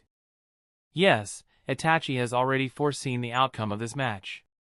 Among all the people present in the Colosseum, perhaps Itachi understands Amaterasu and its power better than anyone. That's why, the moment he saw his Shishiyu Amaterasu, Itachi knew that this match will be won by Fugaku. No matter how hard Kakashi tries to change the possibility, it was just a matter of time before he loses his fighting power and collapses. I suppose Kuroto-san will be the one. Boom! Boom! Boom! The fight still continued as Kakashi has yet to give up. Despite the constant pain he was suffering from, he continued the onslaught. Faced with the barrage of attacks at such a high speed, Fugaku could only defend passively, relying on the absolute defense of his Susanoo to resist Kakashi's high speed and high power attack. Even though Kakashi was constantly damaging the Susanoo, he was unable to completely destroy it. Highly frustrated, Kakashi shouted in his heart, "Why? Why doesn't it break? Didn't Fujin cut through that guy's full-body Susanoo with just a bone blade? Yet I am unable to break even half-body Susanoo? Why? Have I still not reached that level? Why? Why? Why?" Looking at Kakashi relentlessly attacking him, Fugaku couldn't help but frown. How is his body able to bear such a burden for so long? It shouldn't be possible. Even Reikage wouldn't be able to bear such a burden. It might have made some sense if he was an Uzumaki or Senju, but he is not, so why? Fugaku realized that something is wrong with the situation. No matter how inhuman Kakashi's body has become due to training, bearing the burden of using light chakra mode as well as 8 inner gates at the same time is not possible for anyone. With a frown, Fugaku focused his gaze on Kakashi. Although it is difficult to accurately see the flow of chakra in Kakashi's body because of the terrifying chakras surrounding him, upon focusing to the limit, Fugaku was able to notice a different chakra signature merged with Kakashi's stomach. "That's it," muttered Fugaku as he realized the reason behind Kakashi being able to continue for so long. This different chakra signature was not only healing Kakashi, but it was also supplying him with chakra, allowing him to continue the onslaught for so long. So, they really plan to use every possible method to defeat me, thought Fugaku furiously. But Fugaku isn't worried, rather, he is relaxed. Now that he knows the cause of Kakashi's inhuman prowess, he can deal with it without any problem. On Kuroto's side, similar to Fugaku, Kuroto has also noticed the presence of foreign chakra in Kakashi's body. Considering the color of the chakra, Kuroto knew that Tsunade was supplying chakra to Kakashi. Witnessing the terrifying battle, Yui couldn't help but ask nervously, "Kuroto-kun, can Kakashi win this match?" Kuroto shrugged, "Hard to say, but one thing is certain, if he can't win within the next 10 to 15 seconds, then he would lose, because he wouldn't be able to hold on longer than that." "What?" Yui was taken aback, and asked, "But doesn't it look like that Kakashi-san has the upper hand?" Kuroto shook his head. "Certainly it looks like Kakashi has the upper hand, however, that's not the case. Because of Tsunade's help, although Kakashi has been able to hold on for so long, it's a pity he still couldn't defeat Fugaku because he doesn't have any attack that is strong enough to fully shatter Fugaku's Susanoo. He has been trying to stack damage to destroy Fugaku's Susanoo, but that's not working since the Uchiha is putting more and more effort into defending himself. Moreover, Kakashi is also running out of the area that he can use to gain momentum. The black fire has covered almost the entire arena. The flying Raijin kunais spread through the arena have been burnt, so he can no longer use flying Raijin. Therefore, even if it appears that Fugaku is defending passively, and Kakashi is attacking relentlessly, causing the audience to mistakenly think that Kakashi has the upper hand, however, the reality is different. From the moment Uchiha Fugaku used Amaterasu, Kakashi's defeat was set in stone. It was only a matter of how long? Muttered Kuroto with a sigh. Just as Kuroto had predicted, within the next 10 seconds, Kakashi's painful screams were heard through the arena. "Ah!" Looking at the collapsed Kakashi, as his body burnt, Kuroto sighed and wondered, "Now, how will Sandaime-sama deal with this situation?" Chapter 849, Temporary Postponed. Kakashi collapsed as the black flames of Amaterasu burnt him. Fugaku sighed. He is not proud of the way he won this fight. He was pushed to this extent and barely won this fight. It's too embarrassing. Ha, ha. Taking deep breaths, Fugaku braced himself as he closed his eyes tiredly and dispersed the Susanoo. The stinging pain he was feeling in his eyes, as if thousands of needles were being poked in his eyes, reminded him that he has overdone it. The thought of using this opportunity to kill Kakashi did cross his mind, however, his rationality quickly dismissed the idea. It's not that Kakashi cannot be killed, but he must not be the one to do it, and not here in front of the entire village. After he ascends to the position of Konoha's Godame Hokage, the life and death of Hatake Kakashi will be in his hands. He will think about what to do with the young man at that time. In fact, as long as Kakashi is willing to accept his defeat and serve him in future, Fugaku would be willing to forgive him. After all, Kakashi is an important asset for the village with his flying Raijin. Fugaku definitely doesn't want to dispose of such an asset. With such a thought in his mind, Fugaku extinguished the ever-burning black flames spread through the arena, and Kakashi's painful screams finally died down as he lost consciousness. Whoosh! Whoosh! Immediately as the black flames were extinguished, the four-violet flame formation was removed and Tsunade, Jiraiya as well as others came to his side and hurriedly gave him emergency medical treatment. Fugaku did not intervene with them and stood silently. VIP stand looking at the injured and unconscious figure of Kakashi, Sandame muttered with a bitter expression, "This is troublesome." Kakashi did not win against Fugaku, now the arrangements they have made in advance are completely useless. But Hiruzen can't blame Kakashi, after all the young man had done everything he could. Even if Hiruzen was in Kakashi's place, the result wouldn't have been any different. Thinking of the problem he has before him, Hiruzen sighed, "Sigh, it seems we really underestimated Fugaku." "Kakashi-kun really lost?" muttered Yui in surprise. She also realized that the black flames used by Uchiha Patriarch are extremely dangerous. "It's a pity," spoke Kuroto as he shook his head, not at all surprised by the result of the battle. This was within his expectations. The result might have been different if Kakashi had taken his warning seriously. But then again, had Uchiha Patriarch used his Manjikyu Sharingan Jinjutsu at the start, the fight would have ended in less than 30 seconds. There are too many ifs that could have changed the result of the battle, but the fact of the matter is, Kakashi lost and Uchiha Fugaku won. This is already a fact, and cannot be changed. As the result of the fight between Kakashi and Fugaku became clear, Sasuke jumped excitedly. He won. He really won. Tenseigan won this fight. Naruto quickly asked, "Sasuke, is he going to become Hokage?" Sasuke immediately nodded. Of course, Tenseigan will become the next Hokage. In Sasuke's heart, his father is the strongest. No one is more deserving of Hokage than him. Neji snorted, "Don't be too quick to make such a judgment, Sasuke. My sensei is still there. It won't be your father. The one to become the Hokage will be my sensei." Taken aback by Neji's words, Sasuke looked at him with sharp eyes. Neji wasn't afraid and looked back. Immediately sparks flew between the two kids. Uchiha stands he won. Patriarch won.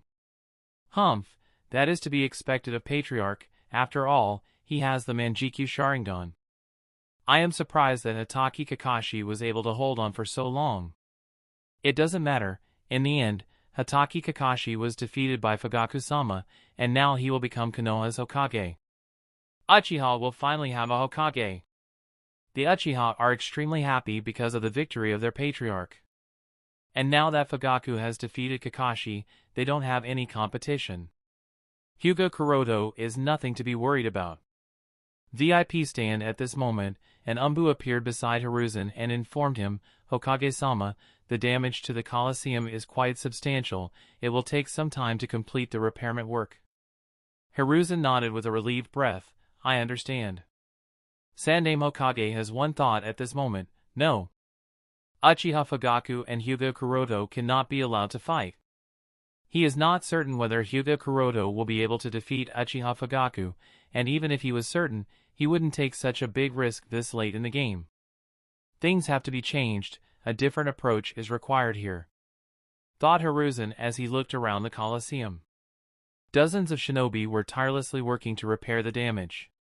Looking at such a scene, Hiruzen instructed the Umbu, "Notify everyone that the Colosseum is seriously damaged, so the next stage will have to be postponed until the repairs are completed." "As you command," the Umbu nodded and disappeared. Soon, the information reached everyone in the stands. Although a few people had their doubts, most of the audience accepted the decision. Because the Colosseum is indeed damaged. If another such battle were to occur, there is a strong possibility that the Colosseum would completely collapse, and that would be extremely dangerous. Chapter 850, Very Strange. As the information about the next stage being postponed reached the stands, the audience began to leave the Colosseum in groups of 2 and 3. While orderly leaving, they couldn't help but discuss the details of the 2 fights that they got to see today. Ha ha ha. Man. I really did not expect that I was able to see the legendary Susanoo with my own eyes. It's not as surprising for me. I had assumed that we would be able to see the power of Uchiha Susanoo, although I had expected that it would be through Uchiha Shisui, not Uchiha Fugaku. Yeah. Who would have thought that the patriarch of the Uchiha clan would also have the legendary Manjikyu Sharingan? He is indeed an exceptional shinobi. I heard that not even the Uchiha clansmen knew about this. I would say that buying the tickets was not in vain. Both the fights were super exciting. But man, the first fight, it was exciting, but it was also hard to understand. I still don't get how Hyuga Kuroto defeated Uchiha Shisui. It was just too sudden. It doesn't make any sense. It's not your fault, buddy, as we're just ordinary villagers. There was a jonin who was sitting next to me, and he told me that even for him, it was quite difficult to understand what exactly happened at first, but he did make a guess. I see. So what exactly happened? So, it's like this. Similar conversations were unfolding everywhere. Undoubtedly, the two fights of the first stage of the Hokage election were an eye-opener for the audience. Compared to these fights of the Hokage election, the Chunin exams held twice a year appear to be children's games, and everyone couldn't help but want to talk about it more and more. And the ones most excited to talk about the two fights are none other than the Uchihas and the Hyugas. After the first stage of elections, it's quite clear that the next Hokage will either be an Uchiha Fugaku or Hyuga Kuroto. In other words, either an Uchiha or a Hyuga. If it was in the past, the Hyuga clansmen would definitely choose to avoid any conflict with the Uchiha clan, but now it's different. Hyuga Kuroto defeated Uchiha Shisui fair and square in the first stage of the Hokage election, and he is one of the two candidates likely to become Godame Hokage. The Hyuga clansmen feel that if they become meek or admit defeat in front of Uchihas, then it would weaken Kuroto's momentum in the final stage, so even if they were a little nervous, they gritted their teeth and chose to face the Uchihas head-on. On the side of Uchiha, many clansmen were angry and frustrated as they felt that Shisui's defeat was unjust. And this led to some friction between the two clans. But with the timely intervention of the village authorities and restraint from the patriarch of both clans, two sides were forcibly held back and returned back to their districts while swearing and cursing each other. Uchiha District Uchiha Shin, who was humiliated by Kuroto a few days ago, complained, "Patriarch, why didn't you let me settle the account with that damn Hyuga? I would have taught him a lesson."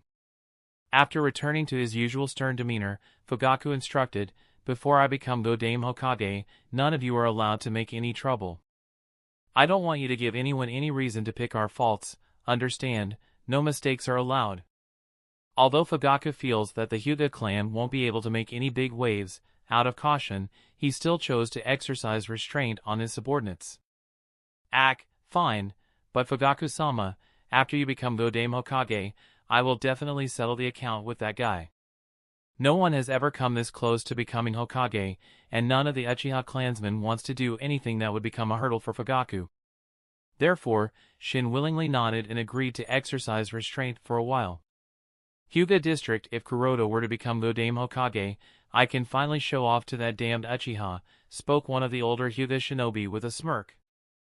Another older Hyuga said with a smile, "Back when I heard that Kuroto has become the principal of Konoha Ninja Academy, I knew that he would have great achievements in the future." Oh man, I was right. Ah. Humph, you are talking about the day he became principal. I knew that he would have great achievements in the future the day I saw Hima introduce him to me as a baby. His eyes had a sense of clarity you cannot expect from a child. Oh, stop it, you two. It doesn't matter how early either of you realized that he would have great achievements. What's important is now. Where is he now? I want to congratulate him on his win, but I couldn't find him anywhere. Come to think of it, I did not see him after the fight, and Yui-chan too. Give the young ones some privacy, the two of them must be together celebrating. It would be impudent to intrude on their private time," said another older Hyuga with a perverted smile. Smack. What was that for, wife? Suddenly everyone laughed. While an amicable discussion was going on among the Hyugas, Kuroto and Yui had rushed to the betting stand to collect the money they won. Somewhere outside Konoha, standing on the edge of a cliff, Obito looked towards the distant Hokage rock. The Godame Hokage election is undoubtedly a major event that concerns all the major and minor organizations and groups in the shinobi world. As the biggest opposition to the authority of the 5 great shinobi villages, Akatsuki is definitely paying special attention to this matter. The leaders of Akatsuki aren't sure if there would be some traps set up by Amatsukami and Konoha to ambush them, so only Obito and Zetsu were responsible for keeping a close watch as both of them are incredibly difficult to kill. At this time, Zetsu came out of the ground and spoke. First stage of the Godame Hokage election is completed. The ones to make it to the next round are Hyuga Kuroda and Uchiha Fugaku. As for the second stage, it was temporarily postponed because the colluvium is badly damaged. Is that so? Muttered Obito with an absent-minded tone. For some reason, the word Hokage always hits him deeply and he would end up remembering the dream he has long buried in his heart. Zetsu added with a smile, who would have thought that the informant you developed in Konoha would end up becoming one of the two candidates. If he continues to give us what we want, then perhaps we will be able to get more information on them, and maybe we will also be able to get our hands on Kyuubi without much trouble. Obito nodded absent-mindedly, yes. Noting Obito's absent-minded tone, Zetsu commented, "You seem a bit strange today." Zetsu's words pulled him back to God, and he snorted, "Humph. I was just thinking how pathetic Konoha has become that they would select someone like Kuroda to be one of the candidates." Zetsu glanced at Obito and added, "I was right, you do seem strange today. You are angry for some reason?" "Angry?" And me, startled, Obito hurriedly shook his head, and explained, "Why would I be angry? I am just laughing at the ridiculous situation before me. When we were in the academy, that guy couldn't even win against me, and now he has become a Hokage candidate? Isn't this absurd?" Zetsu shrugged, "I don't think so. He did defeat Uchiha Shisui using his wit. Sometimes, strength isn't everything. Perhaps he has the brains to be Hokage, that's why he was nominated?" "You." Obito was taken aback by Zetsu's words and did not know how to counter him. Zetsu once again spoke, "Yes, you are behaving very strangely today." Chapter 851, The Only Option. Hokage office. After taking a few puffs of smoke from his tobacco pipe, Sandaime Hokage took a deep breath and asked, "How is Kakashi's condition?" Tsunade sighed and answered, "Kakashi's body, it was burnt too much. All his muscles are damaged, and several bones aren't intact either because of the burden that they had to endure. But well, I did use everything I know in treating him, so he is out of danger, and will make a full recovery, but—" Jiraiya asked in worry, "But what?" "It will take some time for him to recover," answered Tsunade. "How much time to be exact?" questioned Sandaime. Tsunade spoke, "I can't say for certain, but normal recovery should take at least 2 to 3 months under proper care." 2 to 3 months, exclaimed Jiraiya in shock, and added, "This time is a bit." Tsunade shrugged, "His injuries are serious. The fact that he can recover is already a miracle." Nodded Hiruzen with a complicated expression. Elder Koharu sighed, "We really underestimated Uchiha Fugaku." Hiruzen nodded, "Yes, I was shocked too. For a moment, I couldn't even believe my eyes and thought that perhaps someone had put me under a genjutsu. Who would have thought that Fugaku would hide something so important for so long?" Considering the arrogant and domineering personality traits of the Uchiha clansmen, deliberately concealing the existence of one's Manjikyu Sharingan is indeed surprising. After all, Manjikyu Sharingan represents power. The Uchiha revere power. After a while of thinking, Jiraiya spoke, "If you ask me, I think Uchiha Fugaku probably awakened his Manjikyu Sharingan before Uchiha Shisui, perhaps during the Third Great Shinobi War? We can't know for sure, but it is possible," nodded Hiruzen, and added, "But unlike Shisui and Shinichi, Fugaku chose to conceal this fact. I have reports from Umbu that even the Uchiha clansmen were surprised when Uchiha Fugaku used Susanoo. They were not aware of this information either, which means that not just from us, Fugaku probably concealed this fact from his clansmen too." Jiraiya nodded and thought about the reason why Fugaku chose to conceal this information, maybe because of Orochimaru and Minato? By the end of the Third Great Shinobi War, although Konoha barely managed to win and lost a lot of manpower, Minato and Orochimaru shined a lot in it. The high-end combat power of the Hokage faction was just too much, and considering the prejudice the two sides have against one another, it is not a surprise that he chose to keep his Manjikyu Sharingan a secret. Then came Kyuubi's attack on the night the previous Jinchuriki Uzumaki Kushina gave birth to Naruto. The people in power were aware of the fact that Kyuubi did not break the seal on its own. There was someone behind the incident, and someone controlled the fox to create havoc in Konoha that led to the death of hundreds of shinobi. Although no one spoke about it openly, internally, everyone was suspicious of the Uchiha clan. After all, Uchiha is capable of controlling tailed beasts. In such a situation, if Fugaku had revealed his Manjikyu Sharingan, he would have been under suspicion and held responsible for the death of all the people. So, he chose to keep his secret a secret. But now the situation is completely different. Not long ago, the real culprit behind Kyuubi's attack was revealed. It's none other than Uchiha Madara from the Akatsuki organization. The current Uchiha clan is thriving, and their strength and reputation are at their peak. Moreover, the Hokage election seems to be the right opportunity to reveal the existence of his Manjikyu Sharingan in order to demonstrate his strength and show that he is capable of protecting the village so that people would pass their vote to him. While everyone was thinking of Uchiha Fugaku and his Manjikyu Sharingan, Asuma suddenly spoke. I don't think we need to worry about how, why, when, and where Uchiha Patriarch awakened his Manjikyu Sharingan. Currently, we need to worry about the Godame Hokage election. What are we going to do about it? In the face of Asuma's question, everyone became silent and sighed. Nobody seemed to have any idea.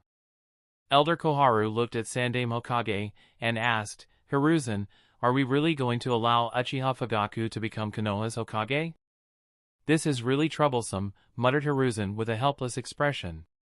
Despite being the longest-serving Hokage of Konoha, and having rich experience in dealing with all kinds of problems, Hiruzen is really stumped at this moment as he has no good solution to their current predicament. This is the main reason why he hurriedly postponed the next stage under the excuse of the Colosseum's damage.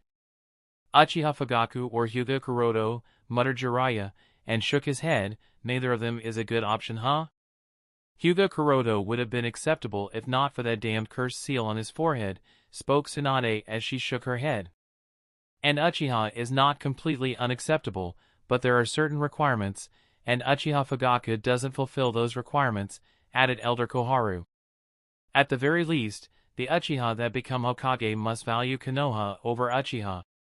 The Hokage faction is currently facing a multiple-choice question, with Uchiha and Hyuga as the answer. The problem is, neither option is correct for them. Asuma spoke once again. Even if neither of them is unacceptable, we don't really have any say in the matter. We have to make do with what options we have. Since Uchiha Fugaku is completely unacceptable, it has to be Kuroto, although that cursed seal is problematic. What other choice do we have? It's either him or the Uchiha. Jiraiya shook his head. It's not so simple. Considering the current state of the shinobi world, how can the position of Hokage be entrusted to someone whose life and death are in someone else's hands? The safety of Konoha can be compromised. The safety of Naruto might be jeopardized. Making him Hokage is too risky. If it's the main family of the Hyuga clan, I don't think we need to worry. They are already afraid of him, and I doubt that would change once he becomes Hokage, and we can try to negotiate things with the Hyuga Patriarch. Even if the cursed seal cannot be removed from his forehead, we can try to make them give up the control on him. Spoke Asuma with a thoughtful expression. He didn't think that they have to worry about the main family of the Hyuga clan. I doubt whether it's really possible to make them give up the control. Moreover, Hyuga are not the only ones we have to worry about. Even if they dare not do anything to him on their own accord, there is always a possibility that someone else will coerce them, spoke Tsunade as she shook her head. Elder Koharu nodded. Yes, the life and death of Hokage should not be in someone else's hands. Asuma sighed. I know, but as I said, do we really have any other option? Kakashi has already lost. So, we have to make do with what we have in front of us, and added, the next fight is between Kuroto and Uchiha Fugaku. I don't know whether he will be able to defeat the Uchiha Patriarch the way he defeated Uchiha Shisui, so we must make our move while we have time, otherwise, it will be too late, and what everyone fears the most might happen. In the face of Asuma's reasoning, everyone was left speechless. At this moment, Sandaime finally spoke. Asuma is right. we have to make do with what options we have and compared to Uchiha Fugaku. Hyuga Kuroda is the only option to go. Tsunade asked, even if that's the case, there is still a possibility that he might not be able to win against Uchiha Fugaku. I doubt that the same method will work on him. That man will definitely take precautions against poisons. Hiruzen nodded, I know, and spoke, but there is nothing to be worried about because the two of them won't be fighting each other. Elder Koharu asked in confusion, what do you mean? I don't know whether Hyuga Kuroda can win against Uchiha Fugaku, but I know that he cannot lose. If he loses, then nothing can stop the Uchiha from becoming Hokage, so Hyuga Kuroda cannot lose, at any cost, and added after a pause, therefore, I will make sure that he doesn't lose. More confused, Elder Koharu asked, and how are you going to ensure that he doesn't lose? By making sure that there is no fight between them, answered Sandaime with a smile. Tsunade immediately understood the meaning behind Hiruzen's words, and asked, you mean to say that you want to skip the next fight and directly move to the voting phase? Sandaime smiled, indeed. Uchiha clan may have caught them by surprise with their strength and beat the Hokage faction in the first stage of the Hokage election, however, politics is not their stage and has never been their field of expertise. Chapter 852, Shirsui's Worries. Uchiha District Patriarch, this was specifically customized for you. Spoke one of the Uchiha clansmen as he respectfully handed over a black piece of cloth to Fugaku. Confused by his subordinate's actions, Fugaku received the black cloth and unfolded it. Other than the emblem of fire, the characters of Godame Hokage, the black piece of cloth also had the emblem Uchiha clan on it. This is... muttered Fugaku in surprise. Patriarch, this is the Hokage Haori, how is it, do you like it? Asked another Uchiha clansman. After a moment of thinking, Fugaku tried the Haori and found that it fit him well, the size is right, and the feel is good too. I like it. Fugaku did not think that there is anything wrong with him wearing the Hokage Haori this early, or with the fact that his subordinates went as far as to customize Godame Hokage's Haori for him. Download app. In Fugaku's view, his ascent to the position of Konoha's Godame's Hokage has been assured, and it's only a matter of time before Sandaime Hokage steps down and he takes charge of the village. With this in his mind, Fugaku did not take off the Haori, and sat down in his position as he questioned one of his subordinates, so, did you confirm what I asked you to? When will the next fight? The Uchiha in question replied, although there is no official statement from the Hokage building, so we can't know for sure. I did ask the shinobi repairing the Colosseum, it should take about a week or two to finish the repair and strengthen it for the final fight. A week or two, murmured Fugaku with a thoughtful expression. 1 week seemed a bit too long for him. Fugaku did not want to wait this long. After he revealed his Manjikyu Sharingan and defeated Kakashi, he felt that sweet taste of power that was almost in his hands. And now he can't wait to become Hokage. But of course, even if he doesn't want to wait that long, Fugaku doesn't have much say in the matter, so he could only sigh and wait. After a while of thinking, he asked another question, are there any movements from the Hyuga clan? The Uchiha Jonin shook his head. The Hyuga clansmen were celebrating Hyuga Kuroda's victory, but there was nothing eye-catching.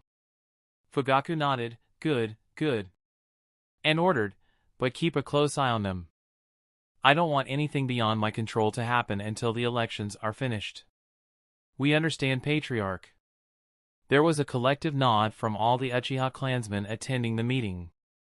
With that out of the way, Fugaku thought about another problem as for Hyuga Kuroda, and ordered, call Shisui and Sasuke. I want to have a few words with the two of them. Fugaku didn't think that Hyuga Kuroda would be able to pose any threat to him, but out of caution, he decided to ask a few things about him. There are a few things that he will have to deal with when fighting Kuroda, so it's better to be prepared. Shisui has all the information he needs, and Sasuke will be able to tell him a few things about the giant board that Hyuga Kuroda gave to his disciple. It's possible that Kuroda might use that giant boar in the fight.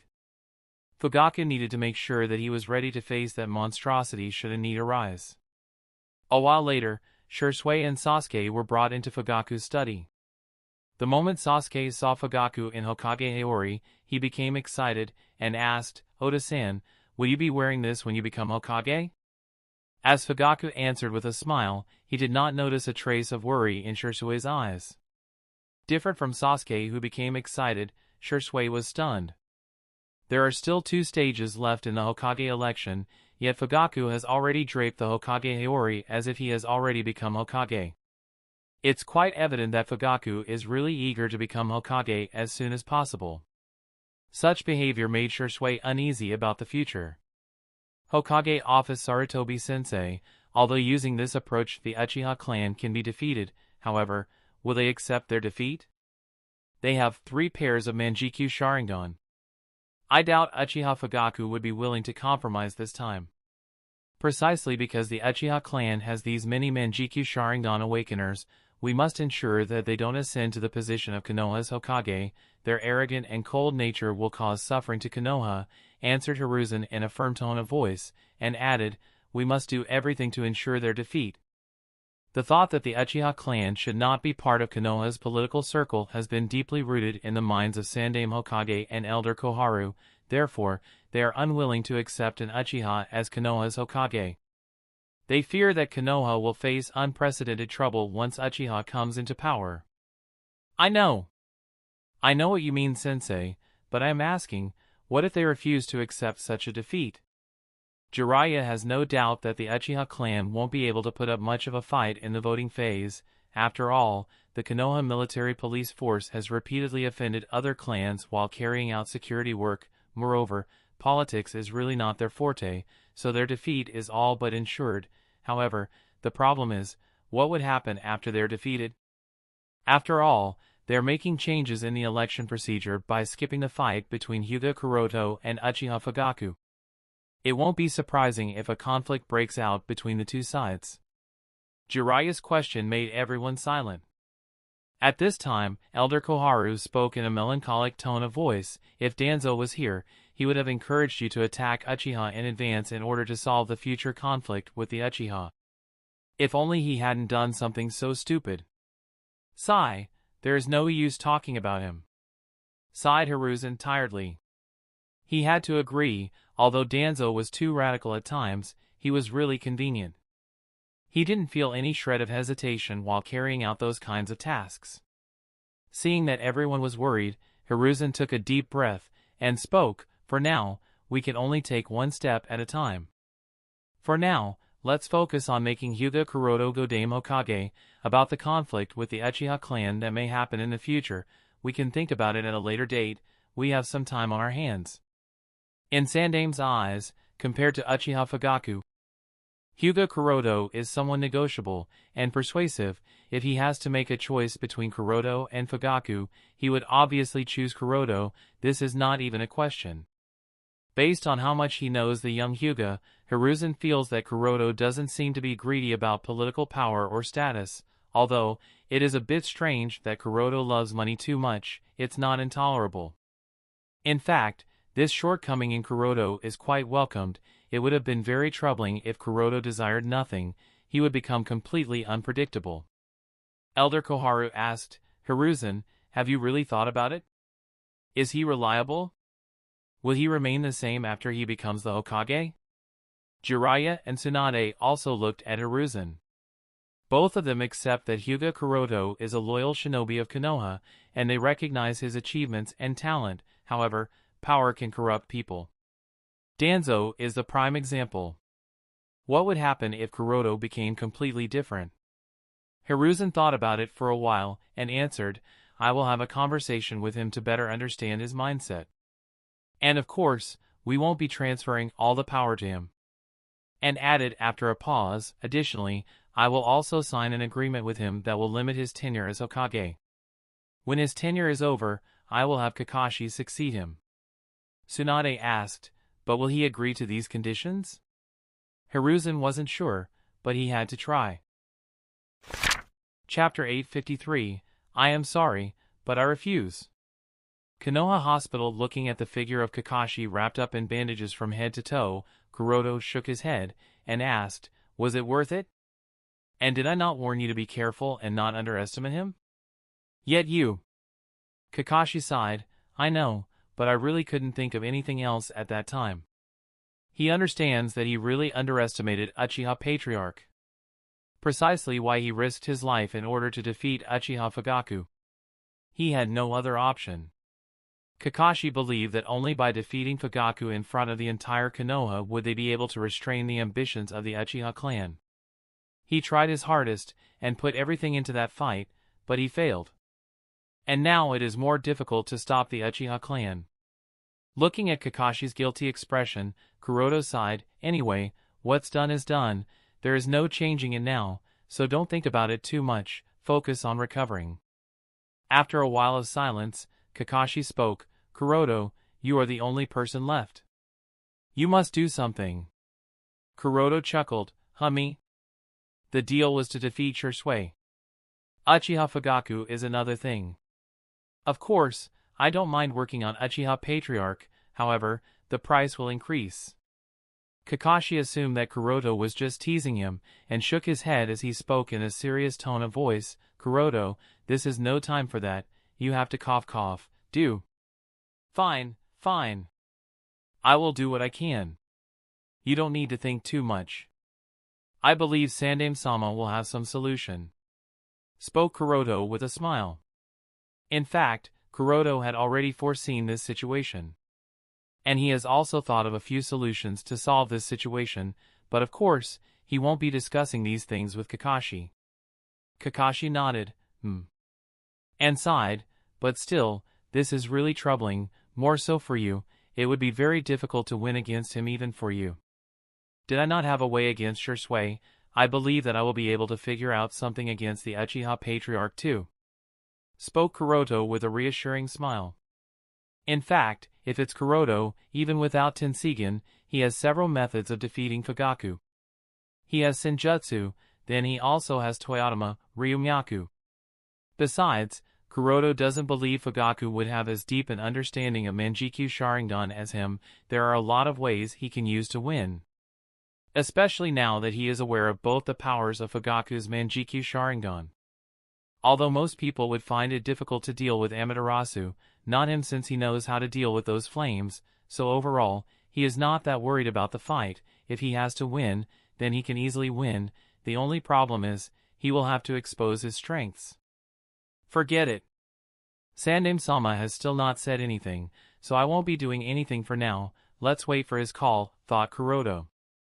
After a while, Kuroto left Kakashi's ward. In addition to visiting Kakashi to check up on his condition, Kuroto had one more purpose behind coming to meet him. He wanted to use this opportunity and collect Kakashi's tissues. The development and cultivation of Earth Chakra Nature Clone is almost complete, so he has to plan ahead. Naturally, now he has to think of the next clone he is going to create. There are only 2 chakra natures left: Lightning and Yang. It cannot be Yang clone yet since Kuroto is still understanding the Yang chakra nature and experimenting with Hashirama cells. He is not confident in successfully developing the Yang clone at this point, maybe in the future, but not now, so the next clone has to be the Lightning chakra nature clone. Normally, Kuroto would have chosen someone like Darui with a lightning-based Kekkei Genkai, since that way it would be easier to develop and cultivate the lightning clone to the optimum strength and state. However, he doesn't need to worry about these things now. Over the course of the past decade, he has made continuous progress in the field of cloning. At the same time, he has rich experience in developing Kekkei Genkai and Kekkei Tota from scratch. Therefore, he doesn't need to necessarily take cells of someone with Kekkei Genkai. Kuroto believes that as long as he is given enough time, he will be able to develop most of the Kekkei Genkai from scratch. Of course, the likes of Sharingan, Byakugan, and Rinnegan are not counted as they are exceptions, and cannot be learnt.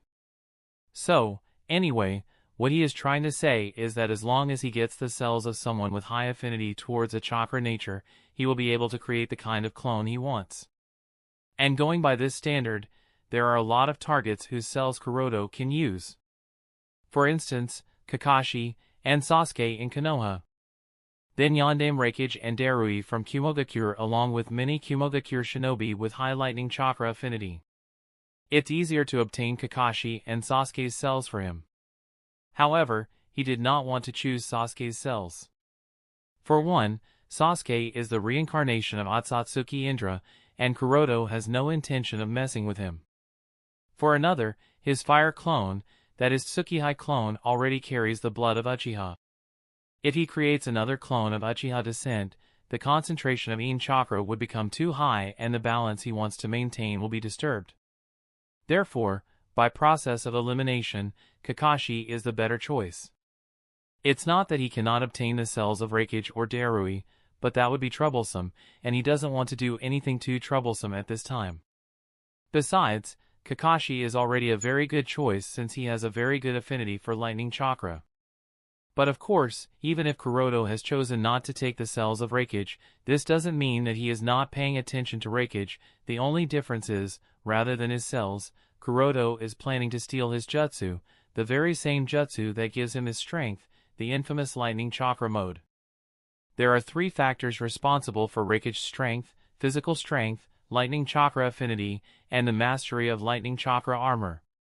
Kuroto doesn't need to worry about the aspect of physical strength. His physical strength is much higher than Reikage, and Kakashi's cells have the necessary affinity for the lightning chakra. The only thing that he needs to pay attention to is the lightning chakra armor used by Reikage. As long as the 3rd requirement is fulfilled, he would be able to complete the development and cultivation of lightning chakra clone easily. Now how do I get my hands on the lightning chakra armor of Kumogakure? He thought as he carefully sealed the samples of Kakashi's cells and a sealing scroll and left Konoha Hospital. The 100 million ryo he received from Sandaime-sama in exchange for defeating Shisui, and the money he made from betting in the previous stage have earned him the funds that he was lacking.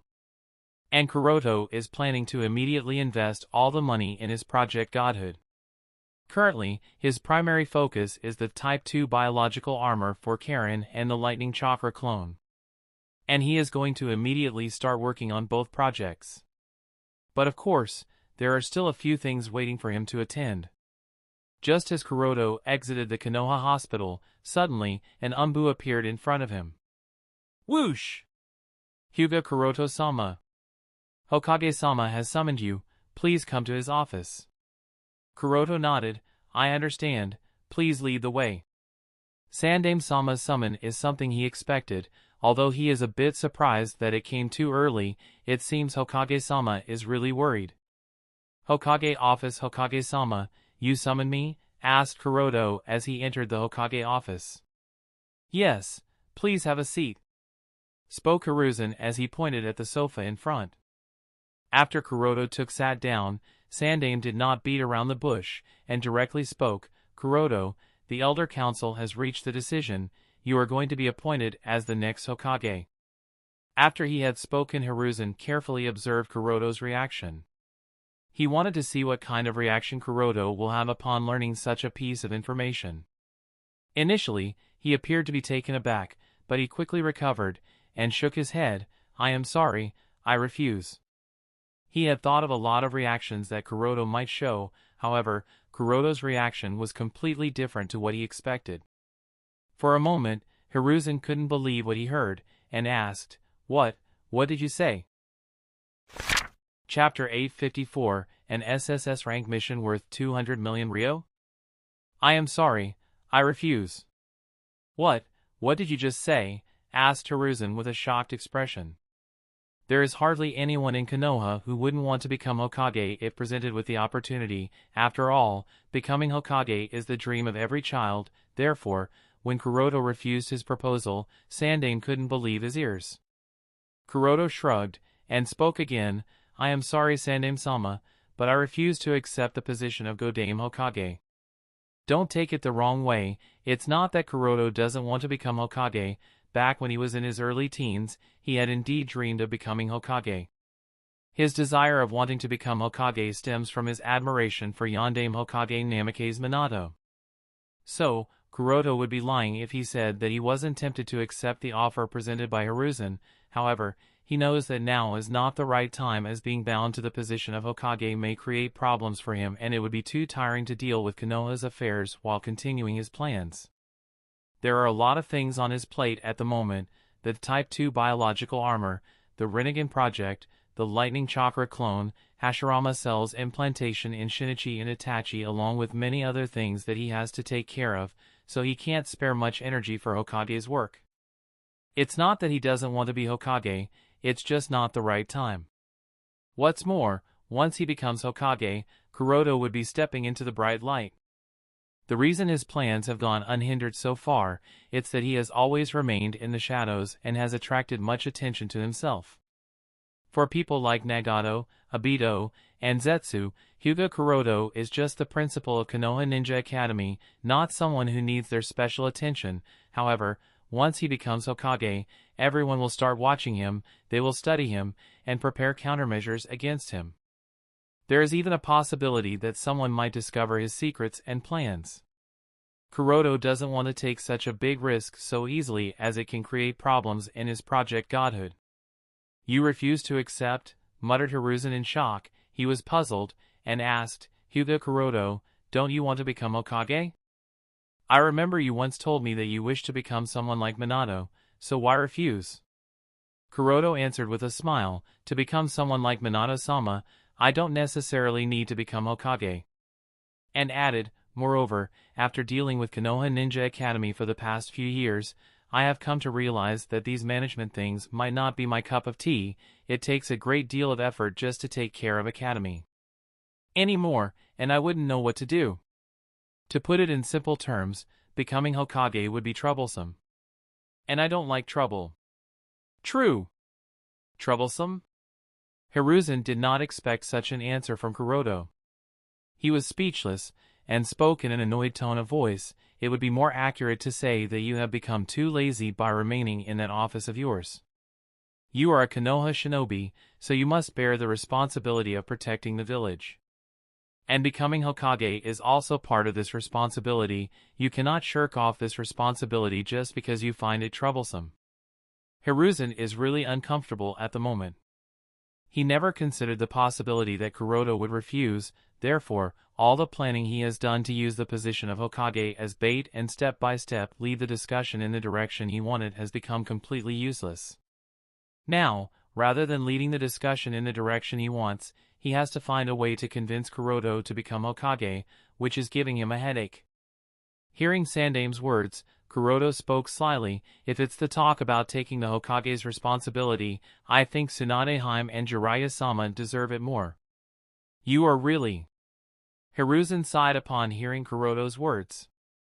If Jiraiya or Tsunade were willing to take charge and accept the responsibility of Konoha's Hokage, the Hokage faction wouldn't be facing such a predicament. Sandane tried to convince Kuroda with talk and reasoning, however, Kuroda remained unmoved. Being repeatedly refused, although Hiruzen was a bit annoyed and angry, he started to feel that Kuroda was really suitable for the position of Hokage, and once again spoke, "Kuroda, given the current situation I really cannot allow you to refuse. You were nominated as one of the candidates, and you won against Uchiha Shisui. Since you have already come this far, then you have to accept the responsibility of Hokage. You have no other choice." "But I am not the only Hokage candidate," muttered Kuroda with a playful smile. Hiruzen was speechless. "You—" And he doesn't know what to do anymore.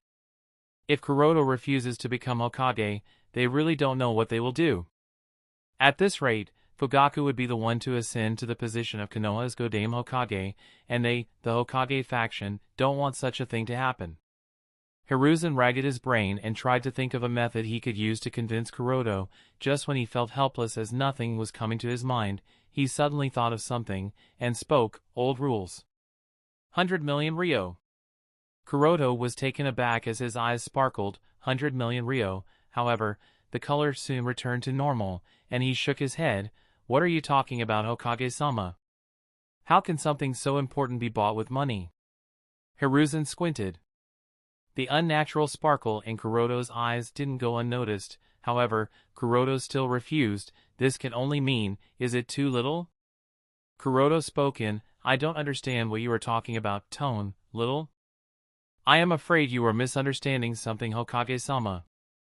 "I see," nodded Hiruzen, and spoke after a minute of silence. "How about 120 million? Hokage-sama, this isn't about money." "Still not enough. What about 130 million? Hokage-sama, this is really 140 million. This matter concerns Konoha and the rest of the shinobi world, money can't. Oh come on kid, just how greedy are you, spoke Hiruzen in annoyance, and added, you must become Hokage. Using my authority as Sandaime Hokage of Konoha, I am entrusting you with the mission of becoming Konoha's Hokage, and you must complete it. Then he added after a pause, the rank of this mission is SSS, a mission that has never appeared before, therefore, you are allowed to name your price. 200 million Ryo in hard cash for accepting the mission, and 10 million Ryo will be my monthly salary, spoke Kuroto after a while of thinking. 200 million Ryo in advance and 10 million Ryo per month, muttered Sandaime and gritted his teeth. All right, you have got your deal, however, you have to work hard during the election campaign. I don't want to hear any complaints. I can work hard now that I have a motivation. Nodded Kuroto with a smile as he stood up. Just before he turned around to leave, Kuroto suddenly said, by the way Hokage-sama, I will not be dealing with all the paperwork as well as management affairs. You must employ someone to deal with those things. Don't worry, the Elder Council will manage these things. Nodded Hiruzen. In fact, this is exactly what he wanted. This way, even if Kuroto is the Hokage, he wouldn't have too much power in his hand.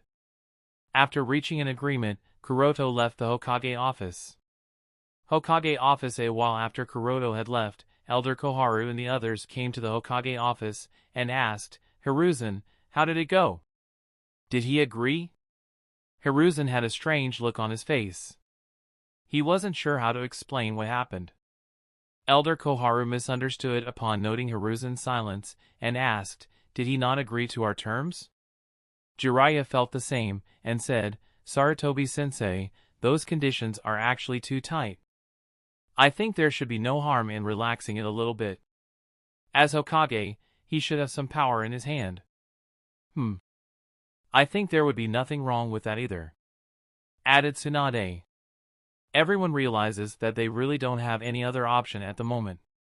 Rather than handing over the entire authority to the Uchiha clan, it would be better to transfer some power to Kuroto. Sandaime shook his head. That wouldn't work. Hearing Hiruzen's words, Elder Koharu was confused and asked, what exactly does he want then? Tsunade and Jiraiya were also puzzled and looked at the man in question. Hiruzen sighed and explained, that kid, he did not want to become Hokage at all. I had to spend 200 million in advance and promise him a salary of 10 million Ryo to convince him. And even after that, he did not want too much power. The kid straight off refused to deal with the paperwork and management affairs. What? Tsunade froze in place. Why did I not think of this method? Chapter 855, Fugaku's Dissatisfaction. Having reached an agreement with Hyuga Kuroto, Sandaime Hokage released the details about the next stage of the Hokage election. The next stage is going to be the vote of confidence? What about the fight between Hyuga Kuroto and Uchiha Fugaku? Such a question rose in people's minds as they read the notice pasted on all the notice boards. This was a surprise for many, and obviously, not everyone was willing to accept such a decision. The Uchiha clansmen are of course angry with such sudden changes. Obviously, none of them except for a few, the ones who are aware of the reality, believe that Hyuga Kuroto would be able to defeat their patriarch in a fight, so they have regarded their patriarch as the next Hokage of Konoha. But of course, they are also aware of the fact that Sarutobi Hiruzen and the rest of the Hokage faction don't want Uchiha to ascend to power, and now that Hatake Kakashi has been defeated by Fugaku, the people of the Hokage faction don't have many options, so they are using unfair means and bending the rules of the Hokage election just so that they can defeat the Uchiha. Dissatisfied with the sudden changes, Fugaku burst into the Hokage office. Sandaime-sama, what is the meaning of this? Hiruzen raised his head and looked at Fugaku in confusion as he asked, what do you mean, Fugaku? I am afraid I don't understand what you are talking about. Fugaku glared at Hiruzen and roared in anger, don't try to play a fool, you perfectly understand what I mean. Why was the second stage of the battle cancelled, and now the vote of confidence? I will never agree to this. Hiruzen nodded as if he just understood, and smiled as he explained, Fugaku, you see, the vote of confidence, it is part of Konoha's tradition and the very foundation of Konoha's power system. Only the person who has won the vote of confidence will ascend to the position of next Hokage. Fugaku shook his head and pointed out, but did we not reach an agreement in the previous Konoha Council meeting and set new rules for elections? Everyone had agreed to it, so how can you change it all of a sudden without informing the council? Sandaime did not deny Fugaku, and nodded, yes, you are correct. The first stage of the election was going to be a test of strength. Fugaku immediately questioned, so then how can you? Answered Hiruzen, however, it was never stated that there will be a battle between the winners of the first stage. And added after a pause, moreover, the purpose of the battle was to test the strength of candidates, which both you and Hyuga Kuroto passed. Your strength is recognized, so naturally, the next stage is the vote of confidence. No, that can't be. Everyone agreed with the new rules. The candidates who won in the first round were supposed to fight for the position of Hokage, retorted Fugaku, but there wasn't much confidence in his words. Hiruzen shook his head, no, that's not the case. And added, perhaps someone exaggerated some things, leading to mass confusion.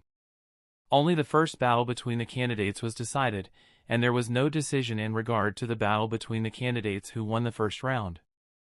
Fugaku was at a loss. How can this be?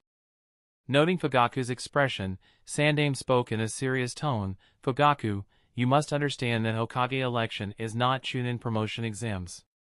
To become Hokage, strength and wit are of course important, but these are not the only conditions. Unless someone is recognized by the people of Konoha, they cannot become Hokage. After all, to be Hokage means to be accepted by the people of Konoha as their leader. Therefore, the vote of confidence is extremely important and no aspirant can cross this stage. Fugaku said coldly, Sandaime-sama, this was not agreed upon.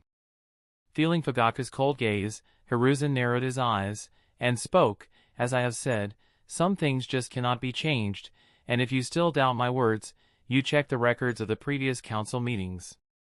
There was only a promise of including the aspect of combat in order to test the strength. There was no decision in regards to the vote of confidence. Seeing Hiruzen's confidence, Fugaku frowned and recalled the details of the previous council meeting. Damn it, it seems that he had planned this from the beginning. It was indeed as Hiruzen has said, although the Hokage faction had agreed to include the aspect of strength, there was no mention of how much part it will play in the elections. Feeling that he overlooked such an important detail, Fugaku was annoyed. But it couldn't be helped. That was the first time Fugaku had openly challenged the authority of the Hokage faction, so obviously, he was extremely tense and overlooked some of the important details. Because of his carelessness, a loophole was left. Now Sandaime has taken advantage of the loophole to bend the rules of the Hokage election, and this infuriated him. Noting Fugaku's anger, Hiruzen knew he couldn't stimulate him too much, and said, in any case, the vote of confidence is going to be held, and that's final. Nothing is going to change this. I believe that as the patriarch of the Uchiha clan, you should have no problem against Hyuga Kuroto, right? Fugaku gave Hiruzen a cold look, then left the Hokage office without saying a word. As the door of the Hokage office was closed, Hiruzen finally breathed a sigh of relief. Although he appeared calm and collected facing Fugaku, deep down, Hiruzen was extremely nervous. But be that as it may, as the leader of Konoha, he couldn't show weakness in front of Fugaku. Fortunately, Fugaku is still the man he has known for years. Even if angry and dissatisfied, he still chose to compromise. Of course, Fugaku's compromise is not without reason. He believes that even in the vote of confidence, Hyuga Kuroto, who is only a member of the branch division of the Hyuga clan, shouldn't be able to put much of a fight against him, who is the patriarch of the strongest clan. Therefore, even if the fight between him and Hyuga Kuroto has been cancelled, he will still win the election. And so the two sides started to build momentum for their respective candidates. The Uchiha clansmen started to campaign for the patriarch. It was a sight to behold as the proud and arrogant Uchihas lowered their heads in front of the other clans and asked for their support in the vote of confidence. Of course, the Uchihas weren't the only ones campaigning for political support. The Hokage faction was also doing everything they can to make sure Hyuga Kuroda wins the election. In the midst of these campaigns, one of the main protagonists, Hyuga Kuroda, was not present at all, as he had long since left the village without alerting a soul, and made his way to Anchor Vantion. Kuroda isn't worried about the Hokage election. Ever since Sandaime Hokage struck a deal with him, Kuroda knew that the position of Hokage is his. When it comes to political maneuverings, there is hardly a single soul in Konoha who would be able to win against Sandaime Hokage. Therefore, the position of Hokage is going to be his. Of course, Kuroda isn't much interested in the position of Hokage at this time. His focus is on his projects. The Hokage election is just a side quest, not the main quest of the storyline. Feeling that he overlooked such an important detail, Fugaku was annoyed. But it couldn't be helped. That was the first time Fugaku had openly challenged the authority of the Hokage faction, so obviously, he was extremely tense and overlooked some of the important details. Because of his carelessness, a loophole was left. Now Sandaime has taken advantage of the loophole to bend the rules of the Hokage election, and this infuriated him. Noting Fugaku's anger, Hiruzen knew he couldn't stimulate him too much, and said, "In any case, the vote of confidence is going to be held, and that's final. Nothing is going to change this.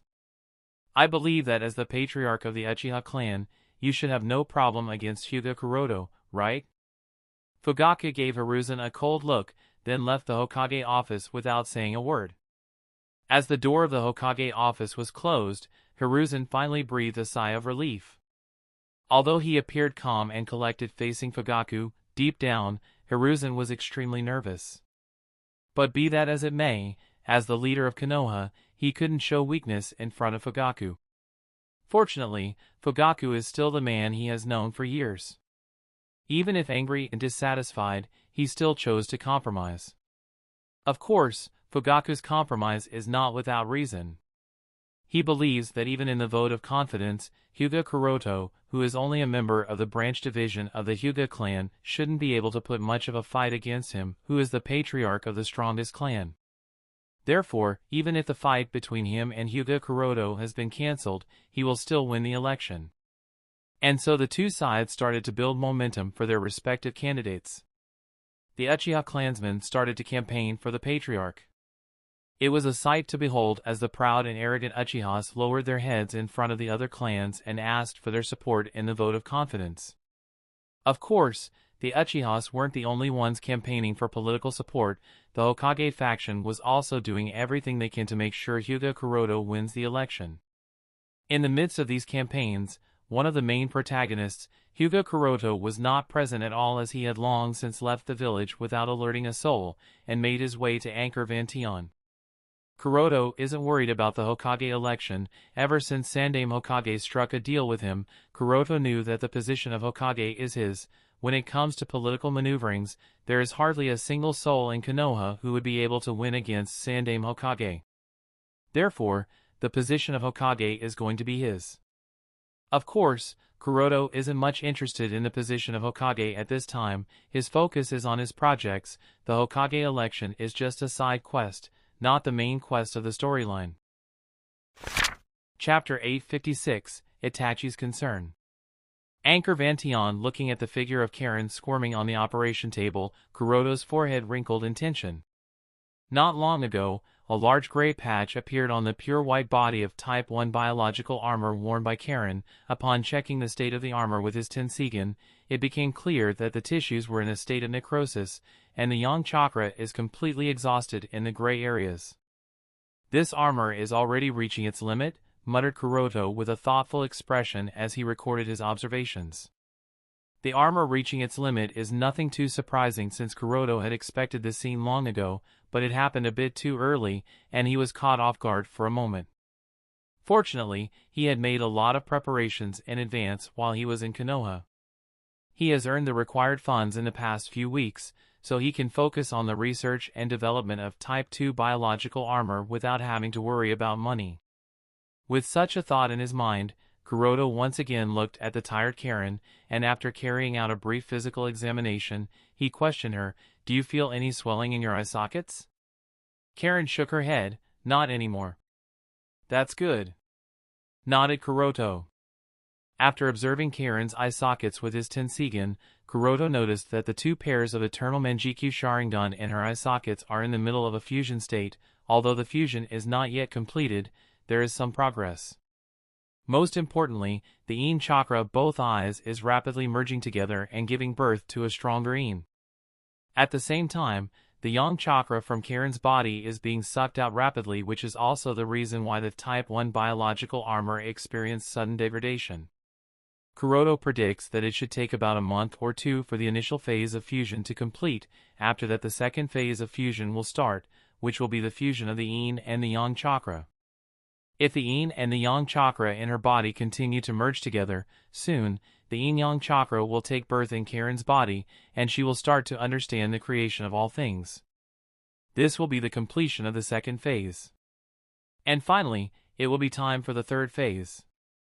In the third phase, the Yin-Yang chakra in her body will undergo qualitative improvement.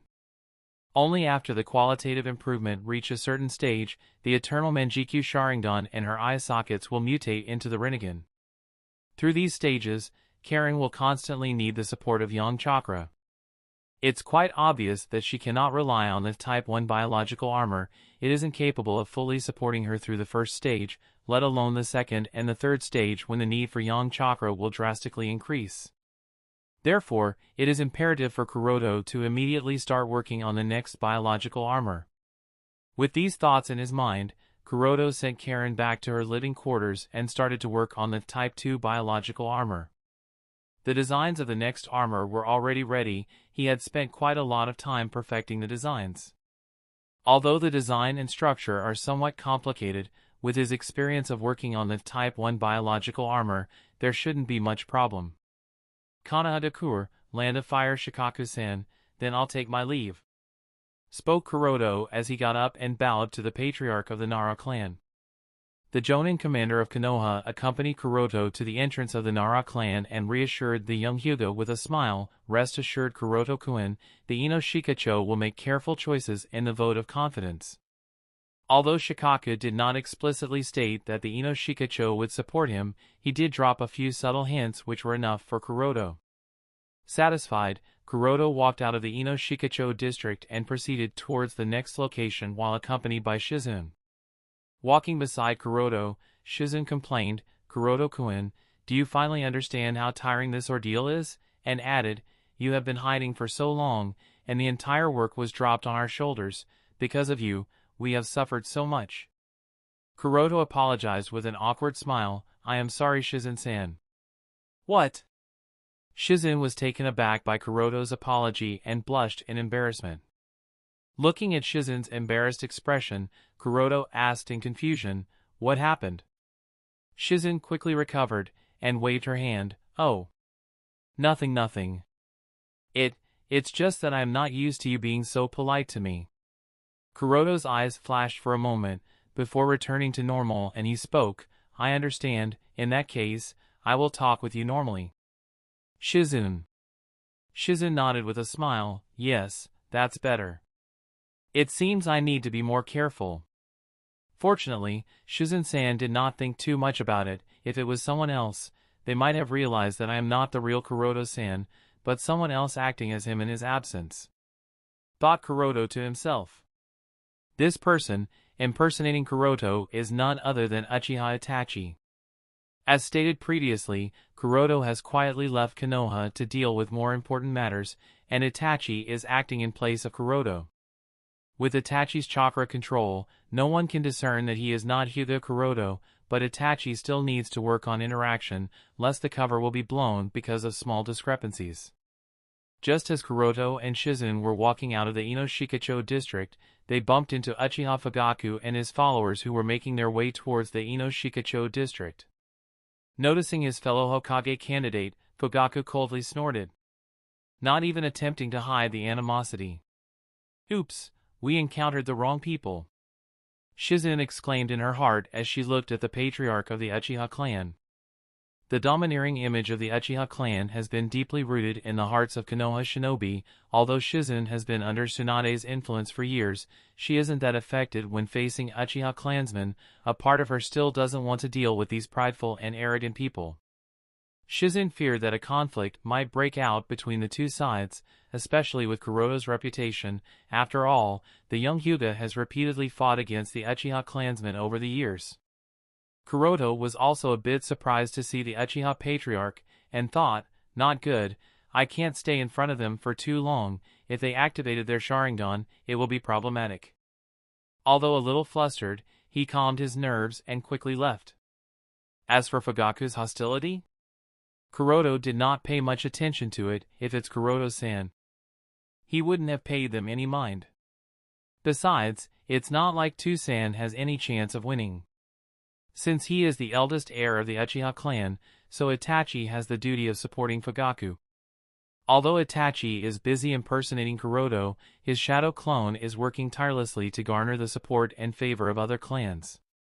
Precisely why, Itachi knows that his father doesn't have any chance of winning the vote of confidence. There is a subtle difference in the treatment that he received when he visited a clan as Uchiha Itachi and Hyuga Kuroto. It's not that he was mistreated, or people behaved rudely, it's just there was a sense of alienation. Something he did not feel when he visited as Hyuga Kuroto.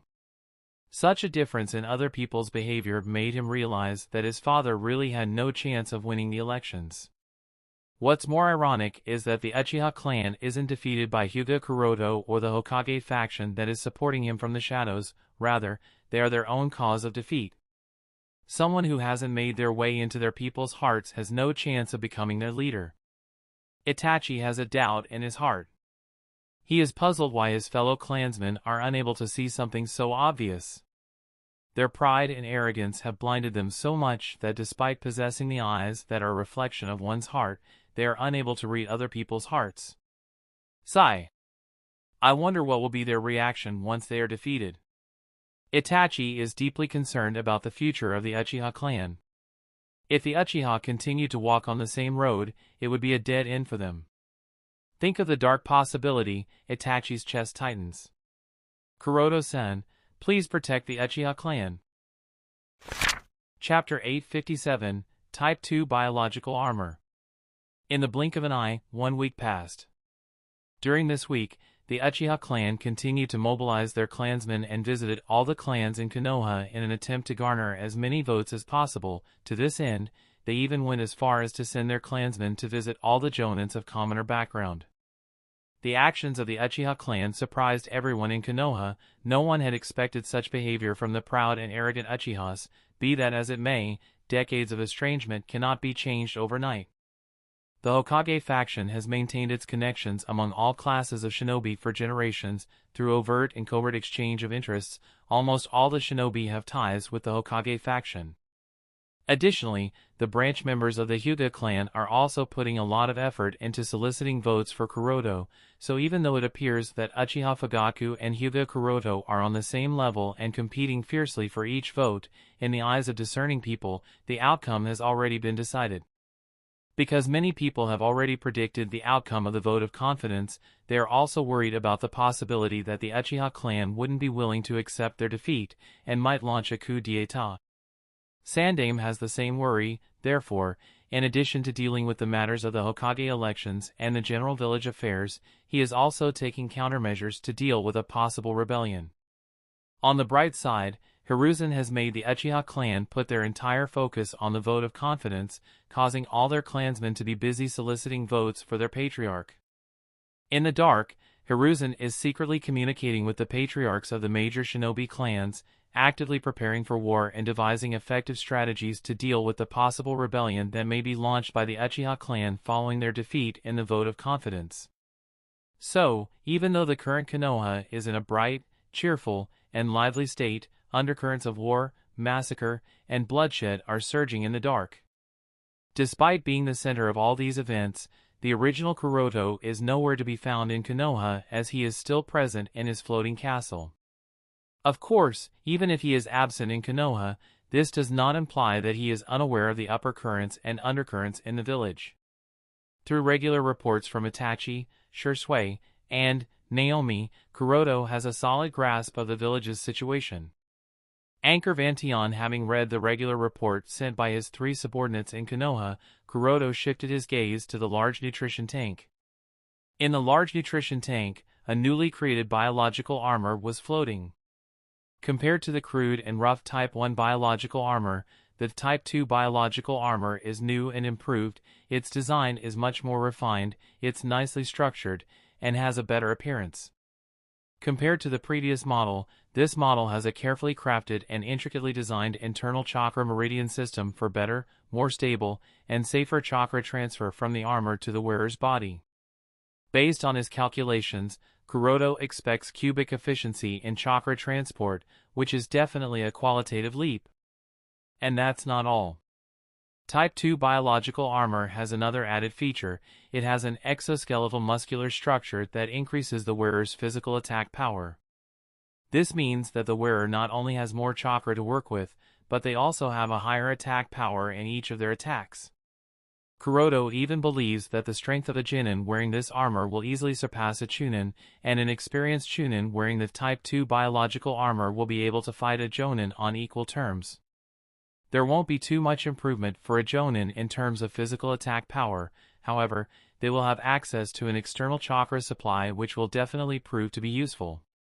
The Type 2 biological armor is revolutionizing, and it wouldn't be wrong to say that the added exoskeletal muscular structure has transformed the Type 2 biological armor from just a source of external chakra supply to a veritable armor that can be used in battles between shinobi.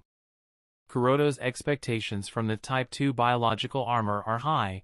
After all, this is not a semi-finished product that was prepared hastily in order to cope with a sudden emergency. Rather, it is the crystallization of his knowledge of biotechnology and chakra that he has acquired in the past 2 decades of his life.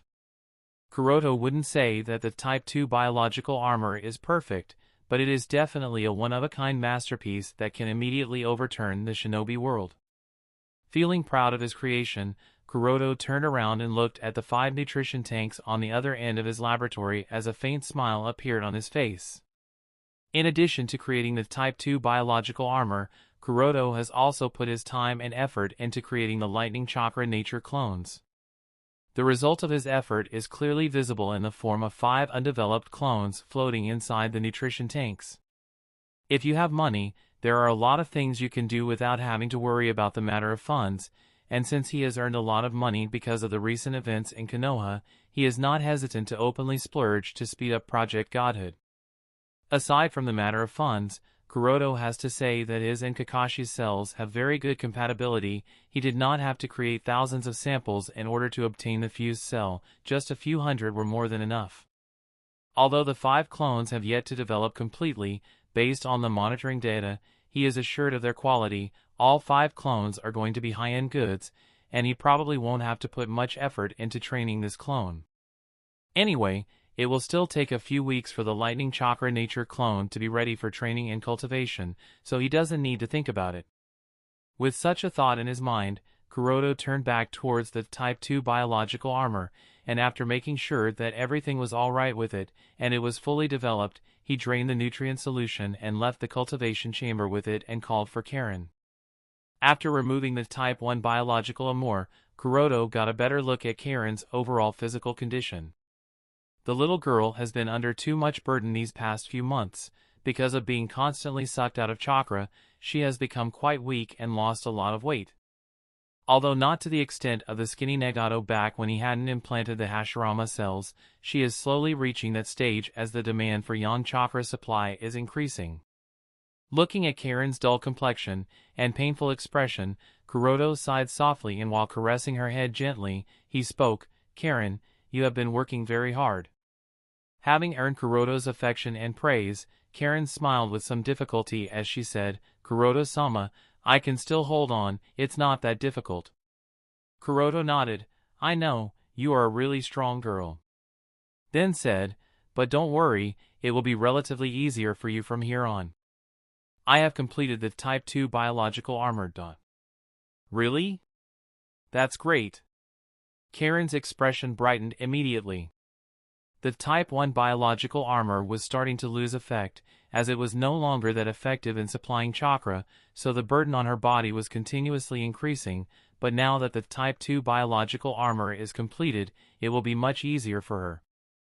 After cleaning up her body, Kuroda made Karen wear the Type 2 biological armor.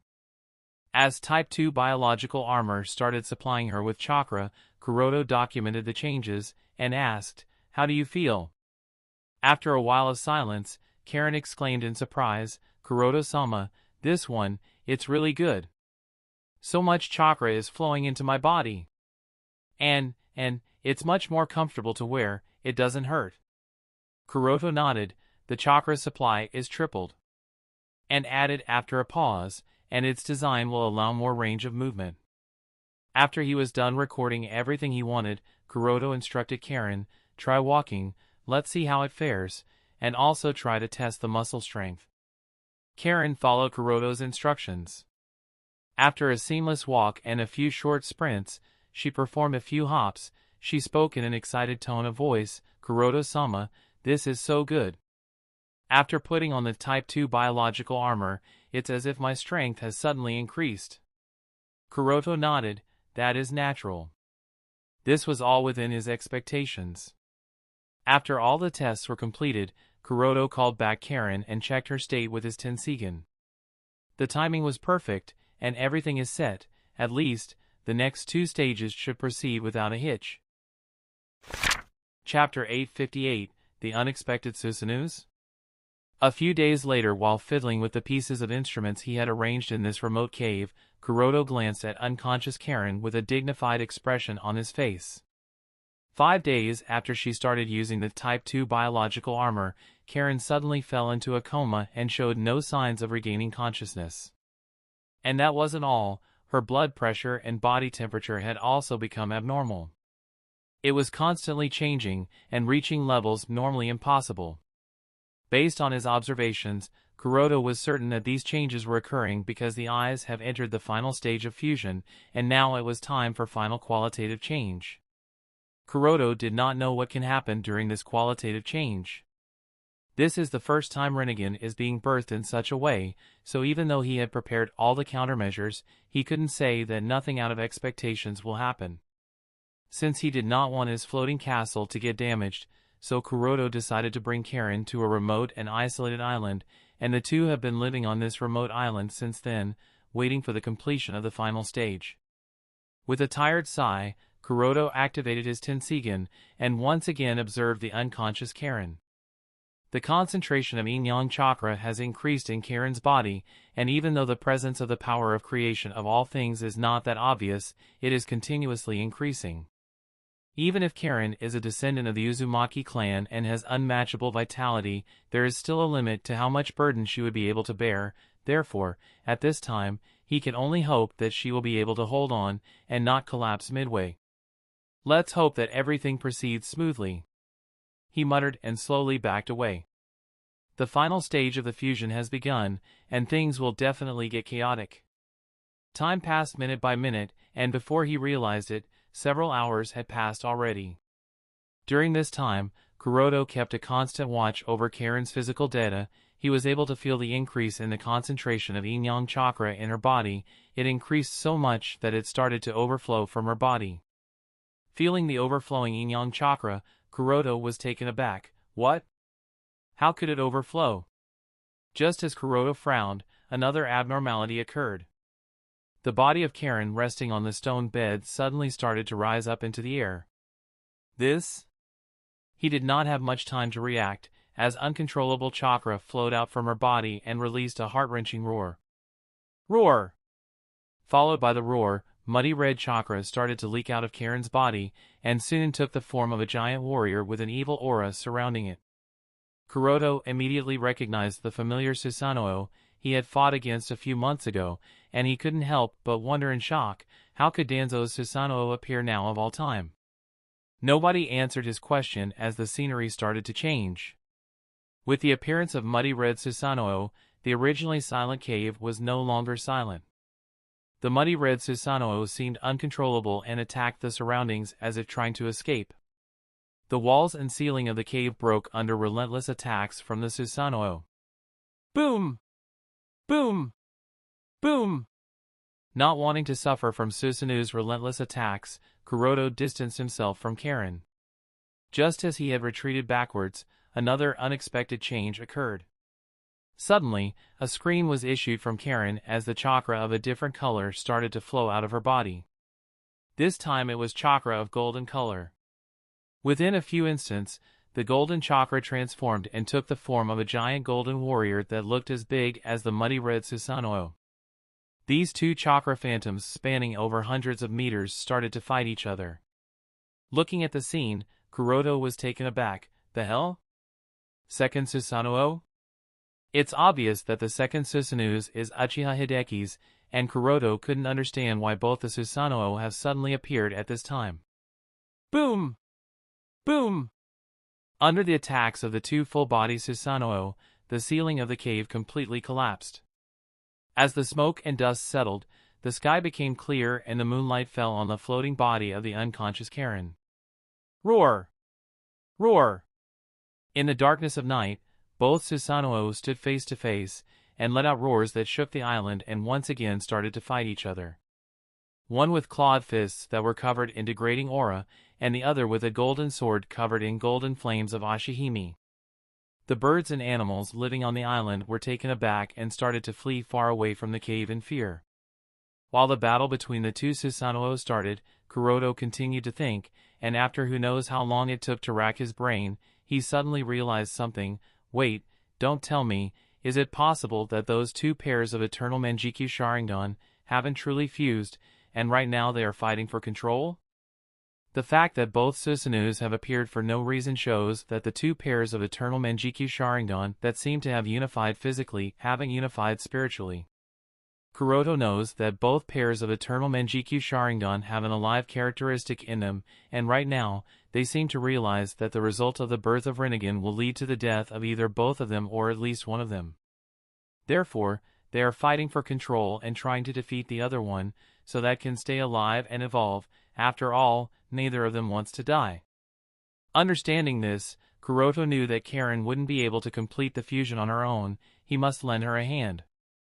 Since neither of you wants to die, then let me help you. With this in mind, Kuroto weaved a few hand signs, as a cyan chakra swapped around his body. Tenseigan Chakra Mode. Chapter 859, Eliminating the Two Susanuos. Tenseigan Chakra Mode.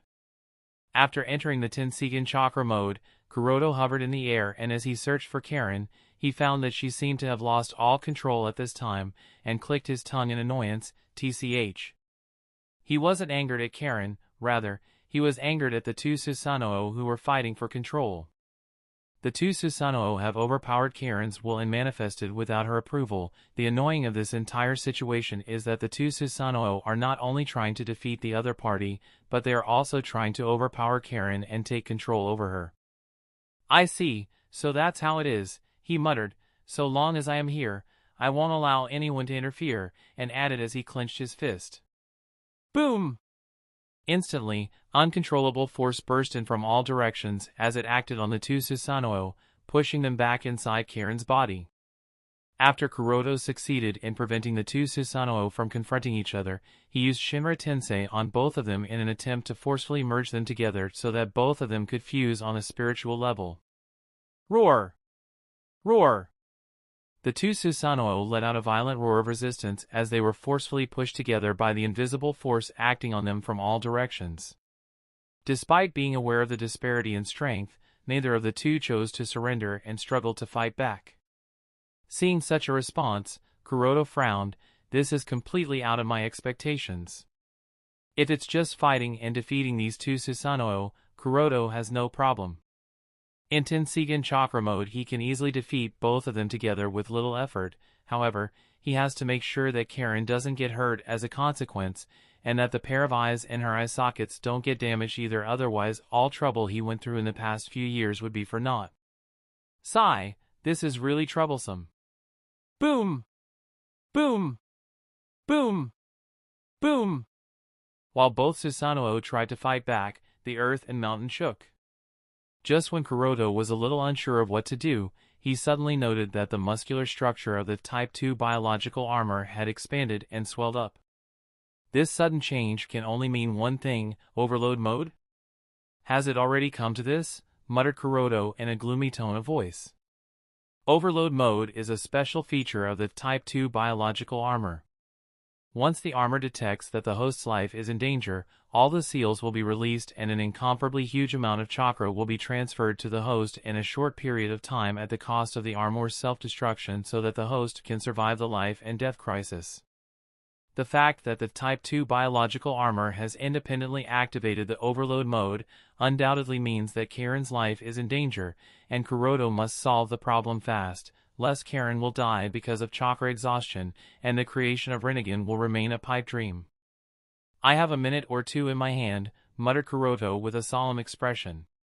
Being the creator of Type 2 biological armor, Kuroto knows very well that the overload mode of the armor can last a few minutes in normal situations, and about a minute or two in the worst situation. The current situation will be defined as the worst of the worst, so at most, it will last about a minute, and it will become completely useless after that.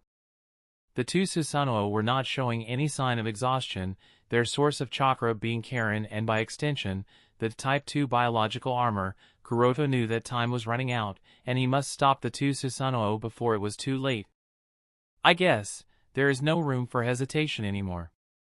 With such a thought, Kuroto made up his mind, his eyes turned cold, and as he decided to no longer hesitate, several truth-seeking orbs manifested behind him.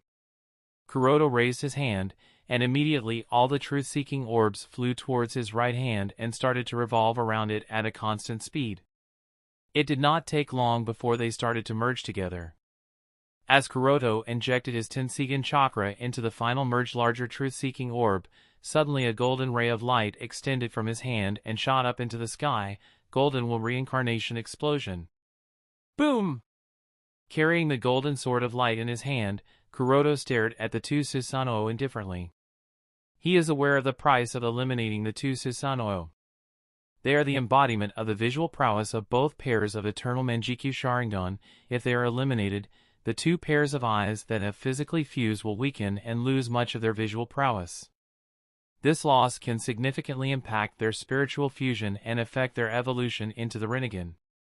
Be that as it may, Kuroto must put an end to their fight by eliminating it because the consequences of not doing so are more troublesome. The two Susanoo are rapidly sucking out chakra from Karen's body, and if they continue to do so, even with the overload mode supporting her, she will die. Kuroto can't allow Karen to die at such a time. He needs her to be alive as his last insurance in case he fails in the first attempt of the Chimera ritual. With that in mind, Kuroto coldly looked at the two Susanoo and spoke, "Since both of you do not wish to surrender obediently, then there is only one option for you: die." Sha! Boom! He slashed the golden sword of light and cut both the Susanoo from below their waists. The two Susanoo tried to resist, but the power of the golden will reincarnation explosion that is made up of several truth-seeking orbs and extremely powerful Tenseigan chakra is not something they can resist or fight against. And so, under the cutting power of the golden sword of light, both the Susanoo were instantly chopped in half. Click! Click!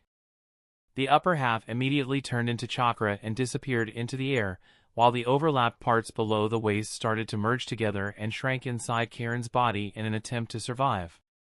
As both Susanoo disappeared, Karen's body, which was floating in the air, fell back on the stone bed and passed out again. HA. While taking deep breaths, Kuroto dispersed the Tenseigan chakra mode and hurried towards Karen with a worried expression. He had to make sure that she was all right. Chapter 860, The Birth of Rinnegan. As Kuroto made his way towards Karen, he couldn't help but think, I hope the remaining visual prowess and chakra supply is enough for the evolution. From a distance, he could see that the medical equipment connected to her body was either broken or destroyed, so getting real-time accurate data of her body would be a little difficult. Be that as it may, he noticed that Karen's breathing seemed to have returned to normal, and different from a while ago, she is taking deep and gentle breaths. Moreover, the Type 2 biological armor has also exited the overload mode midway, which means her life is no longer in danger. At the same time, all the yin-yang chakra and the power of creation of all things that was overflowing out of her body had also stopped and slowly returned back to her body. This is another good news. Noting these details, Kuroto had calmed down and quickened his pace. As soon as he arrived near the stone bed, the first thing Kuroto did, after checking Karen's physical status including her heart rate and her pulse rate, was to open her rightly shut eyelids and check the status of the pair of eyes in her eye sockets. Although the pair of eyes were still eternal Manjikyu Sharingan, the pattern on it had become rather complex, and there were obvious signs telling him that it was close to evolving. This scene reminded Kuroto of the time when Danzo's pair of eternal Manjikyu Sharingan was close to evolving into the Rinnegan. Is there a need for a trigger for the evolution, something that would impact her emotionally? He wondered looking at the sleepy Karen. Based on his memory of the Canon, Hagoromo awakened his Rinnegan under emotional stimulation by the death of his brother. I wonder. While Kuroto was a little distracted, the pattern inside Karen's eye became more and more distorted, and soon straight lines of lilac color started to appear in them. Noting this change, Kuroto froze. It seems there is no need for emotional stimulation.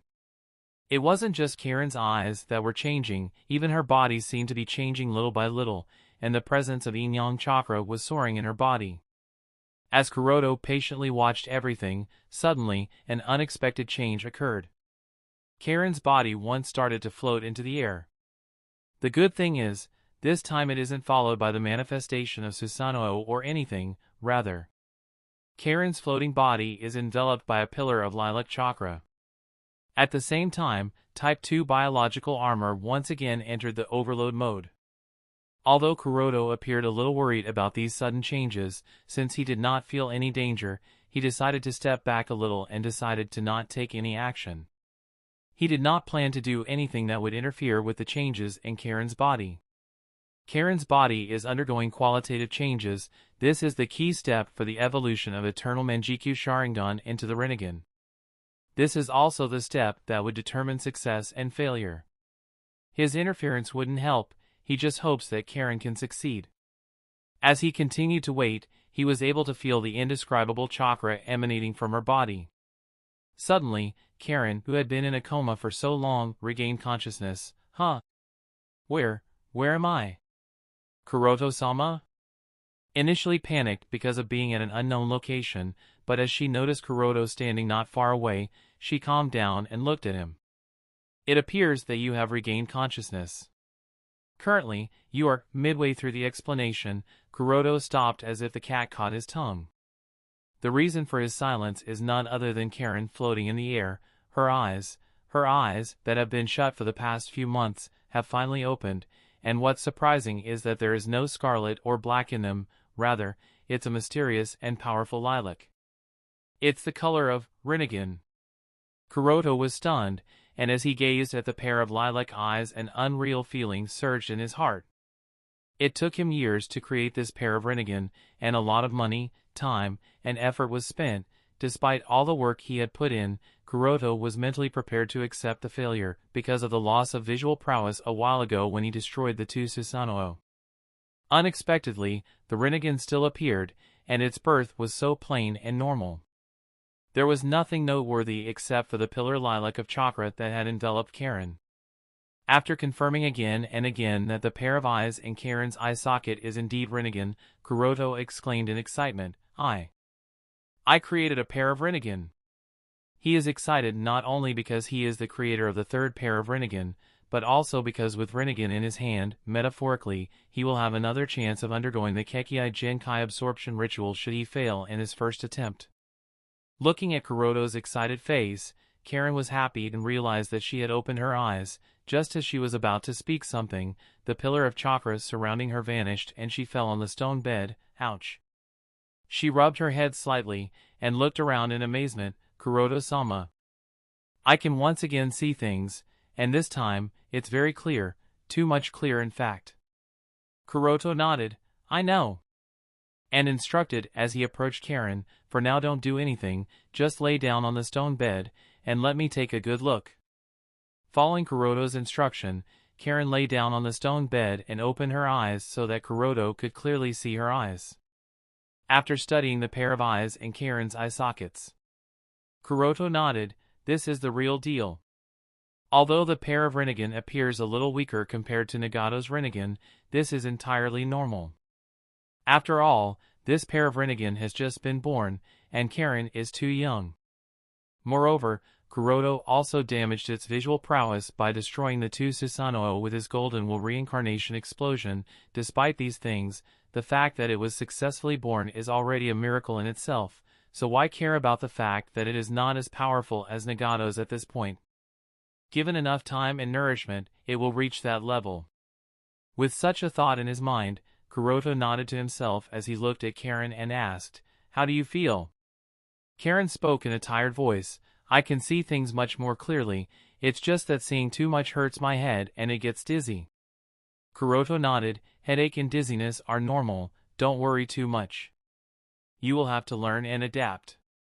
Rinnegan puts a lot of burden on its users.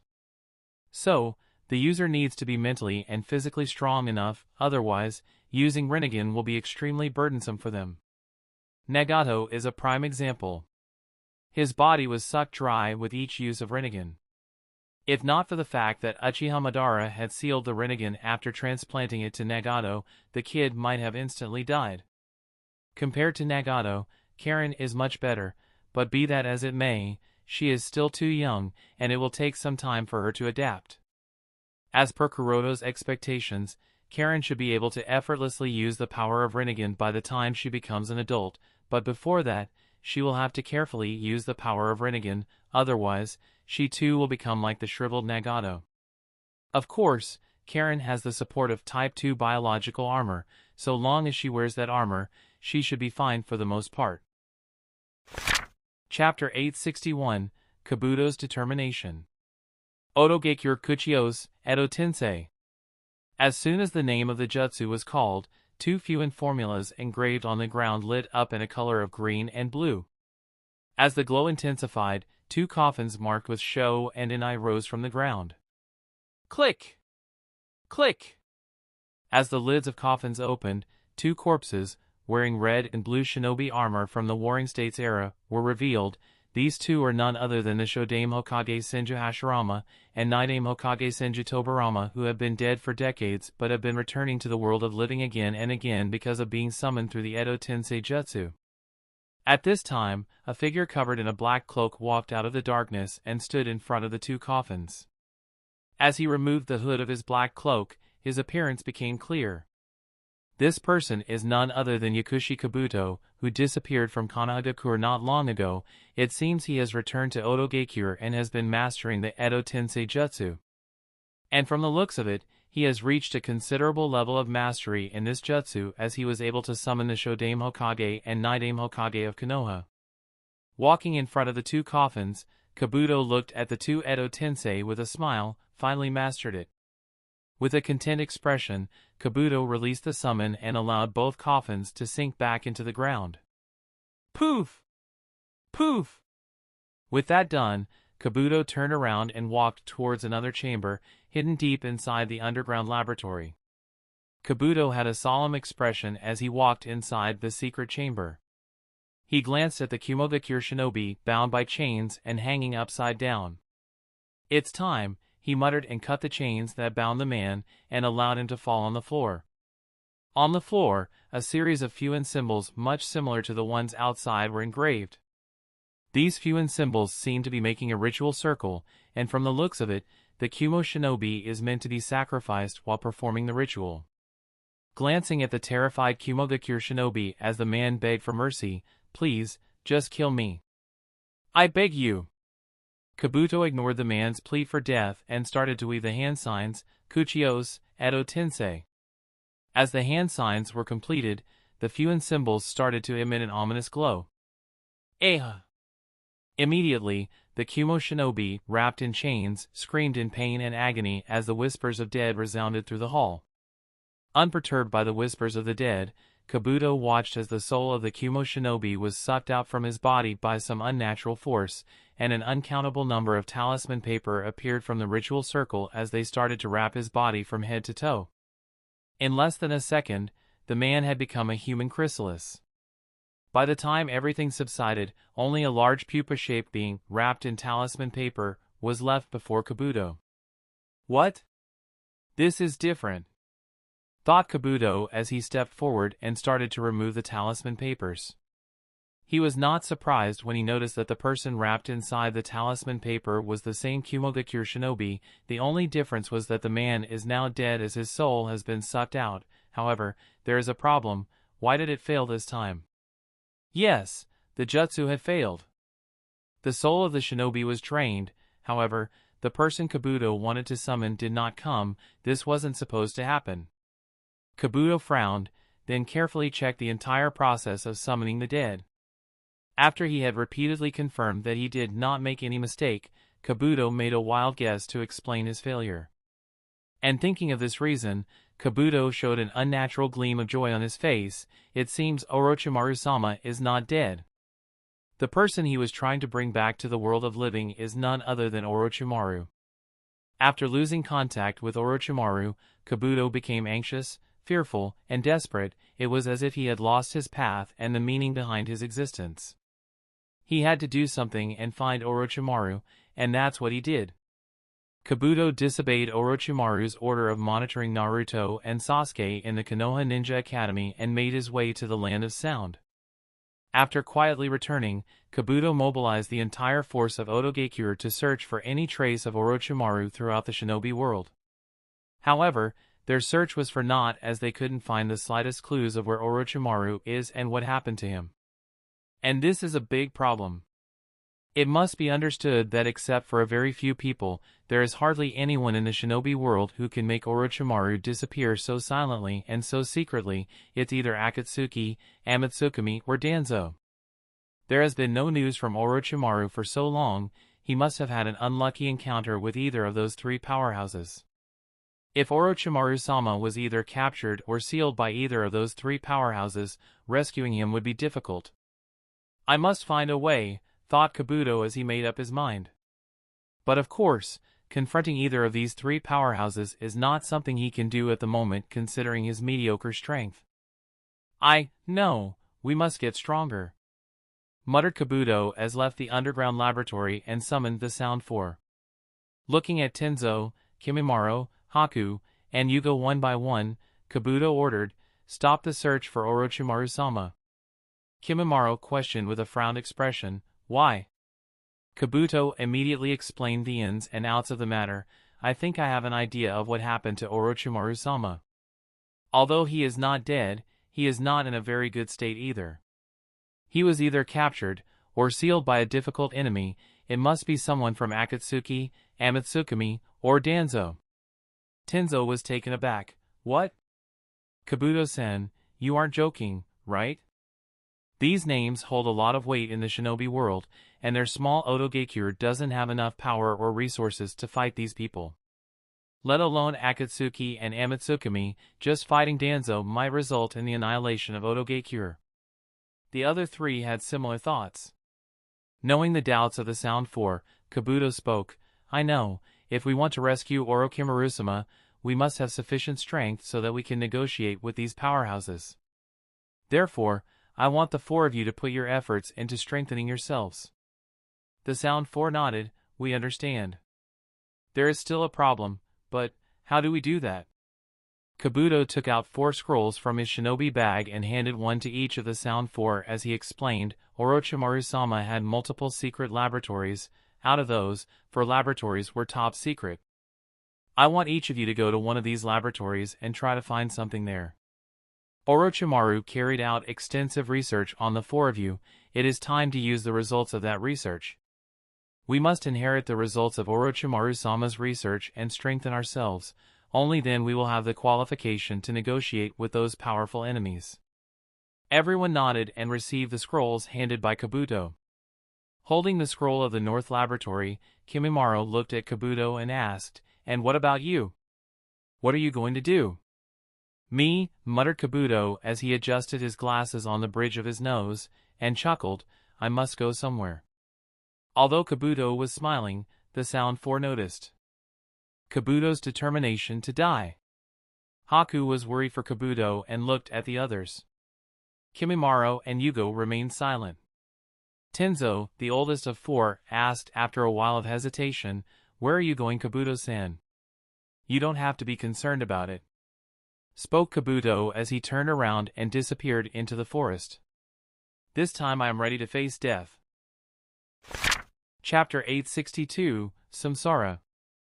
The moon cast its pale glow upon the serene forest, its cold light seeping through the slender gaps in the lush canopy above. The resulting mosaic of dappled illumination painted the ground with alternating patches of brightness and darkness, creating a soothing ambience in the quietude of the night. Whoosh! Whoosh! Whoosh! A soft rustling sound accompanied a gentle breeze, stirring a fallen leaf from its resting place on the forest floor.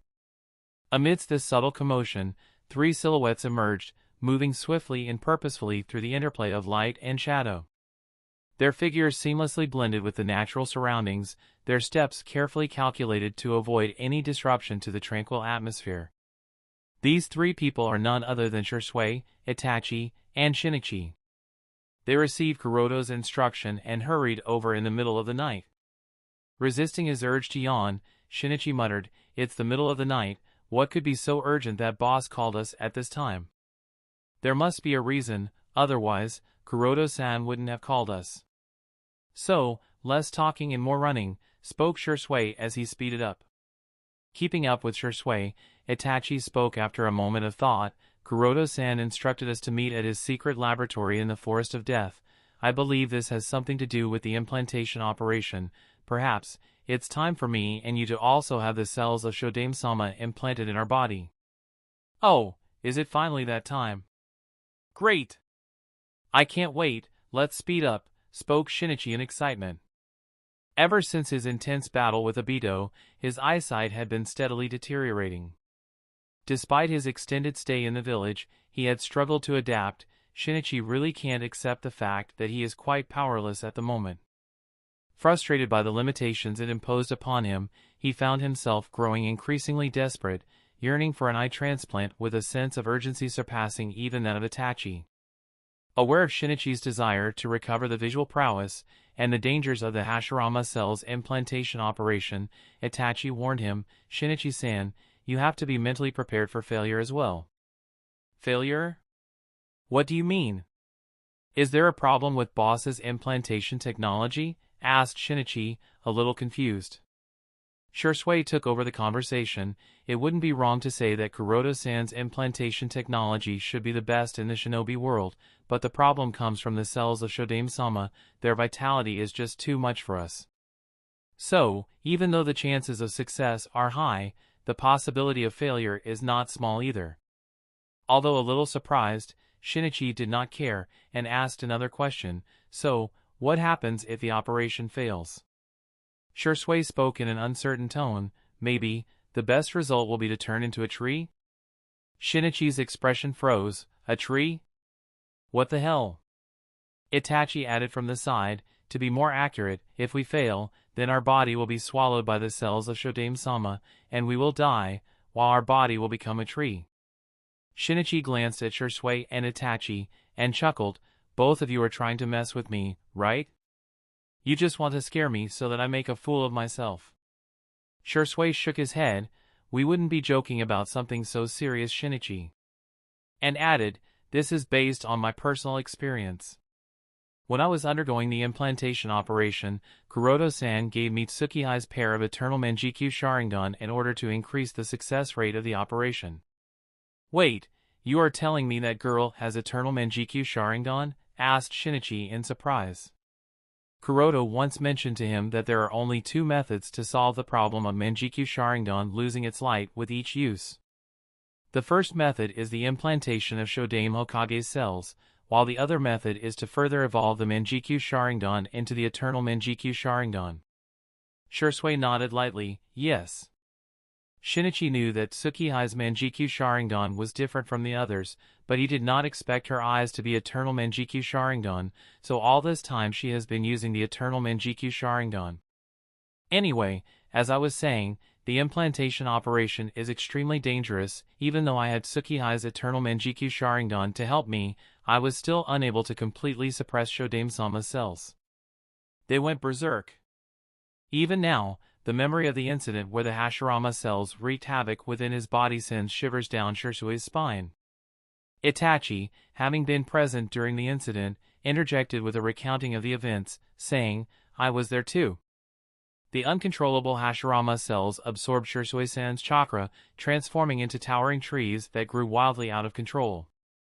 They burst through the confines of the laboratory, crashing down to the ground in a frenzy of growth and power.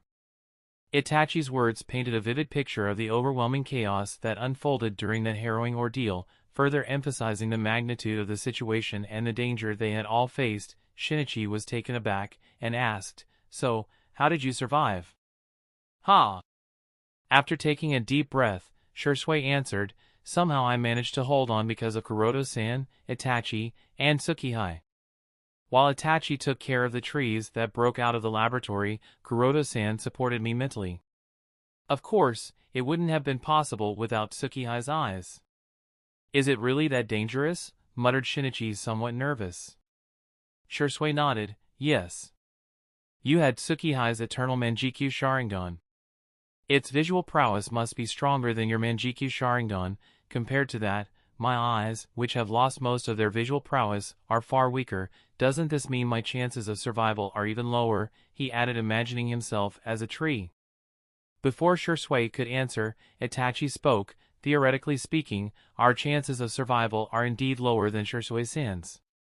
Suddenly I don't feel very excited about this ordeal," muttered Shinichi, somewhat afraid of the consequences of failure, and asked, "Do you think Boss would have arranged Tsukihei's eternal Manjikyu Sharingan for us too?" "Maybe," muttered Itachi. "If he has, then perhaps our chances of success will be higher." "I hope he does," spoke Shinichi. Shisui said, "There is no need to think too much. It's Kuroto-san we're talking about. He must have prepared something so that both of you can survive." Shinichi and Itachi nodded out of trust in Kuroto. With that said, the three stopped discussing and proceeded forward.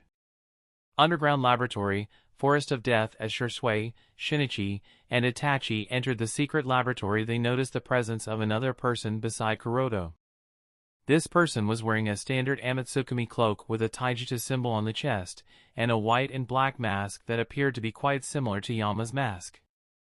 The three, Shinichi, Shisui, and Itachi, were confused about the identity of the person standing beside Kuroto. They were unable to feel any chakra from the person, therefore, they did not know who the other party was. While Itachi and Shinichi quietly observed the person, Shisui asked, "Kuroto-san, who is this person? It is a new member?" Kuroto nodded with a smile. "Yes, this person is the newest recruit of Amatsukami. Her name is Samsara, her chakra nature is Yin-yang, and she is here to assist me with this implantation operation." "Samsara? Yin-yang?" The trio of Shisui, Shinichi, and Itachi looked at Samsara in surprise. This is the first time they have heard of anyone in the organization that represents a dual chakra nature, therefore, they are quite intrigued as to who the other party is, and what kind of powers she has. Chapter 863, Samsara's Arrogance. The newest member of Amatsukami introduced by Kuroto is none other than Uzumaki Karen. She had succeeded in awakening the Rinnegan just as Kuroto desired, so the name Samsara and the chakra nature Yin-yang are most suitable for her. After Karen successfully awakened the Rinnegan, Kuroto performed a comprehensive inspection of her body as well as the newly born pair of dojutsu. Because of the baptism of the Yin-yang chakra, Karen's physique has significantly improved compared to before. Although the yang chakra in her body is not as potent as the yang chakra contained in Shodame Hokage's cells, it's still better than before, and the changes in her body are quite obvious. Physically, she seems to have become relatively strong. Something else that intrigued Kuroto is that the awakening of Rinnegan did not create any problems for Karen. The pair of dojutsu seemed to be limiting themselves to not put too much burden on Karen. Initially, Kuroto had planned to suppress the Rinnegan with Fuinjutsu, so that Karen could slowly master its power as she grew up, but after he learned that the Rinnegan were limiting themselves, he did not suppress them. This is something he has experienced as well with his pair of Tenseigan.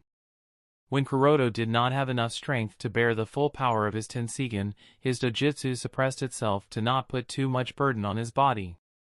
Since the pair of Rinnegan in Karen's eyes is limiting itself, therefore, the current Karen is unable to use most of its powers. The attractive and repulsive attacks, that is. Shinra Tensei and Bansho Tenin are barely usable. Other than these two techniques, Karen is capable of creating the black receivers but not too many at the same time, and she is also able to absorb others' chakra, but only upon close contact. As for the relatively powerful jutsu like Chibaku Tensei, Tengai Shinsei, the Six Paths Jutsu, or Rinna Tensei no Jutsu, Karen is not yet capable of using those jutsu. And let's not talk about the super powerful Rinnegan Jutsu like the true Chibaku Tensei and the unique techniques like Madara's Limbo, Border Jail, Sasuke's Amenoto Jikara along with other such jutsu have shown no signs of manifesting. In this regard, Kuroto is not in a hurry. After all, Karen is barely 11 years old, and it's only been a few days since she awakened her Rinnegan. It's natural that she won't be able to use these jutsu right from the get-go. In order to use those powerful techniques, Karen needs to master her Rinnegan, and for that, she needs to put her time and effort into training. While Kuroto was thinking of creating Karen's training plan, Shinichi's disappointed words broke him out of his train of thought, and here I thought she was Tsukihai. Man, what a letdown. Tsukihai? Taken aback, Kuroto asked, "We are here for your implantation operation, why would she be here?" Shinichi helplessly scratched the back of his head. Yeah, makes sense. Then he approached Kuroto and asked, "Boss, I heard from these two that the implantation operation is pretty dangerous stuff. Will I be able to survive it?" Shursui told me that the last time, you transplanted Tsukihai's eyes in him while carrying out the operation, and that really helped him survive. Is it possible for me to be able to use Tsukihai's eyes? I will definitely pay back the favor to her when I get the chance in the future. Although silent and calm on the surface, Itachi also looked at Kuroto with an expectant gaze. Compared to Shinichi, who has only heard of the dangers of the Hashirama cell's implantation operation, Itachi was a witness to the real thing. Therefore, he is more aware of the dangers, and he is also worried about whether he will be able to survive that thing or not. "I see, so that's what you were worried about," muttered Kuroto as he smiled and patted Shinichi. "Don't worry, you won't be needing Tsukihai's eyes. I have made other arrangements, so it will be safe." "Oh!" nodded Shinichi, and asked curiously, "So, what is the success rate?" After pondering for a while, Kuroto replied, "The success rate is more than 90%, that is, Shodame-sama's cells will definitely fuse with your cells. However, you will have to consciously will it while bearing the immense pain. So, if I take this factor of consciously willing into account, the survival rate falls down to 25 to 30%. Huh? Not even 50%? Exclaimed Shinichi. Kuroto smiled, and reassured, although the survival rate is not that high with your individual effort, however, with the presence of Samsara, even if the operation fails, you won't die. She is here to make sure that the operation completes without a hitch, so don't worry too much." Is that so?" The trio of Shinichi, Shursui, and Itachi looked at the silent Samsara with skeptical eyes. Although the Type 2 biological armor makes her look a little older, she is a child nonetheless. Shursui, Itachi, and Shinichi could see that Samsara is not very old, hence their skepticism. Under the yin-yang mask, Karen blinked, curiously looking at the three members of the Uchiha clan who are her seniors in the organization. Before bringing Karen to the underground laboratory in the Forest of Death, Kuroto had briefly explained to her the ins and outs of Amatsukami, therefore, she knows that the three Uchihas in front of her are all members of Amatsukami and her seniors. But because Karen lacked an understanding of the world, Kuroto also instructed her to watch and listen more and speak less. Therefore, despite her lively and outgoing personality, she was trying her hardest to stay quiet. While Karen was trying her hardest to stay silent and watch everything around her, her silence was interpreted as disinterest by the three Uchiha. They assumed that she had no intention of talking at all. A little dissatisfied, Shinichi muttered, "We are from the same organization. It's understandable that you can't reveal your identity, however, shouldn't you at least greet us?" "Ah, right. I should have done that." Karen muttered to herself in an inaudible voice. She wanted to leave a good impression and thought of the best method of greeting her seniors. Should I wave my hands? Or maybe I should walk up to them and greet them with a light bow?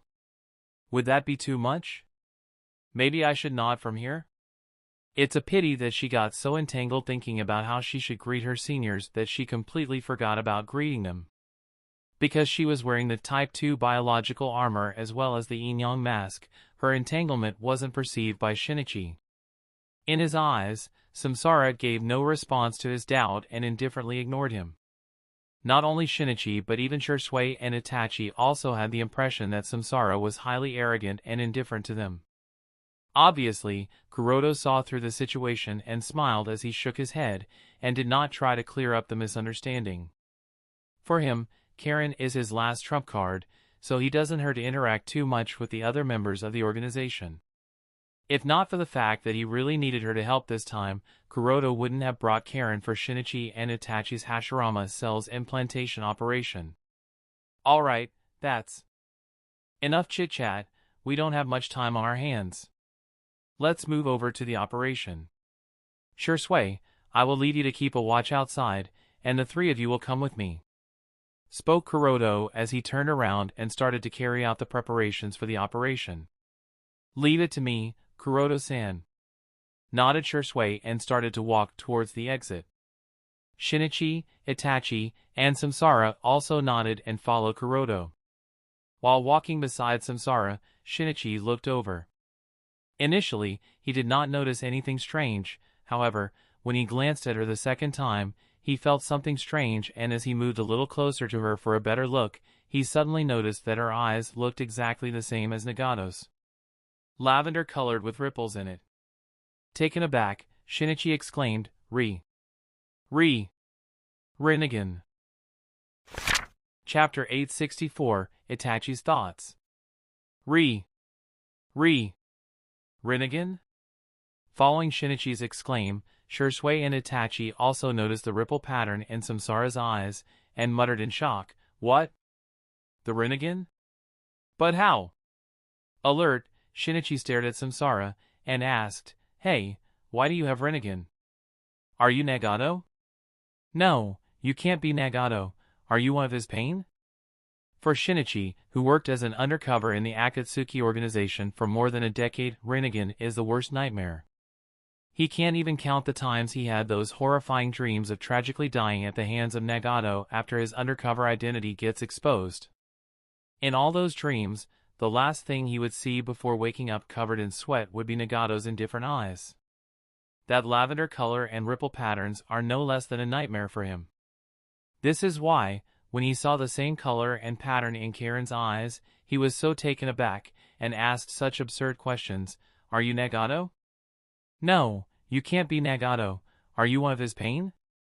Download app Samsara was stunned. Huh?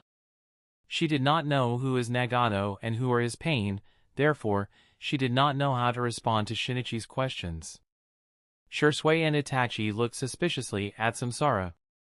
Although neither of the two joined the Akatsuki, unlike Shinichi, they have also seen the Rinnegan from a distance during the several confrontations between Konoha and Akatsuki and Amatsukami and Akatsuki, therefore, both of them know what Nagato's Rinnegan looks like. So, when they noticed the pair of Rinnegan in Samsara's eyes, they were no less surprised than Shinichi. Of course, unlike Shinichi, neither of the two thought that Samsara was Nagato or any of his pain. They didn't think Nagato would be able to accomplish such a feat in Kuroto's presence, not to mention Kuroto introduced Samsara to the three of them, so, it's obvious that the person is not at all related to Nagato, but still, the fact that Samsara has Rinnegan still stunned them. Kuroto chuckled at Shinichi's reaction, and assured him, Don't worry. Samsara is not Nagato, nor is she any of his pain. Hearing Kuroto's words, Shinichi also realized the problem. Samsara couldn't have been related to Nagato. If she was, she would have been killed or captured by Kuroto long ago. Ha, right, she couldn't have been Nagato, my bad. After taking a relieved breath, Shinichi asked, But, boss, what's up with her eyes? Are they also? Kuroto nodded lightly, Yes, it's exactly as you have guessed. Our Samsara also has a pair of Rinnegan just like Nagato. At this point, Samsara finally found a chance and nodded, So, it's really Rinnegan. The three Uchiha were extremely shocked at this moment, but But how can she have Rinnegan? Didn't Nagato have it? Looking at their stunned faces, Kuroto smiled. Who told you guys that there can only be one pair of Rinnegan in the shinobi world? The three Uchiha did not know how to answer Kuroto's question. Although no one said that there could only be one pair of Rinnegan, considering how legendary these eyes are, they never thought there would be another pair out there. The primary reason why the Akatsuki organization can threaten the Shinichi world is actually Nagato's Rinnegan. Rinnegan is the eyes of the Sage of Sixth Path, and they are so rare that up until now, except for the Sage of Sixth Path, the only known person to have these eyes is Nagato. But it turns out that's not the case. Other than Nagato, there's also Samsara who has a pair of Rinnegan. What's more shocking is the fact that she is also a member of Amatsukami. Learning such unbelievable information, Shinichi, Shisui, and Itachi are obviously in shock. Anyway, now that you all know that she is not Nagato, let's get back to what we are here for. Shisui, I'll leave the outside security to you. As for the rest of you, come with me," said Kuroto as he once again turned around and walked deeper into the laboratory with Samsara closely following him. "No wonder she is so indifferent to us. She has Rinnegan, it makes sense," muttered Shinichi as he looked at Samsara's back. Then he looked at Shisui and Itachi and asked, "Is this the first time both of you have met her?" Nodded Shisui and Itachi. "Let's not talk about meeting her. Up until a while ago, they did not even know that someone with the code name Samsara existed in the Amatsukami. You know, there's one thing I have always wondered, where the hell does Boss find these monsters?" muttered Shinichi as he folded his arms over his chest. Shisui and Itachi had bitter smiles on their faces, and spoke, "It's not just you Shinichi, the entire shinobi world has the same doubt. Suijin, Fujin, Dojin, Tsukihei-san, and now Samsara. They appear mysteriously and disappear mysteriously while the entire world continues to search for them." Shinichi nodded with a chuckle, "Haha. This is really the boss's style. But now that I think about it, it's not so bad. It doesn't matter how and where the boss finds them, what we know for sure is that each time these people have appeared, they have helped us in one way or the other. And having monsters like these in the organization feels a lot more reassuring, like, at the end, there will be someone to help you." Itachi nodded, "I know that feeling." At this time, Shisui said, "Okay both of you, if we start talking about Kuroto-san, the entire day will pass, but our conversation won't end. So, let's stop here, and start doing what we came here for. Both of you go, Kuroto-san and Samsara are waiting, meanwhile, I'll keep a guard outside." Shinichi and Itachi nodded, "Okay." And with that, the three separated. Looking at the cold instruments in the operating room, Shinichi asked a little worried, "Boss, do we really need these many things? I feel a little worried." "Shut up and lay down," said Kuroto as he pointed at one of the two operating tables. Itachi took a deep breath. And as per Kuroto's instructions, he lay down on one of the operating tables. Seeing this, Shinichi had no choice but to obediently lay on the operating table as well. While the two were resting, Kuroto started preparing the fusion fluid, and spoke, "Keep one thing in your mind.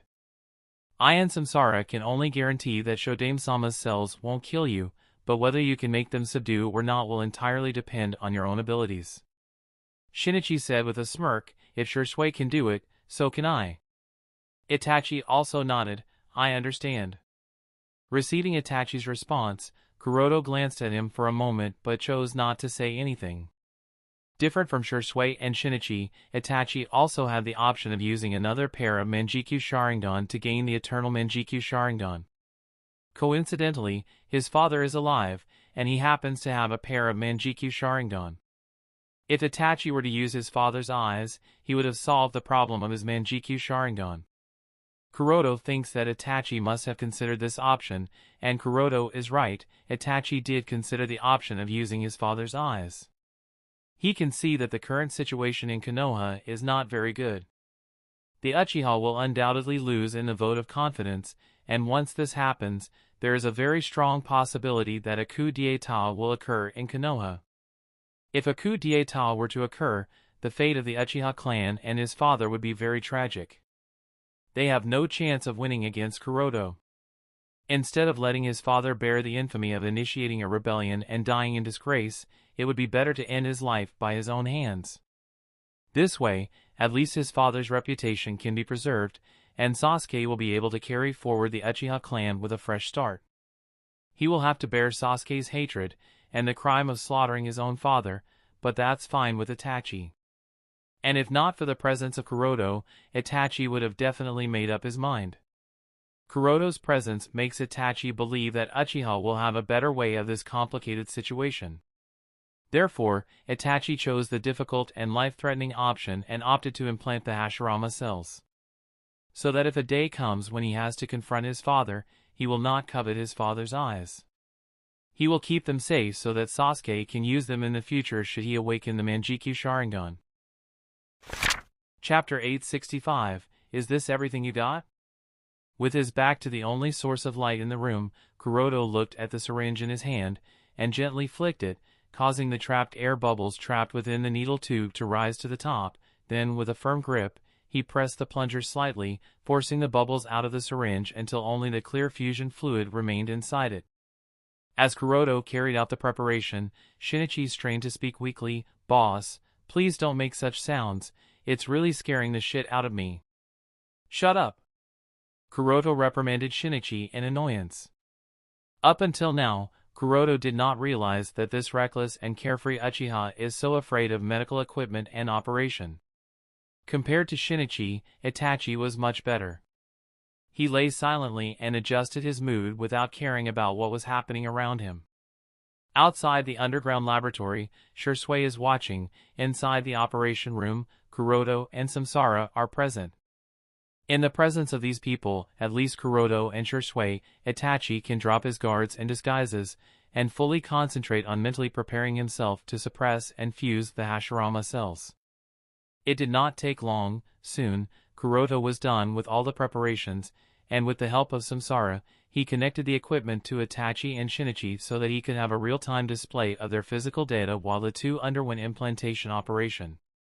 At the same time, Kuroto started explaining the procedure to the two Uchiha. "Firstly, I will inject this fusion solution into both of you, then, while the fusion solution takes effect, I will inject a small batch of the most active cells of Shodame-sama in your body." He paused for a while and added, "Keep in mind that the fusion solution will stay effective for only the first couple of minutes. Therefore, these first couple of minutes are the best time for the two of you to suppress those cells and initiate fusion. Right timing must be grasped." "Okay," nodded Shinichi and asked cautiously, what happens if we fail to suppress the implanted cells within that time?" Kuroto shrugged. "The attempt will fail, and we will have to start over." Shinichi nodded nervously. Understood." Noting Shinichi's nervousness, and seeing that even Itachi was a little pressured, Kuroto decided to once again address this issue. "You both don't have to worry that much. In fact, failure is pretty normal and nothing to be afraid of. As long as the two of us are here, nothing will happen to the two of you." After reassuring them, Kuroto decided not to delay anymore and immediately started the operation. Before Shinichi and Itachi even realized it, the fusion solution was already injected into their bloodstreams. Now the two of you will feel your blood capillaries swelling, which will cause pain, and a rapid increase in the heartbeat is natural as the blood flow will increase. Of course, sweating and these things will also happen, but don't worry, these abnormal reactions are the sign of the presence of fusion fluid in your arteries. Remember, only your Manjikyu Sharingan can suppress Shodame-sama's cells and initiate fusion with them. Don't worry about the loss of visual prowess. Even if both of you have lost much of visual prowess, it's not that important at the moment. What's important is the Yin chakra. The process of suppression and fusion with Shodame-sama's cells is the fusion of Yin chakra in your body with the Yang chakra in those cells. As per Kuroto's instructions, Itachi and Shinichi activated their Manjikyu Sharingan. Looking at the different patterns in Shinichi and Itachi's eyes, Samsara was amazed. Although Kuroto transplanted two different eternal Manjikyu Sharingan, she never used their powers, therefore, she was really amazed to see these eyes in use. While Samsara was busy admiring Itachi's and Shinichi's eyes, Kuroto injected the carefully processed Hashirama cells into their bodies. As soon as the cells entered their body, both Shinichi and Itachi shouted in pain, "Ah! Arg!" Being trained shinobi, both Itachi and Shinichi have excellent tolerance towards pain. Be that as it may, when the Hashirama cells entered their body, neither of them could resist the tearing pain and cried out. This just goes to show how much pain the two Uchiha are suffering from at this moment. If not for the fact that their hands and feet were tied up, both of them would be rolling over the operation table. Samsara was startled by their sudden screams and subconsciously stepped back. This. Kuroto stood, quietly watching the two Uchiha with a serious expression as time passed second by second. 1 minute. 5 minutes. 10 minutes. 30 minutes. In the blink of an eye, half an hour had already passed. The fusion fluid will remain effective only for half an hour. That time has passed, yet Itachi and Shinichi were screaming intermittently as if they had lost their mind and will. Finally, she couldn't take it, and asked in a worried tone, "Kuroto-sama, are they going to be okay? Should I?" Kuroto shook his head. "Wait for a while, I will tell you when to help them." "Okay," nodded Samsara and quietly stood beside him, waiting for Kuroto's instructions. After a few more minutes passed, Kuroto's brows tightened. With his Tenseigan, he saw signs of Hashirama cells running amok in Itachi's body. Immediately, he instructed Karen, "Hurry, absorb some yang chakra from his body." Samsara immediately pressed her left hand on Itachi's chest, and with the help of Rinnegan's ability to absorb chakra, she started to suck out the yang chakra from his body until Kuroto instructed her to stop. Before Samsara had any time to take a deep breath, signs of yang chakra running amok appeared in Shinichi's body. Seeing this, Kuroto immediately instructed her, "Hurry up, absorb from his body as well." She is inexperienced in tackling such emergencies. She panicked and hurriedly put her other hand on Shinichi's chest and started to suck out the raging yang chakra from his body. While Itachi and Shinichi's pain eased, Kuroto's brows tightened, and he made a decision. "It seems I have to help them." Immediately he reached out and pressed his hands on Itachi and Shinichi's foreheads, and activated his Tenseigan's power to dive inside their consciousness. Entering their consciousness plane, Kuroto looked at the two exhausted people, and asked indifferently, "Is this everything you got?" Chapter 866, Talk no Jutsu. Itachi's plane of consciousness. In the bleak and dark place of Itachi's consciousness, Kuroto's arrival was like a beam of light that descended from heaven. It pierced through the curtain of hopelessness and dispelled all the darkness inside. "Kuroto-san," muttered Itachi with a tired expression. While continuing to hover in the air, Kuroto looked at Itachi and muttered, "You don't seem to be doing too well." Itachi sighed, and answered with a bitter expression, "I am sorry, Kuroto-san. It seems I am unable to do it." Kuroto was disappointed. "Is this the extent of your determination to protect your family and your clan? You should be aware of the path the Uchiha clan is taking, and what will happen after the vote of confidence occurs. In that situation, the Uchiha clan will require you to be there. But how will you be there? How will you protect the Uchiha clan if you can't even protect yourself?" Itachi looked down, and muttered, "It's just so difficult." And added with a painful expression, "This is difficult, protecting my clan is difficult, protecting the village is difficult, everything is difficult. I am tired of continuously facing these difficulties." Kuroto was taken aback by Itachi's sudden outburst and realized that no matter how perfect he is, no matter how excellent he is, Itachi is a child nonetheless who has been burdened with heavy responsibilities from the moment he was born. Be that as it may, Kuroto cannot allow Itachi to give up, and spoke, "It's unbelievable to see you give up and admit defeat. Very well, if you want to give up on the difficult path, then so be it. You will be using your father's Manjikyu Sharingan, and the difficult path, the one involving the implantation of Shodame-sama's cells, will be left for your younger brother Sasuke." Itachi was taken aback when he heard Kuroto's words. "No, that can't be." Given Sasuke's talent, Itachi believes that it won't be strange if he were to awaken the Manjikyu Sharingan. If he does awaken those eyes, Sasuke will also need their father's eyes to awaken the eternal Manjikyu Sharingan. Obviously, Itachi has known about this all along, and here comes the problem: if he were to fail now, he will have to choose the easy option, and leave the difficult option of undergoing the implantation operation to his younger brother Sasuke. How can he allow such a thing to happen? I cannot allow myself to fail this thing, otherwise Sasuke will have to bear this excruciating pain. No! I haven't given up yet, spoke Itachi with a newfound determination. Kuroto nodded with a smile. Very well. I will be waiting outside. Show me that your determination is not baseless. Shinichi's plane of consciousness. The exhausted Shinichi raised his head and looked at Kuroto bathed in light, and muttered with a chuckle, "Boss, you are so dazzling. Stop playing dead, and get up," spoke Kuroto. Shinichi shook his head with a tired expression. "It's difficult for me. I am tired. You know, I have been living on the edge for the past decade. I can't do it anymore." "Is that so?" muttered Kuroto, and nodded. "Very well, if that's the case then forget it. I guess you are trash after all." Shinichi looked at Kuroto in surprise. He didn't expect that Kuroto would directly label him as trash. Feeling Shinichi's surprised and suspicious gaze, Kuroto explained, "If you can't succeed in this operation, then your visual prowess won't be restored. Without your visual prowess, you barely have any strength. Doesn't that mean you are just trash?" And added with a chuckle, "I pity Uchiha Kurumi. She gave up her life for you, but here you are, nothing more than trash. It seems you have completely forgotten about her. I guess she didn't really mean much to you, right? Moreover, it's been so long, obviously, you don't care about her anymore, am I right?" "Boss, do you have to be so cruel?" spoke Shinichi as he struggled to get up with every ounce of strength he could muster. Kuroto remained silent and watched as Shinichi got up from the ground, and complained, "Did you not say that even if we fail in the first attempt, we can try again?" I am not in the right mood at the moment. Perhaps we should try this after a while?"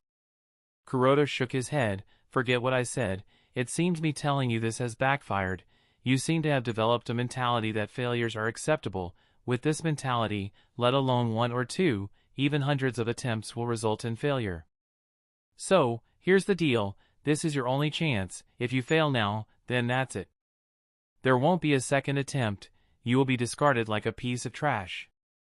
The yang chakra in Hashirama cells is the representation of the ultimate life force. Only with the strength of the soul, that is, willpower, which is visual prowess, can a person contain this life force.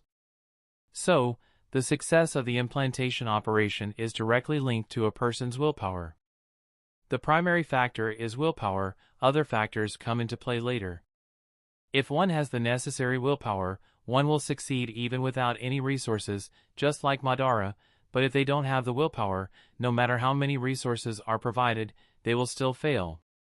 This is because, if a person has a retreat, then their willpower will weaken, and by extension, their visual prowess will weaken. Hearing Kuroto's words, Shinichi nodded after a while of silence. "All right, I will do my best." Kuroto nodded.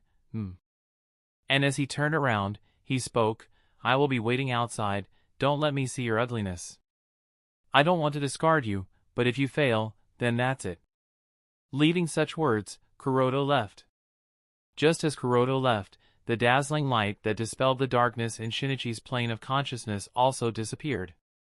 As darkness started to cover him once again, Shinichi started running, attempting to catch up with the disappearing light. "Operation Room, huh? This is," muttered Samsara in surprise. She was surprised to find that the raging yang chakra in the bodies of Itachi and Shinichi was starting to calm down. Retrieving his consciousness back to his body, Kuroto instructed Samsara, "All right, stop absorbing chakra." Samsara hesitated a little but followed Kuroto's instructions and immediately stopped sucking out the yang chakra from their bodies. With that out of the way, Kuroto injected another dose of fusion fluid into their bodies. Although injecting the second dose would put more burden on their bodies, it will make things a little easier for the two. As the second dosage of fusion fluid took effect, the operation room returned to silence. This time, Itachi and Shinichi were unusually quiet. They clenched their teeth and silently bore the pain. Except for the occasional grunts, both of them kept their eyes closed and feigned sleep. Kuroto kept a watch on both of them. Although he acted cold and indifferent to them a while ago, he does care. And he could see that both of them were fighting desperately. After a while, Samsara exclaimed in surprise, "Kuroto-sama, they have found a way." Kuroto nodded with a smile, indeed they did. And instructed, transfer back the absorbed yang chakra. Chapter 867, The Effects of Talk no Jutsu. As Samsara returned to the yang chakra she has absorbed from Itachi and Shinichi, the confrontation between yin chakra and yang chakra in their bodies once again became intense. Kuroto could once again notice squirming under their skin. Both of them were desperately resisting the Shodame-sama's cells and stopping their bodies from transforming into tree branches. Their body temperature, heart rate, blood pressure, and other physical factors reached beyond abnormal levels. "Kuroto-sama, their situation is once again getting worse. Will they be able to hold on? Should I help them and absorb the extra yang chakra?" Kuroto shook his head. No, let them be. He could see that they were actively trying to merge with the Shodame-sama's cells, and he believed that it wouldn't take them very long to succeed. And just as Kuroto expected, soon, Itachi and Shinichi's physical factors started to return to normal levels, and the squirming under their skin also started to subside. Looking at the two Uchihas, Kuroto couldn't help but smile. Truly, the Uchihas were born to create miracles. One of the most difficult things in this world is the fusion of yin and yang chakra, yet here are two Uchiha right before him who managed to accomplish such a thing. As long as they are given the right stimulation, they can surpass everyone's expectations, muttered Kuroto as he looked at their scarlet and black eyes shining brilliantly. This kind of brilliance is somewhat different from the previous coldness. At this time, Samsara spoke. I can feel the power of creation of all things from them." Kuroto nodded with a chuckle. This means both of them succeeded. Only when the yin and yang chakra unite to form yin-yang can the power of creation of all things take birth, so the fact that Samsara could feel the presence of the power of creation of all things inside Shinichi and Itachi's bodies means that they have succeeded, and the implantation operation was a success. Kuroto glanced at Samsara, who was a little out of breath, and instructed her, "All right, your work is done, so you can rest now. Leave the next thing to me." She awakened the Rinnegan just 2 days ago, and Kuroto brought her to the underground laboratory in the Forest of Death to help him in the implantation operation of Shinichi and Itachi. Using Rinnegan's power is obviously burdensome for her. He could see that she was tired and needed to rest. "Okay," nodded Samsara and moved to one of the corners of the lab. A while after Samsara walked away, Shinichi and Itachi woke up one after another. "Did I succeed?" murmured Itachi as he sat up. Unlike Itachi, Shinichi activated his Manjikyu Sharingan's ability to backtrack his body a few instants to check whether he succeeded, and exclaimed excitedly, "Awesome, my visual prowess has returned, and my vision has also recovered." Noting Shinichi's actions, Kuroto immediately scolded him. "Idiot, what do you think you are doing? Immediately deactivate your Manjikyu Sharingan and lay down. Although your visual prowess has returned, that doesn't mean you are well enough to immediately use it. Your bodies are extremely tired, and you need a few days of rest to recover back to normal." Shinichi scratched his head in embarrassment and nodded with a smile. "Oh, okay boss." At the same time, after Itachi confirmed that his vision had recovered and his visual prowess had also returned, Itachi turned over, got off the operation table, and bowed to Kuroto. "Sorry for worrying you, Kuroto-san." While undergoing the implantation operation, for a moment, Itachi was indeed discouraged and might have failed this thing. It was thanks to Kuroto, who appeared in his plane consciousness like a ray of hope and illuminated his darkened mood, that Itachi managed to regain his composure and confidence and steeled himself to succeed. Kuroto waved his hand lightly. "Don't worry about it." Itachi nodded, then he turned around and bowed to Samsara. "Thank you for taking care of us." Although he was not in the right state at that time, he could feel Samsara helping him by sucking out the chakra from his body. Samsara's actions eased his pain. If not for Samsara's actions, Itachi might have had to endure more severe pain, and he might have failed. Therefore, he is really grateful to this new member of the organization. Even if she is indifferent and doesn't speak much, she seems to care about them. Under Samsara's mask, Karen blushed in embarrassment and looked down. She did not know how to respond. She did not expect to receive a bow from Itachi and such respect from someone older and senior in the organization. Itachi took Samsara's silence as her indifference, and without paying it any mind, he retreated back. He believed that she had accepted his gratitude, and did not want to make it difficult for her. Similar to Itachi, although Shinichi was not as formal, he also expressed his thanks to Samsara. Same as Itachi, Samsara remained silent and did not say anything. This time, Shinichi was not dissatisfied, and thought to himself, she helped us, yet she doesn't care about it at all. Really, she is as difficult to deal with as Nagato. Are all Rinnegan bearers the same? Cold and indifferent.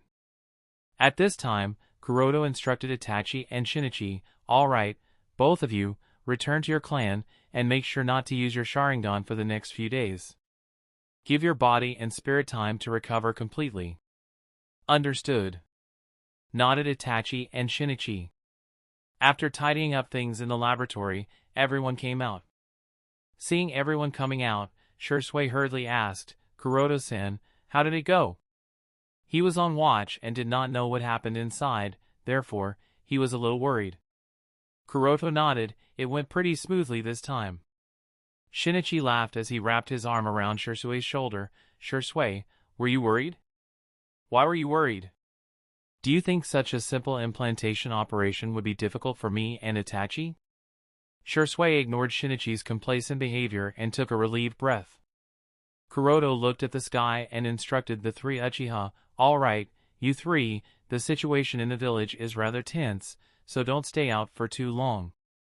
Immediately return to the Uchiha district and stay vigilant. Yes. Shinichi, Shursui, and Itachi nodded and disappeared using body flicker jutsu. Finally, alone with Kuroto, Karen removed her mask and spoke, Kuroto-sama, they are so easy to get along with, it's just that. I did not say anything, will they hate me? Kuroto shook his head, and explained, don't worry.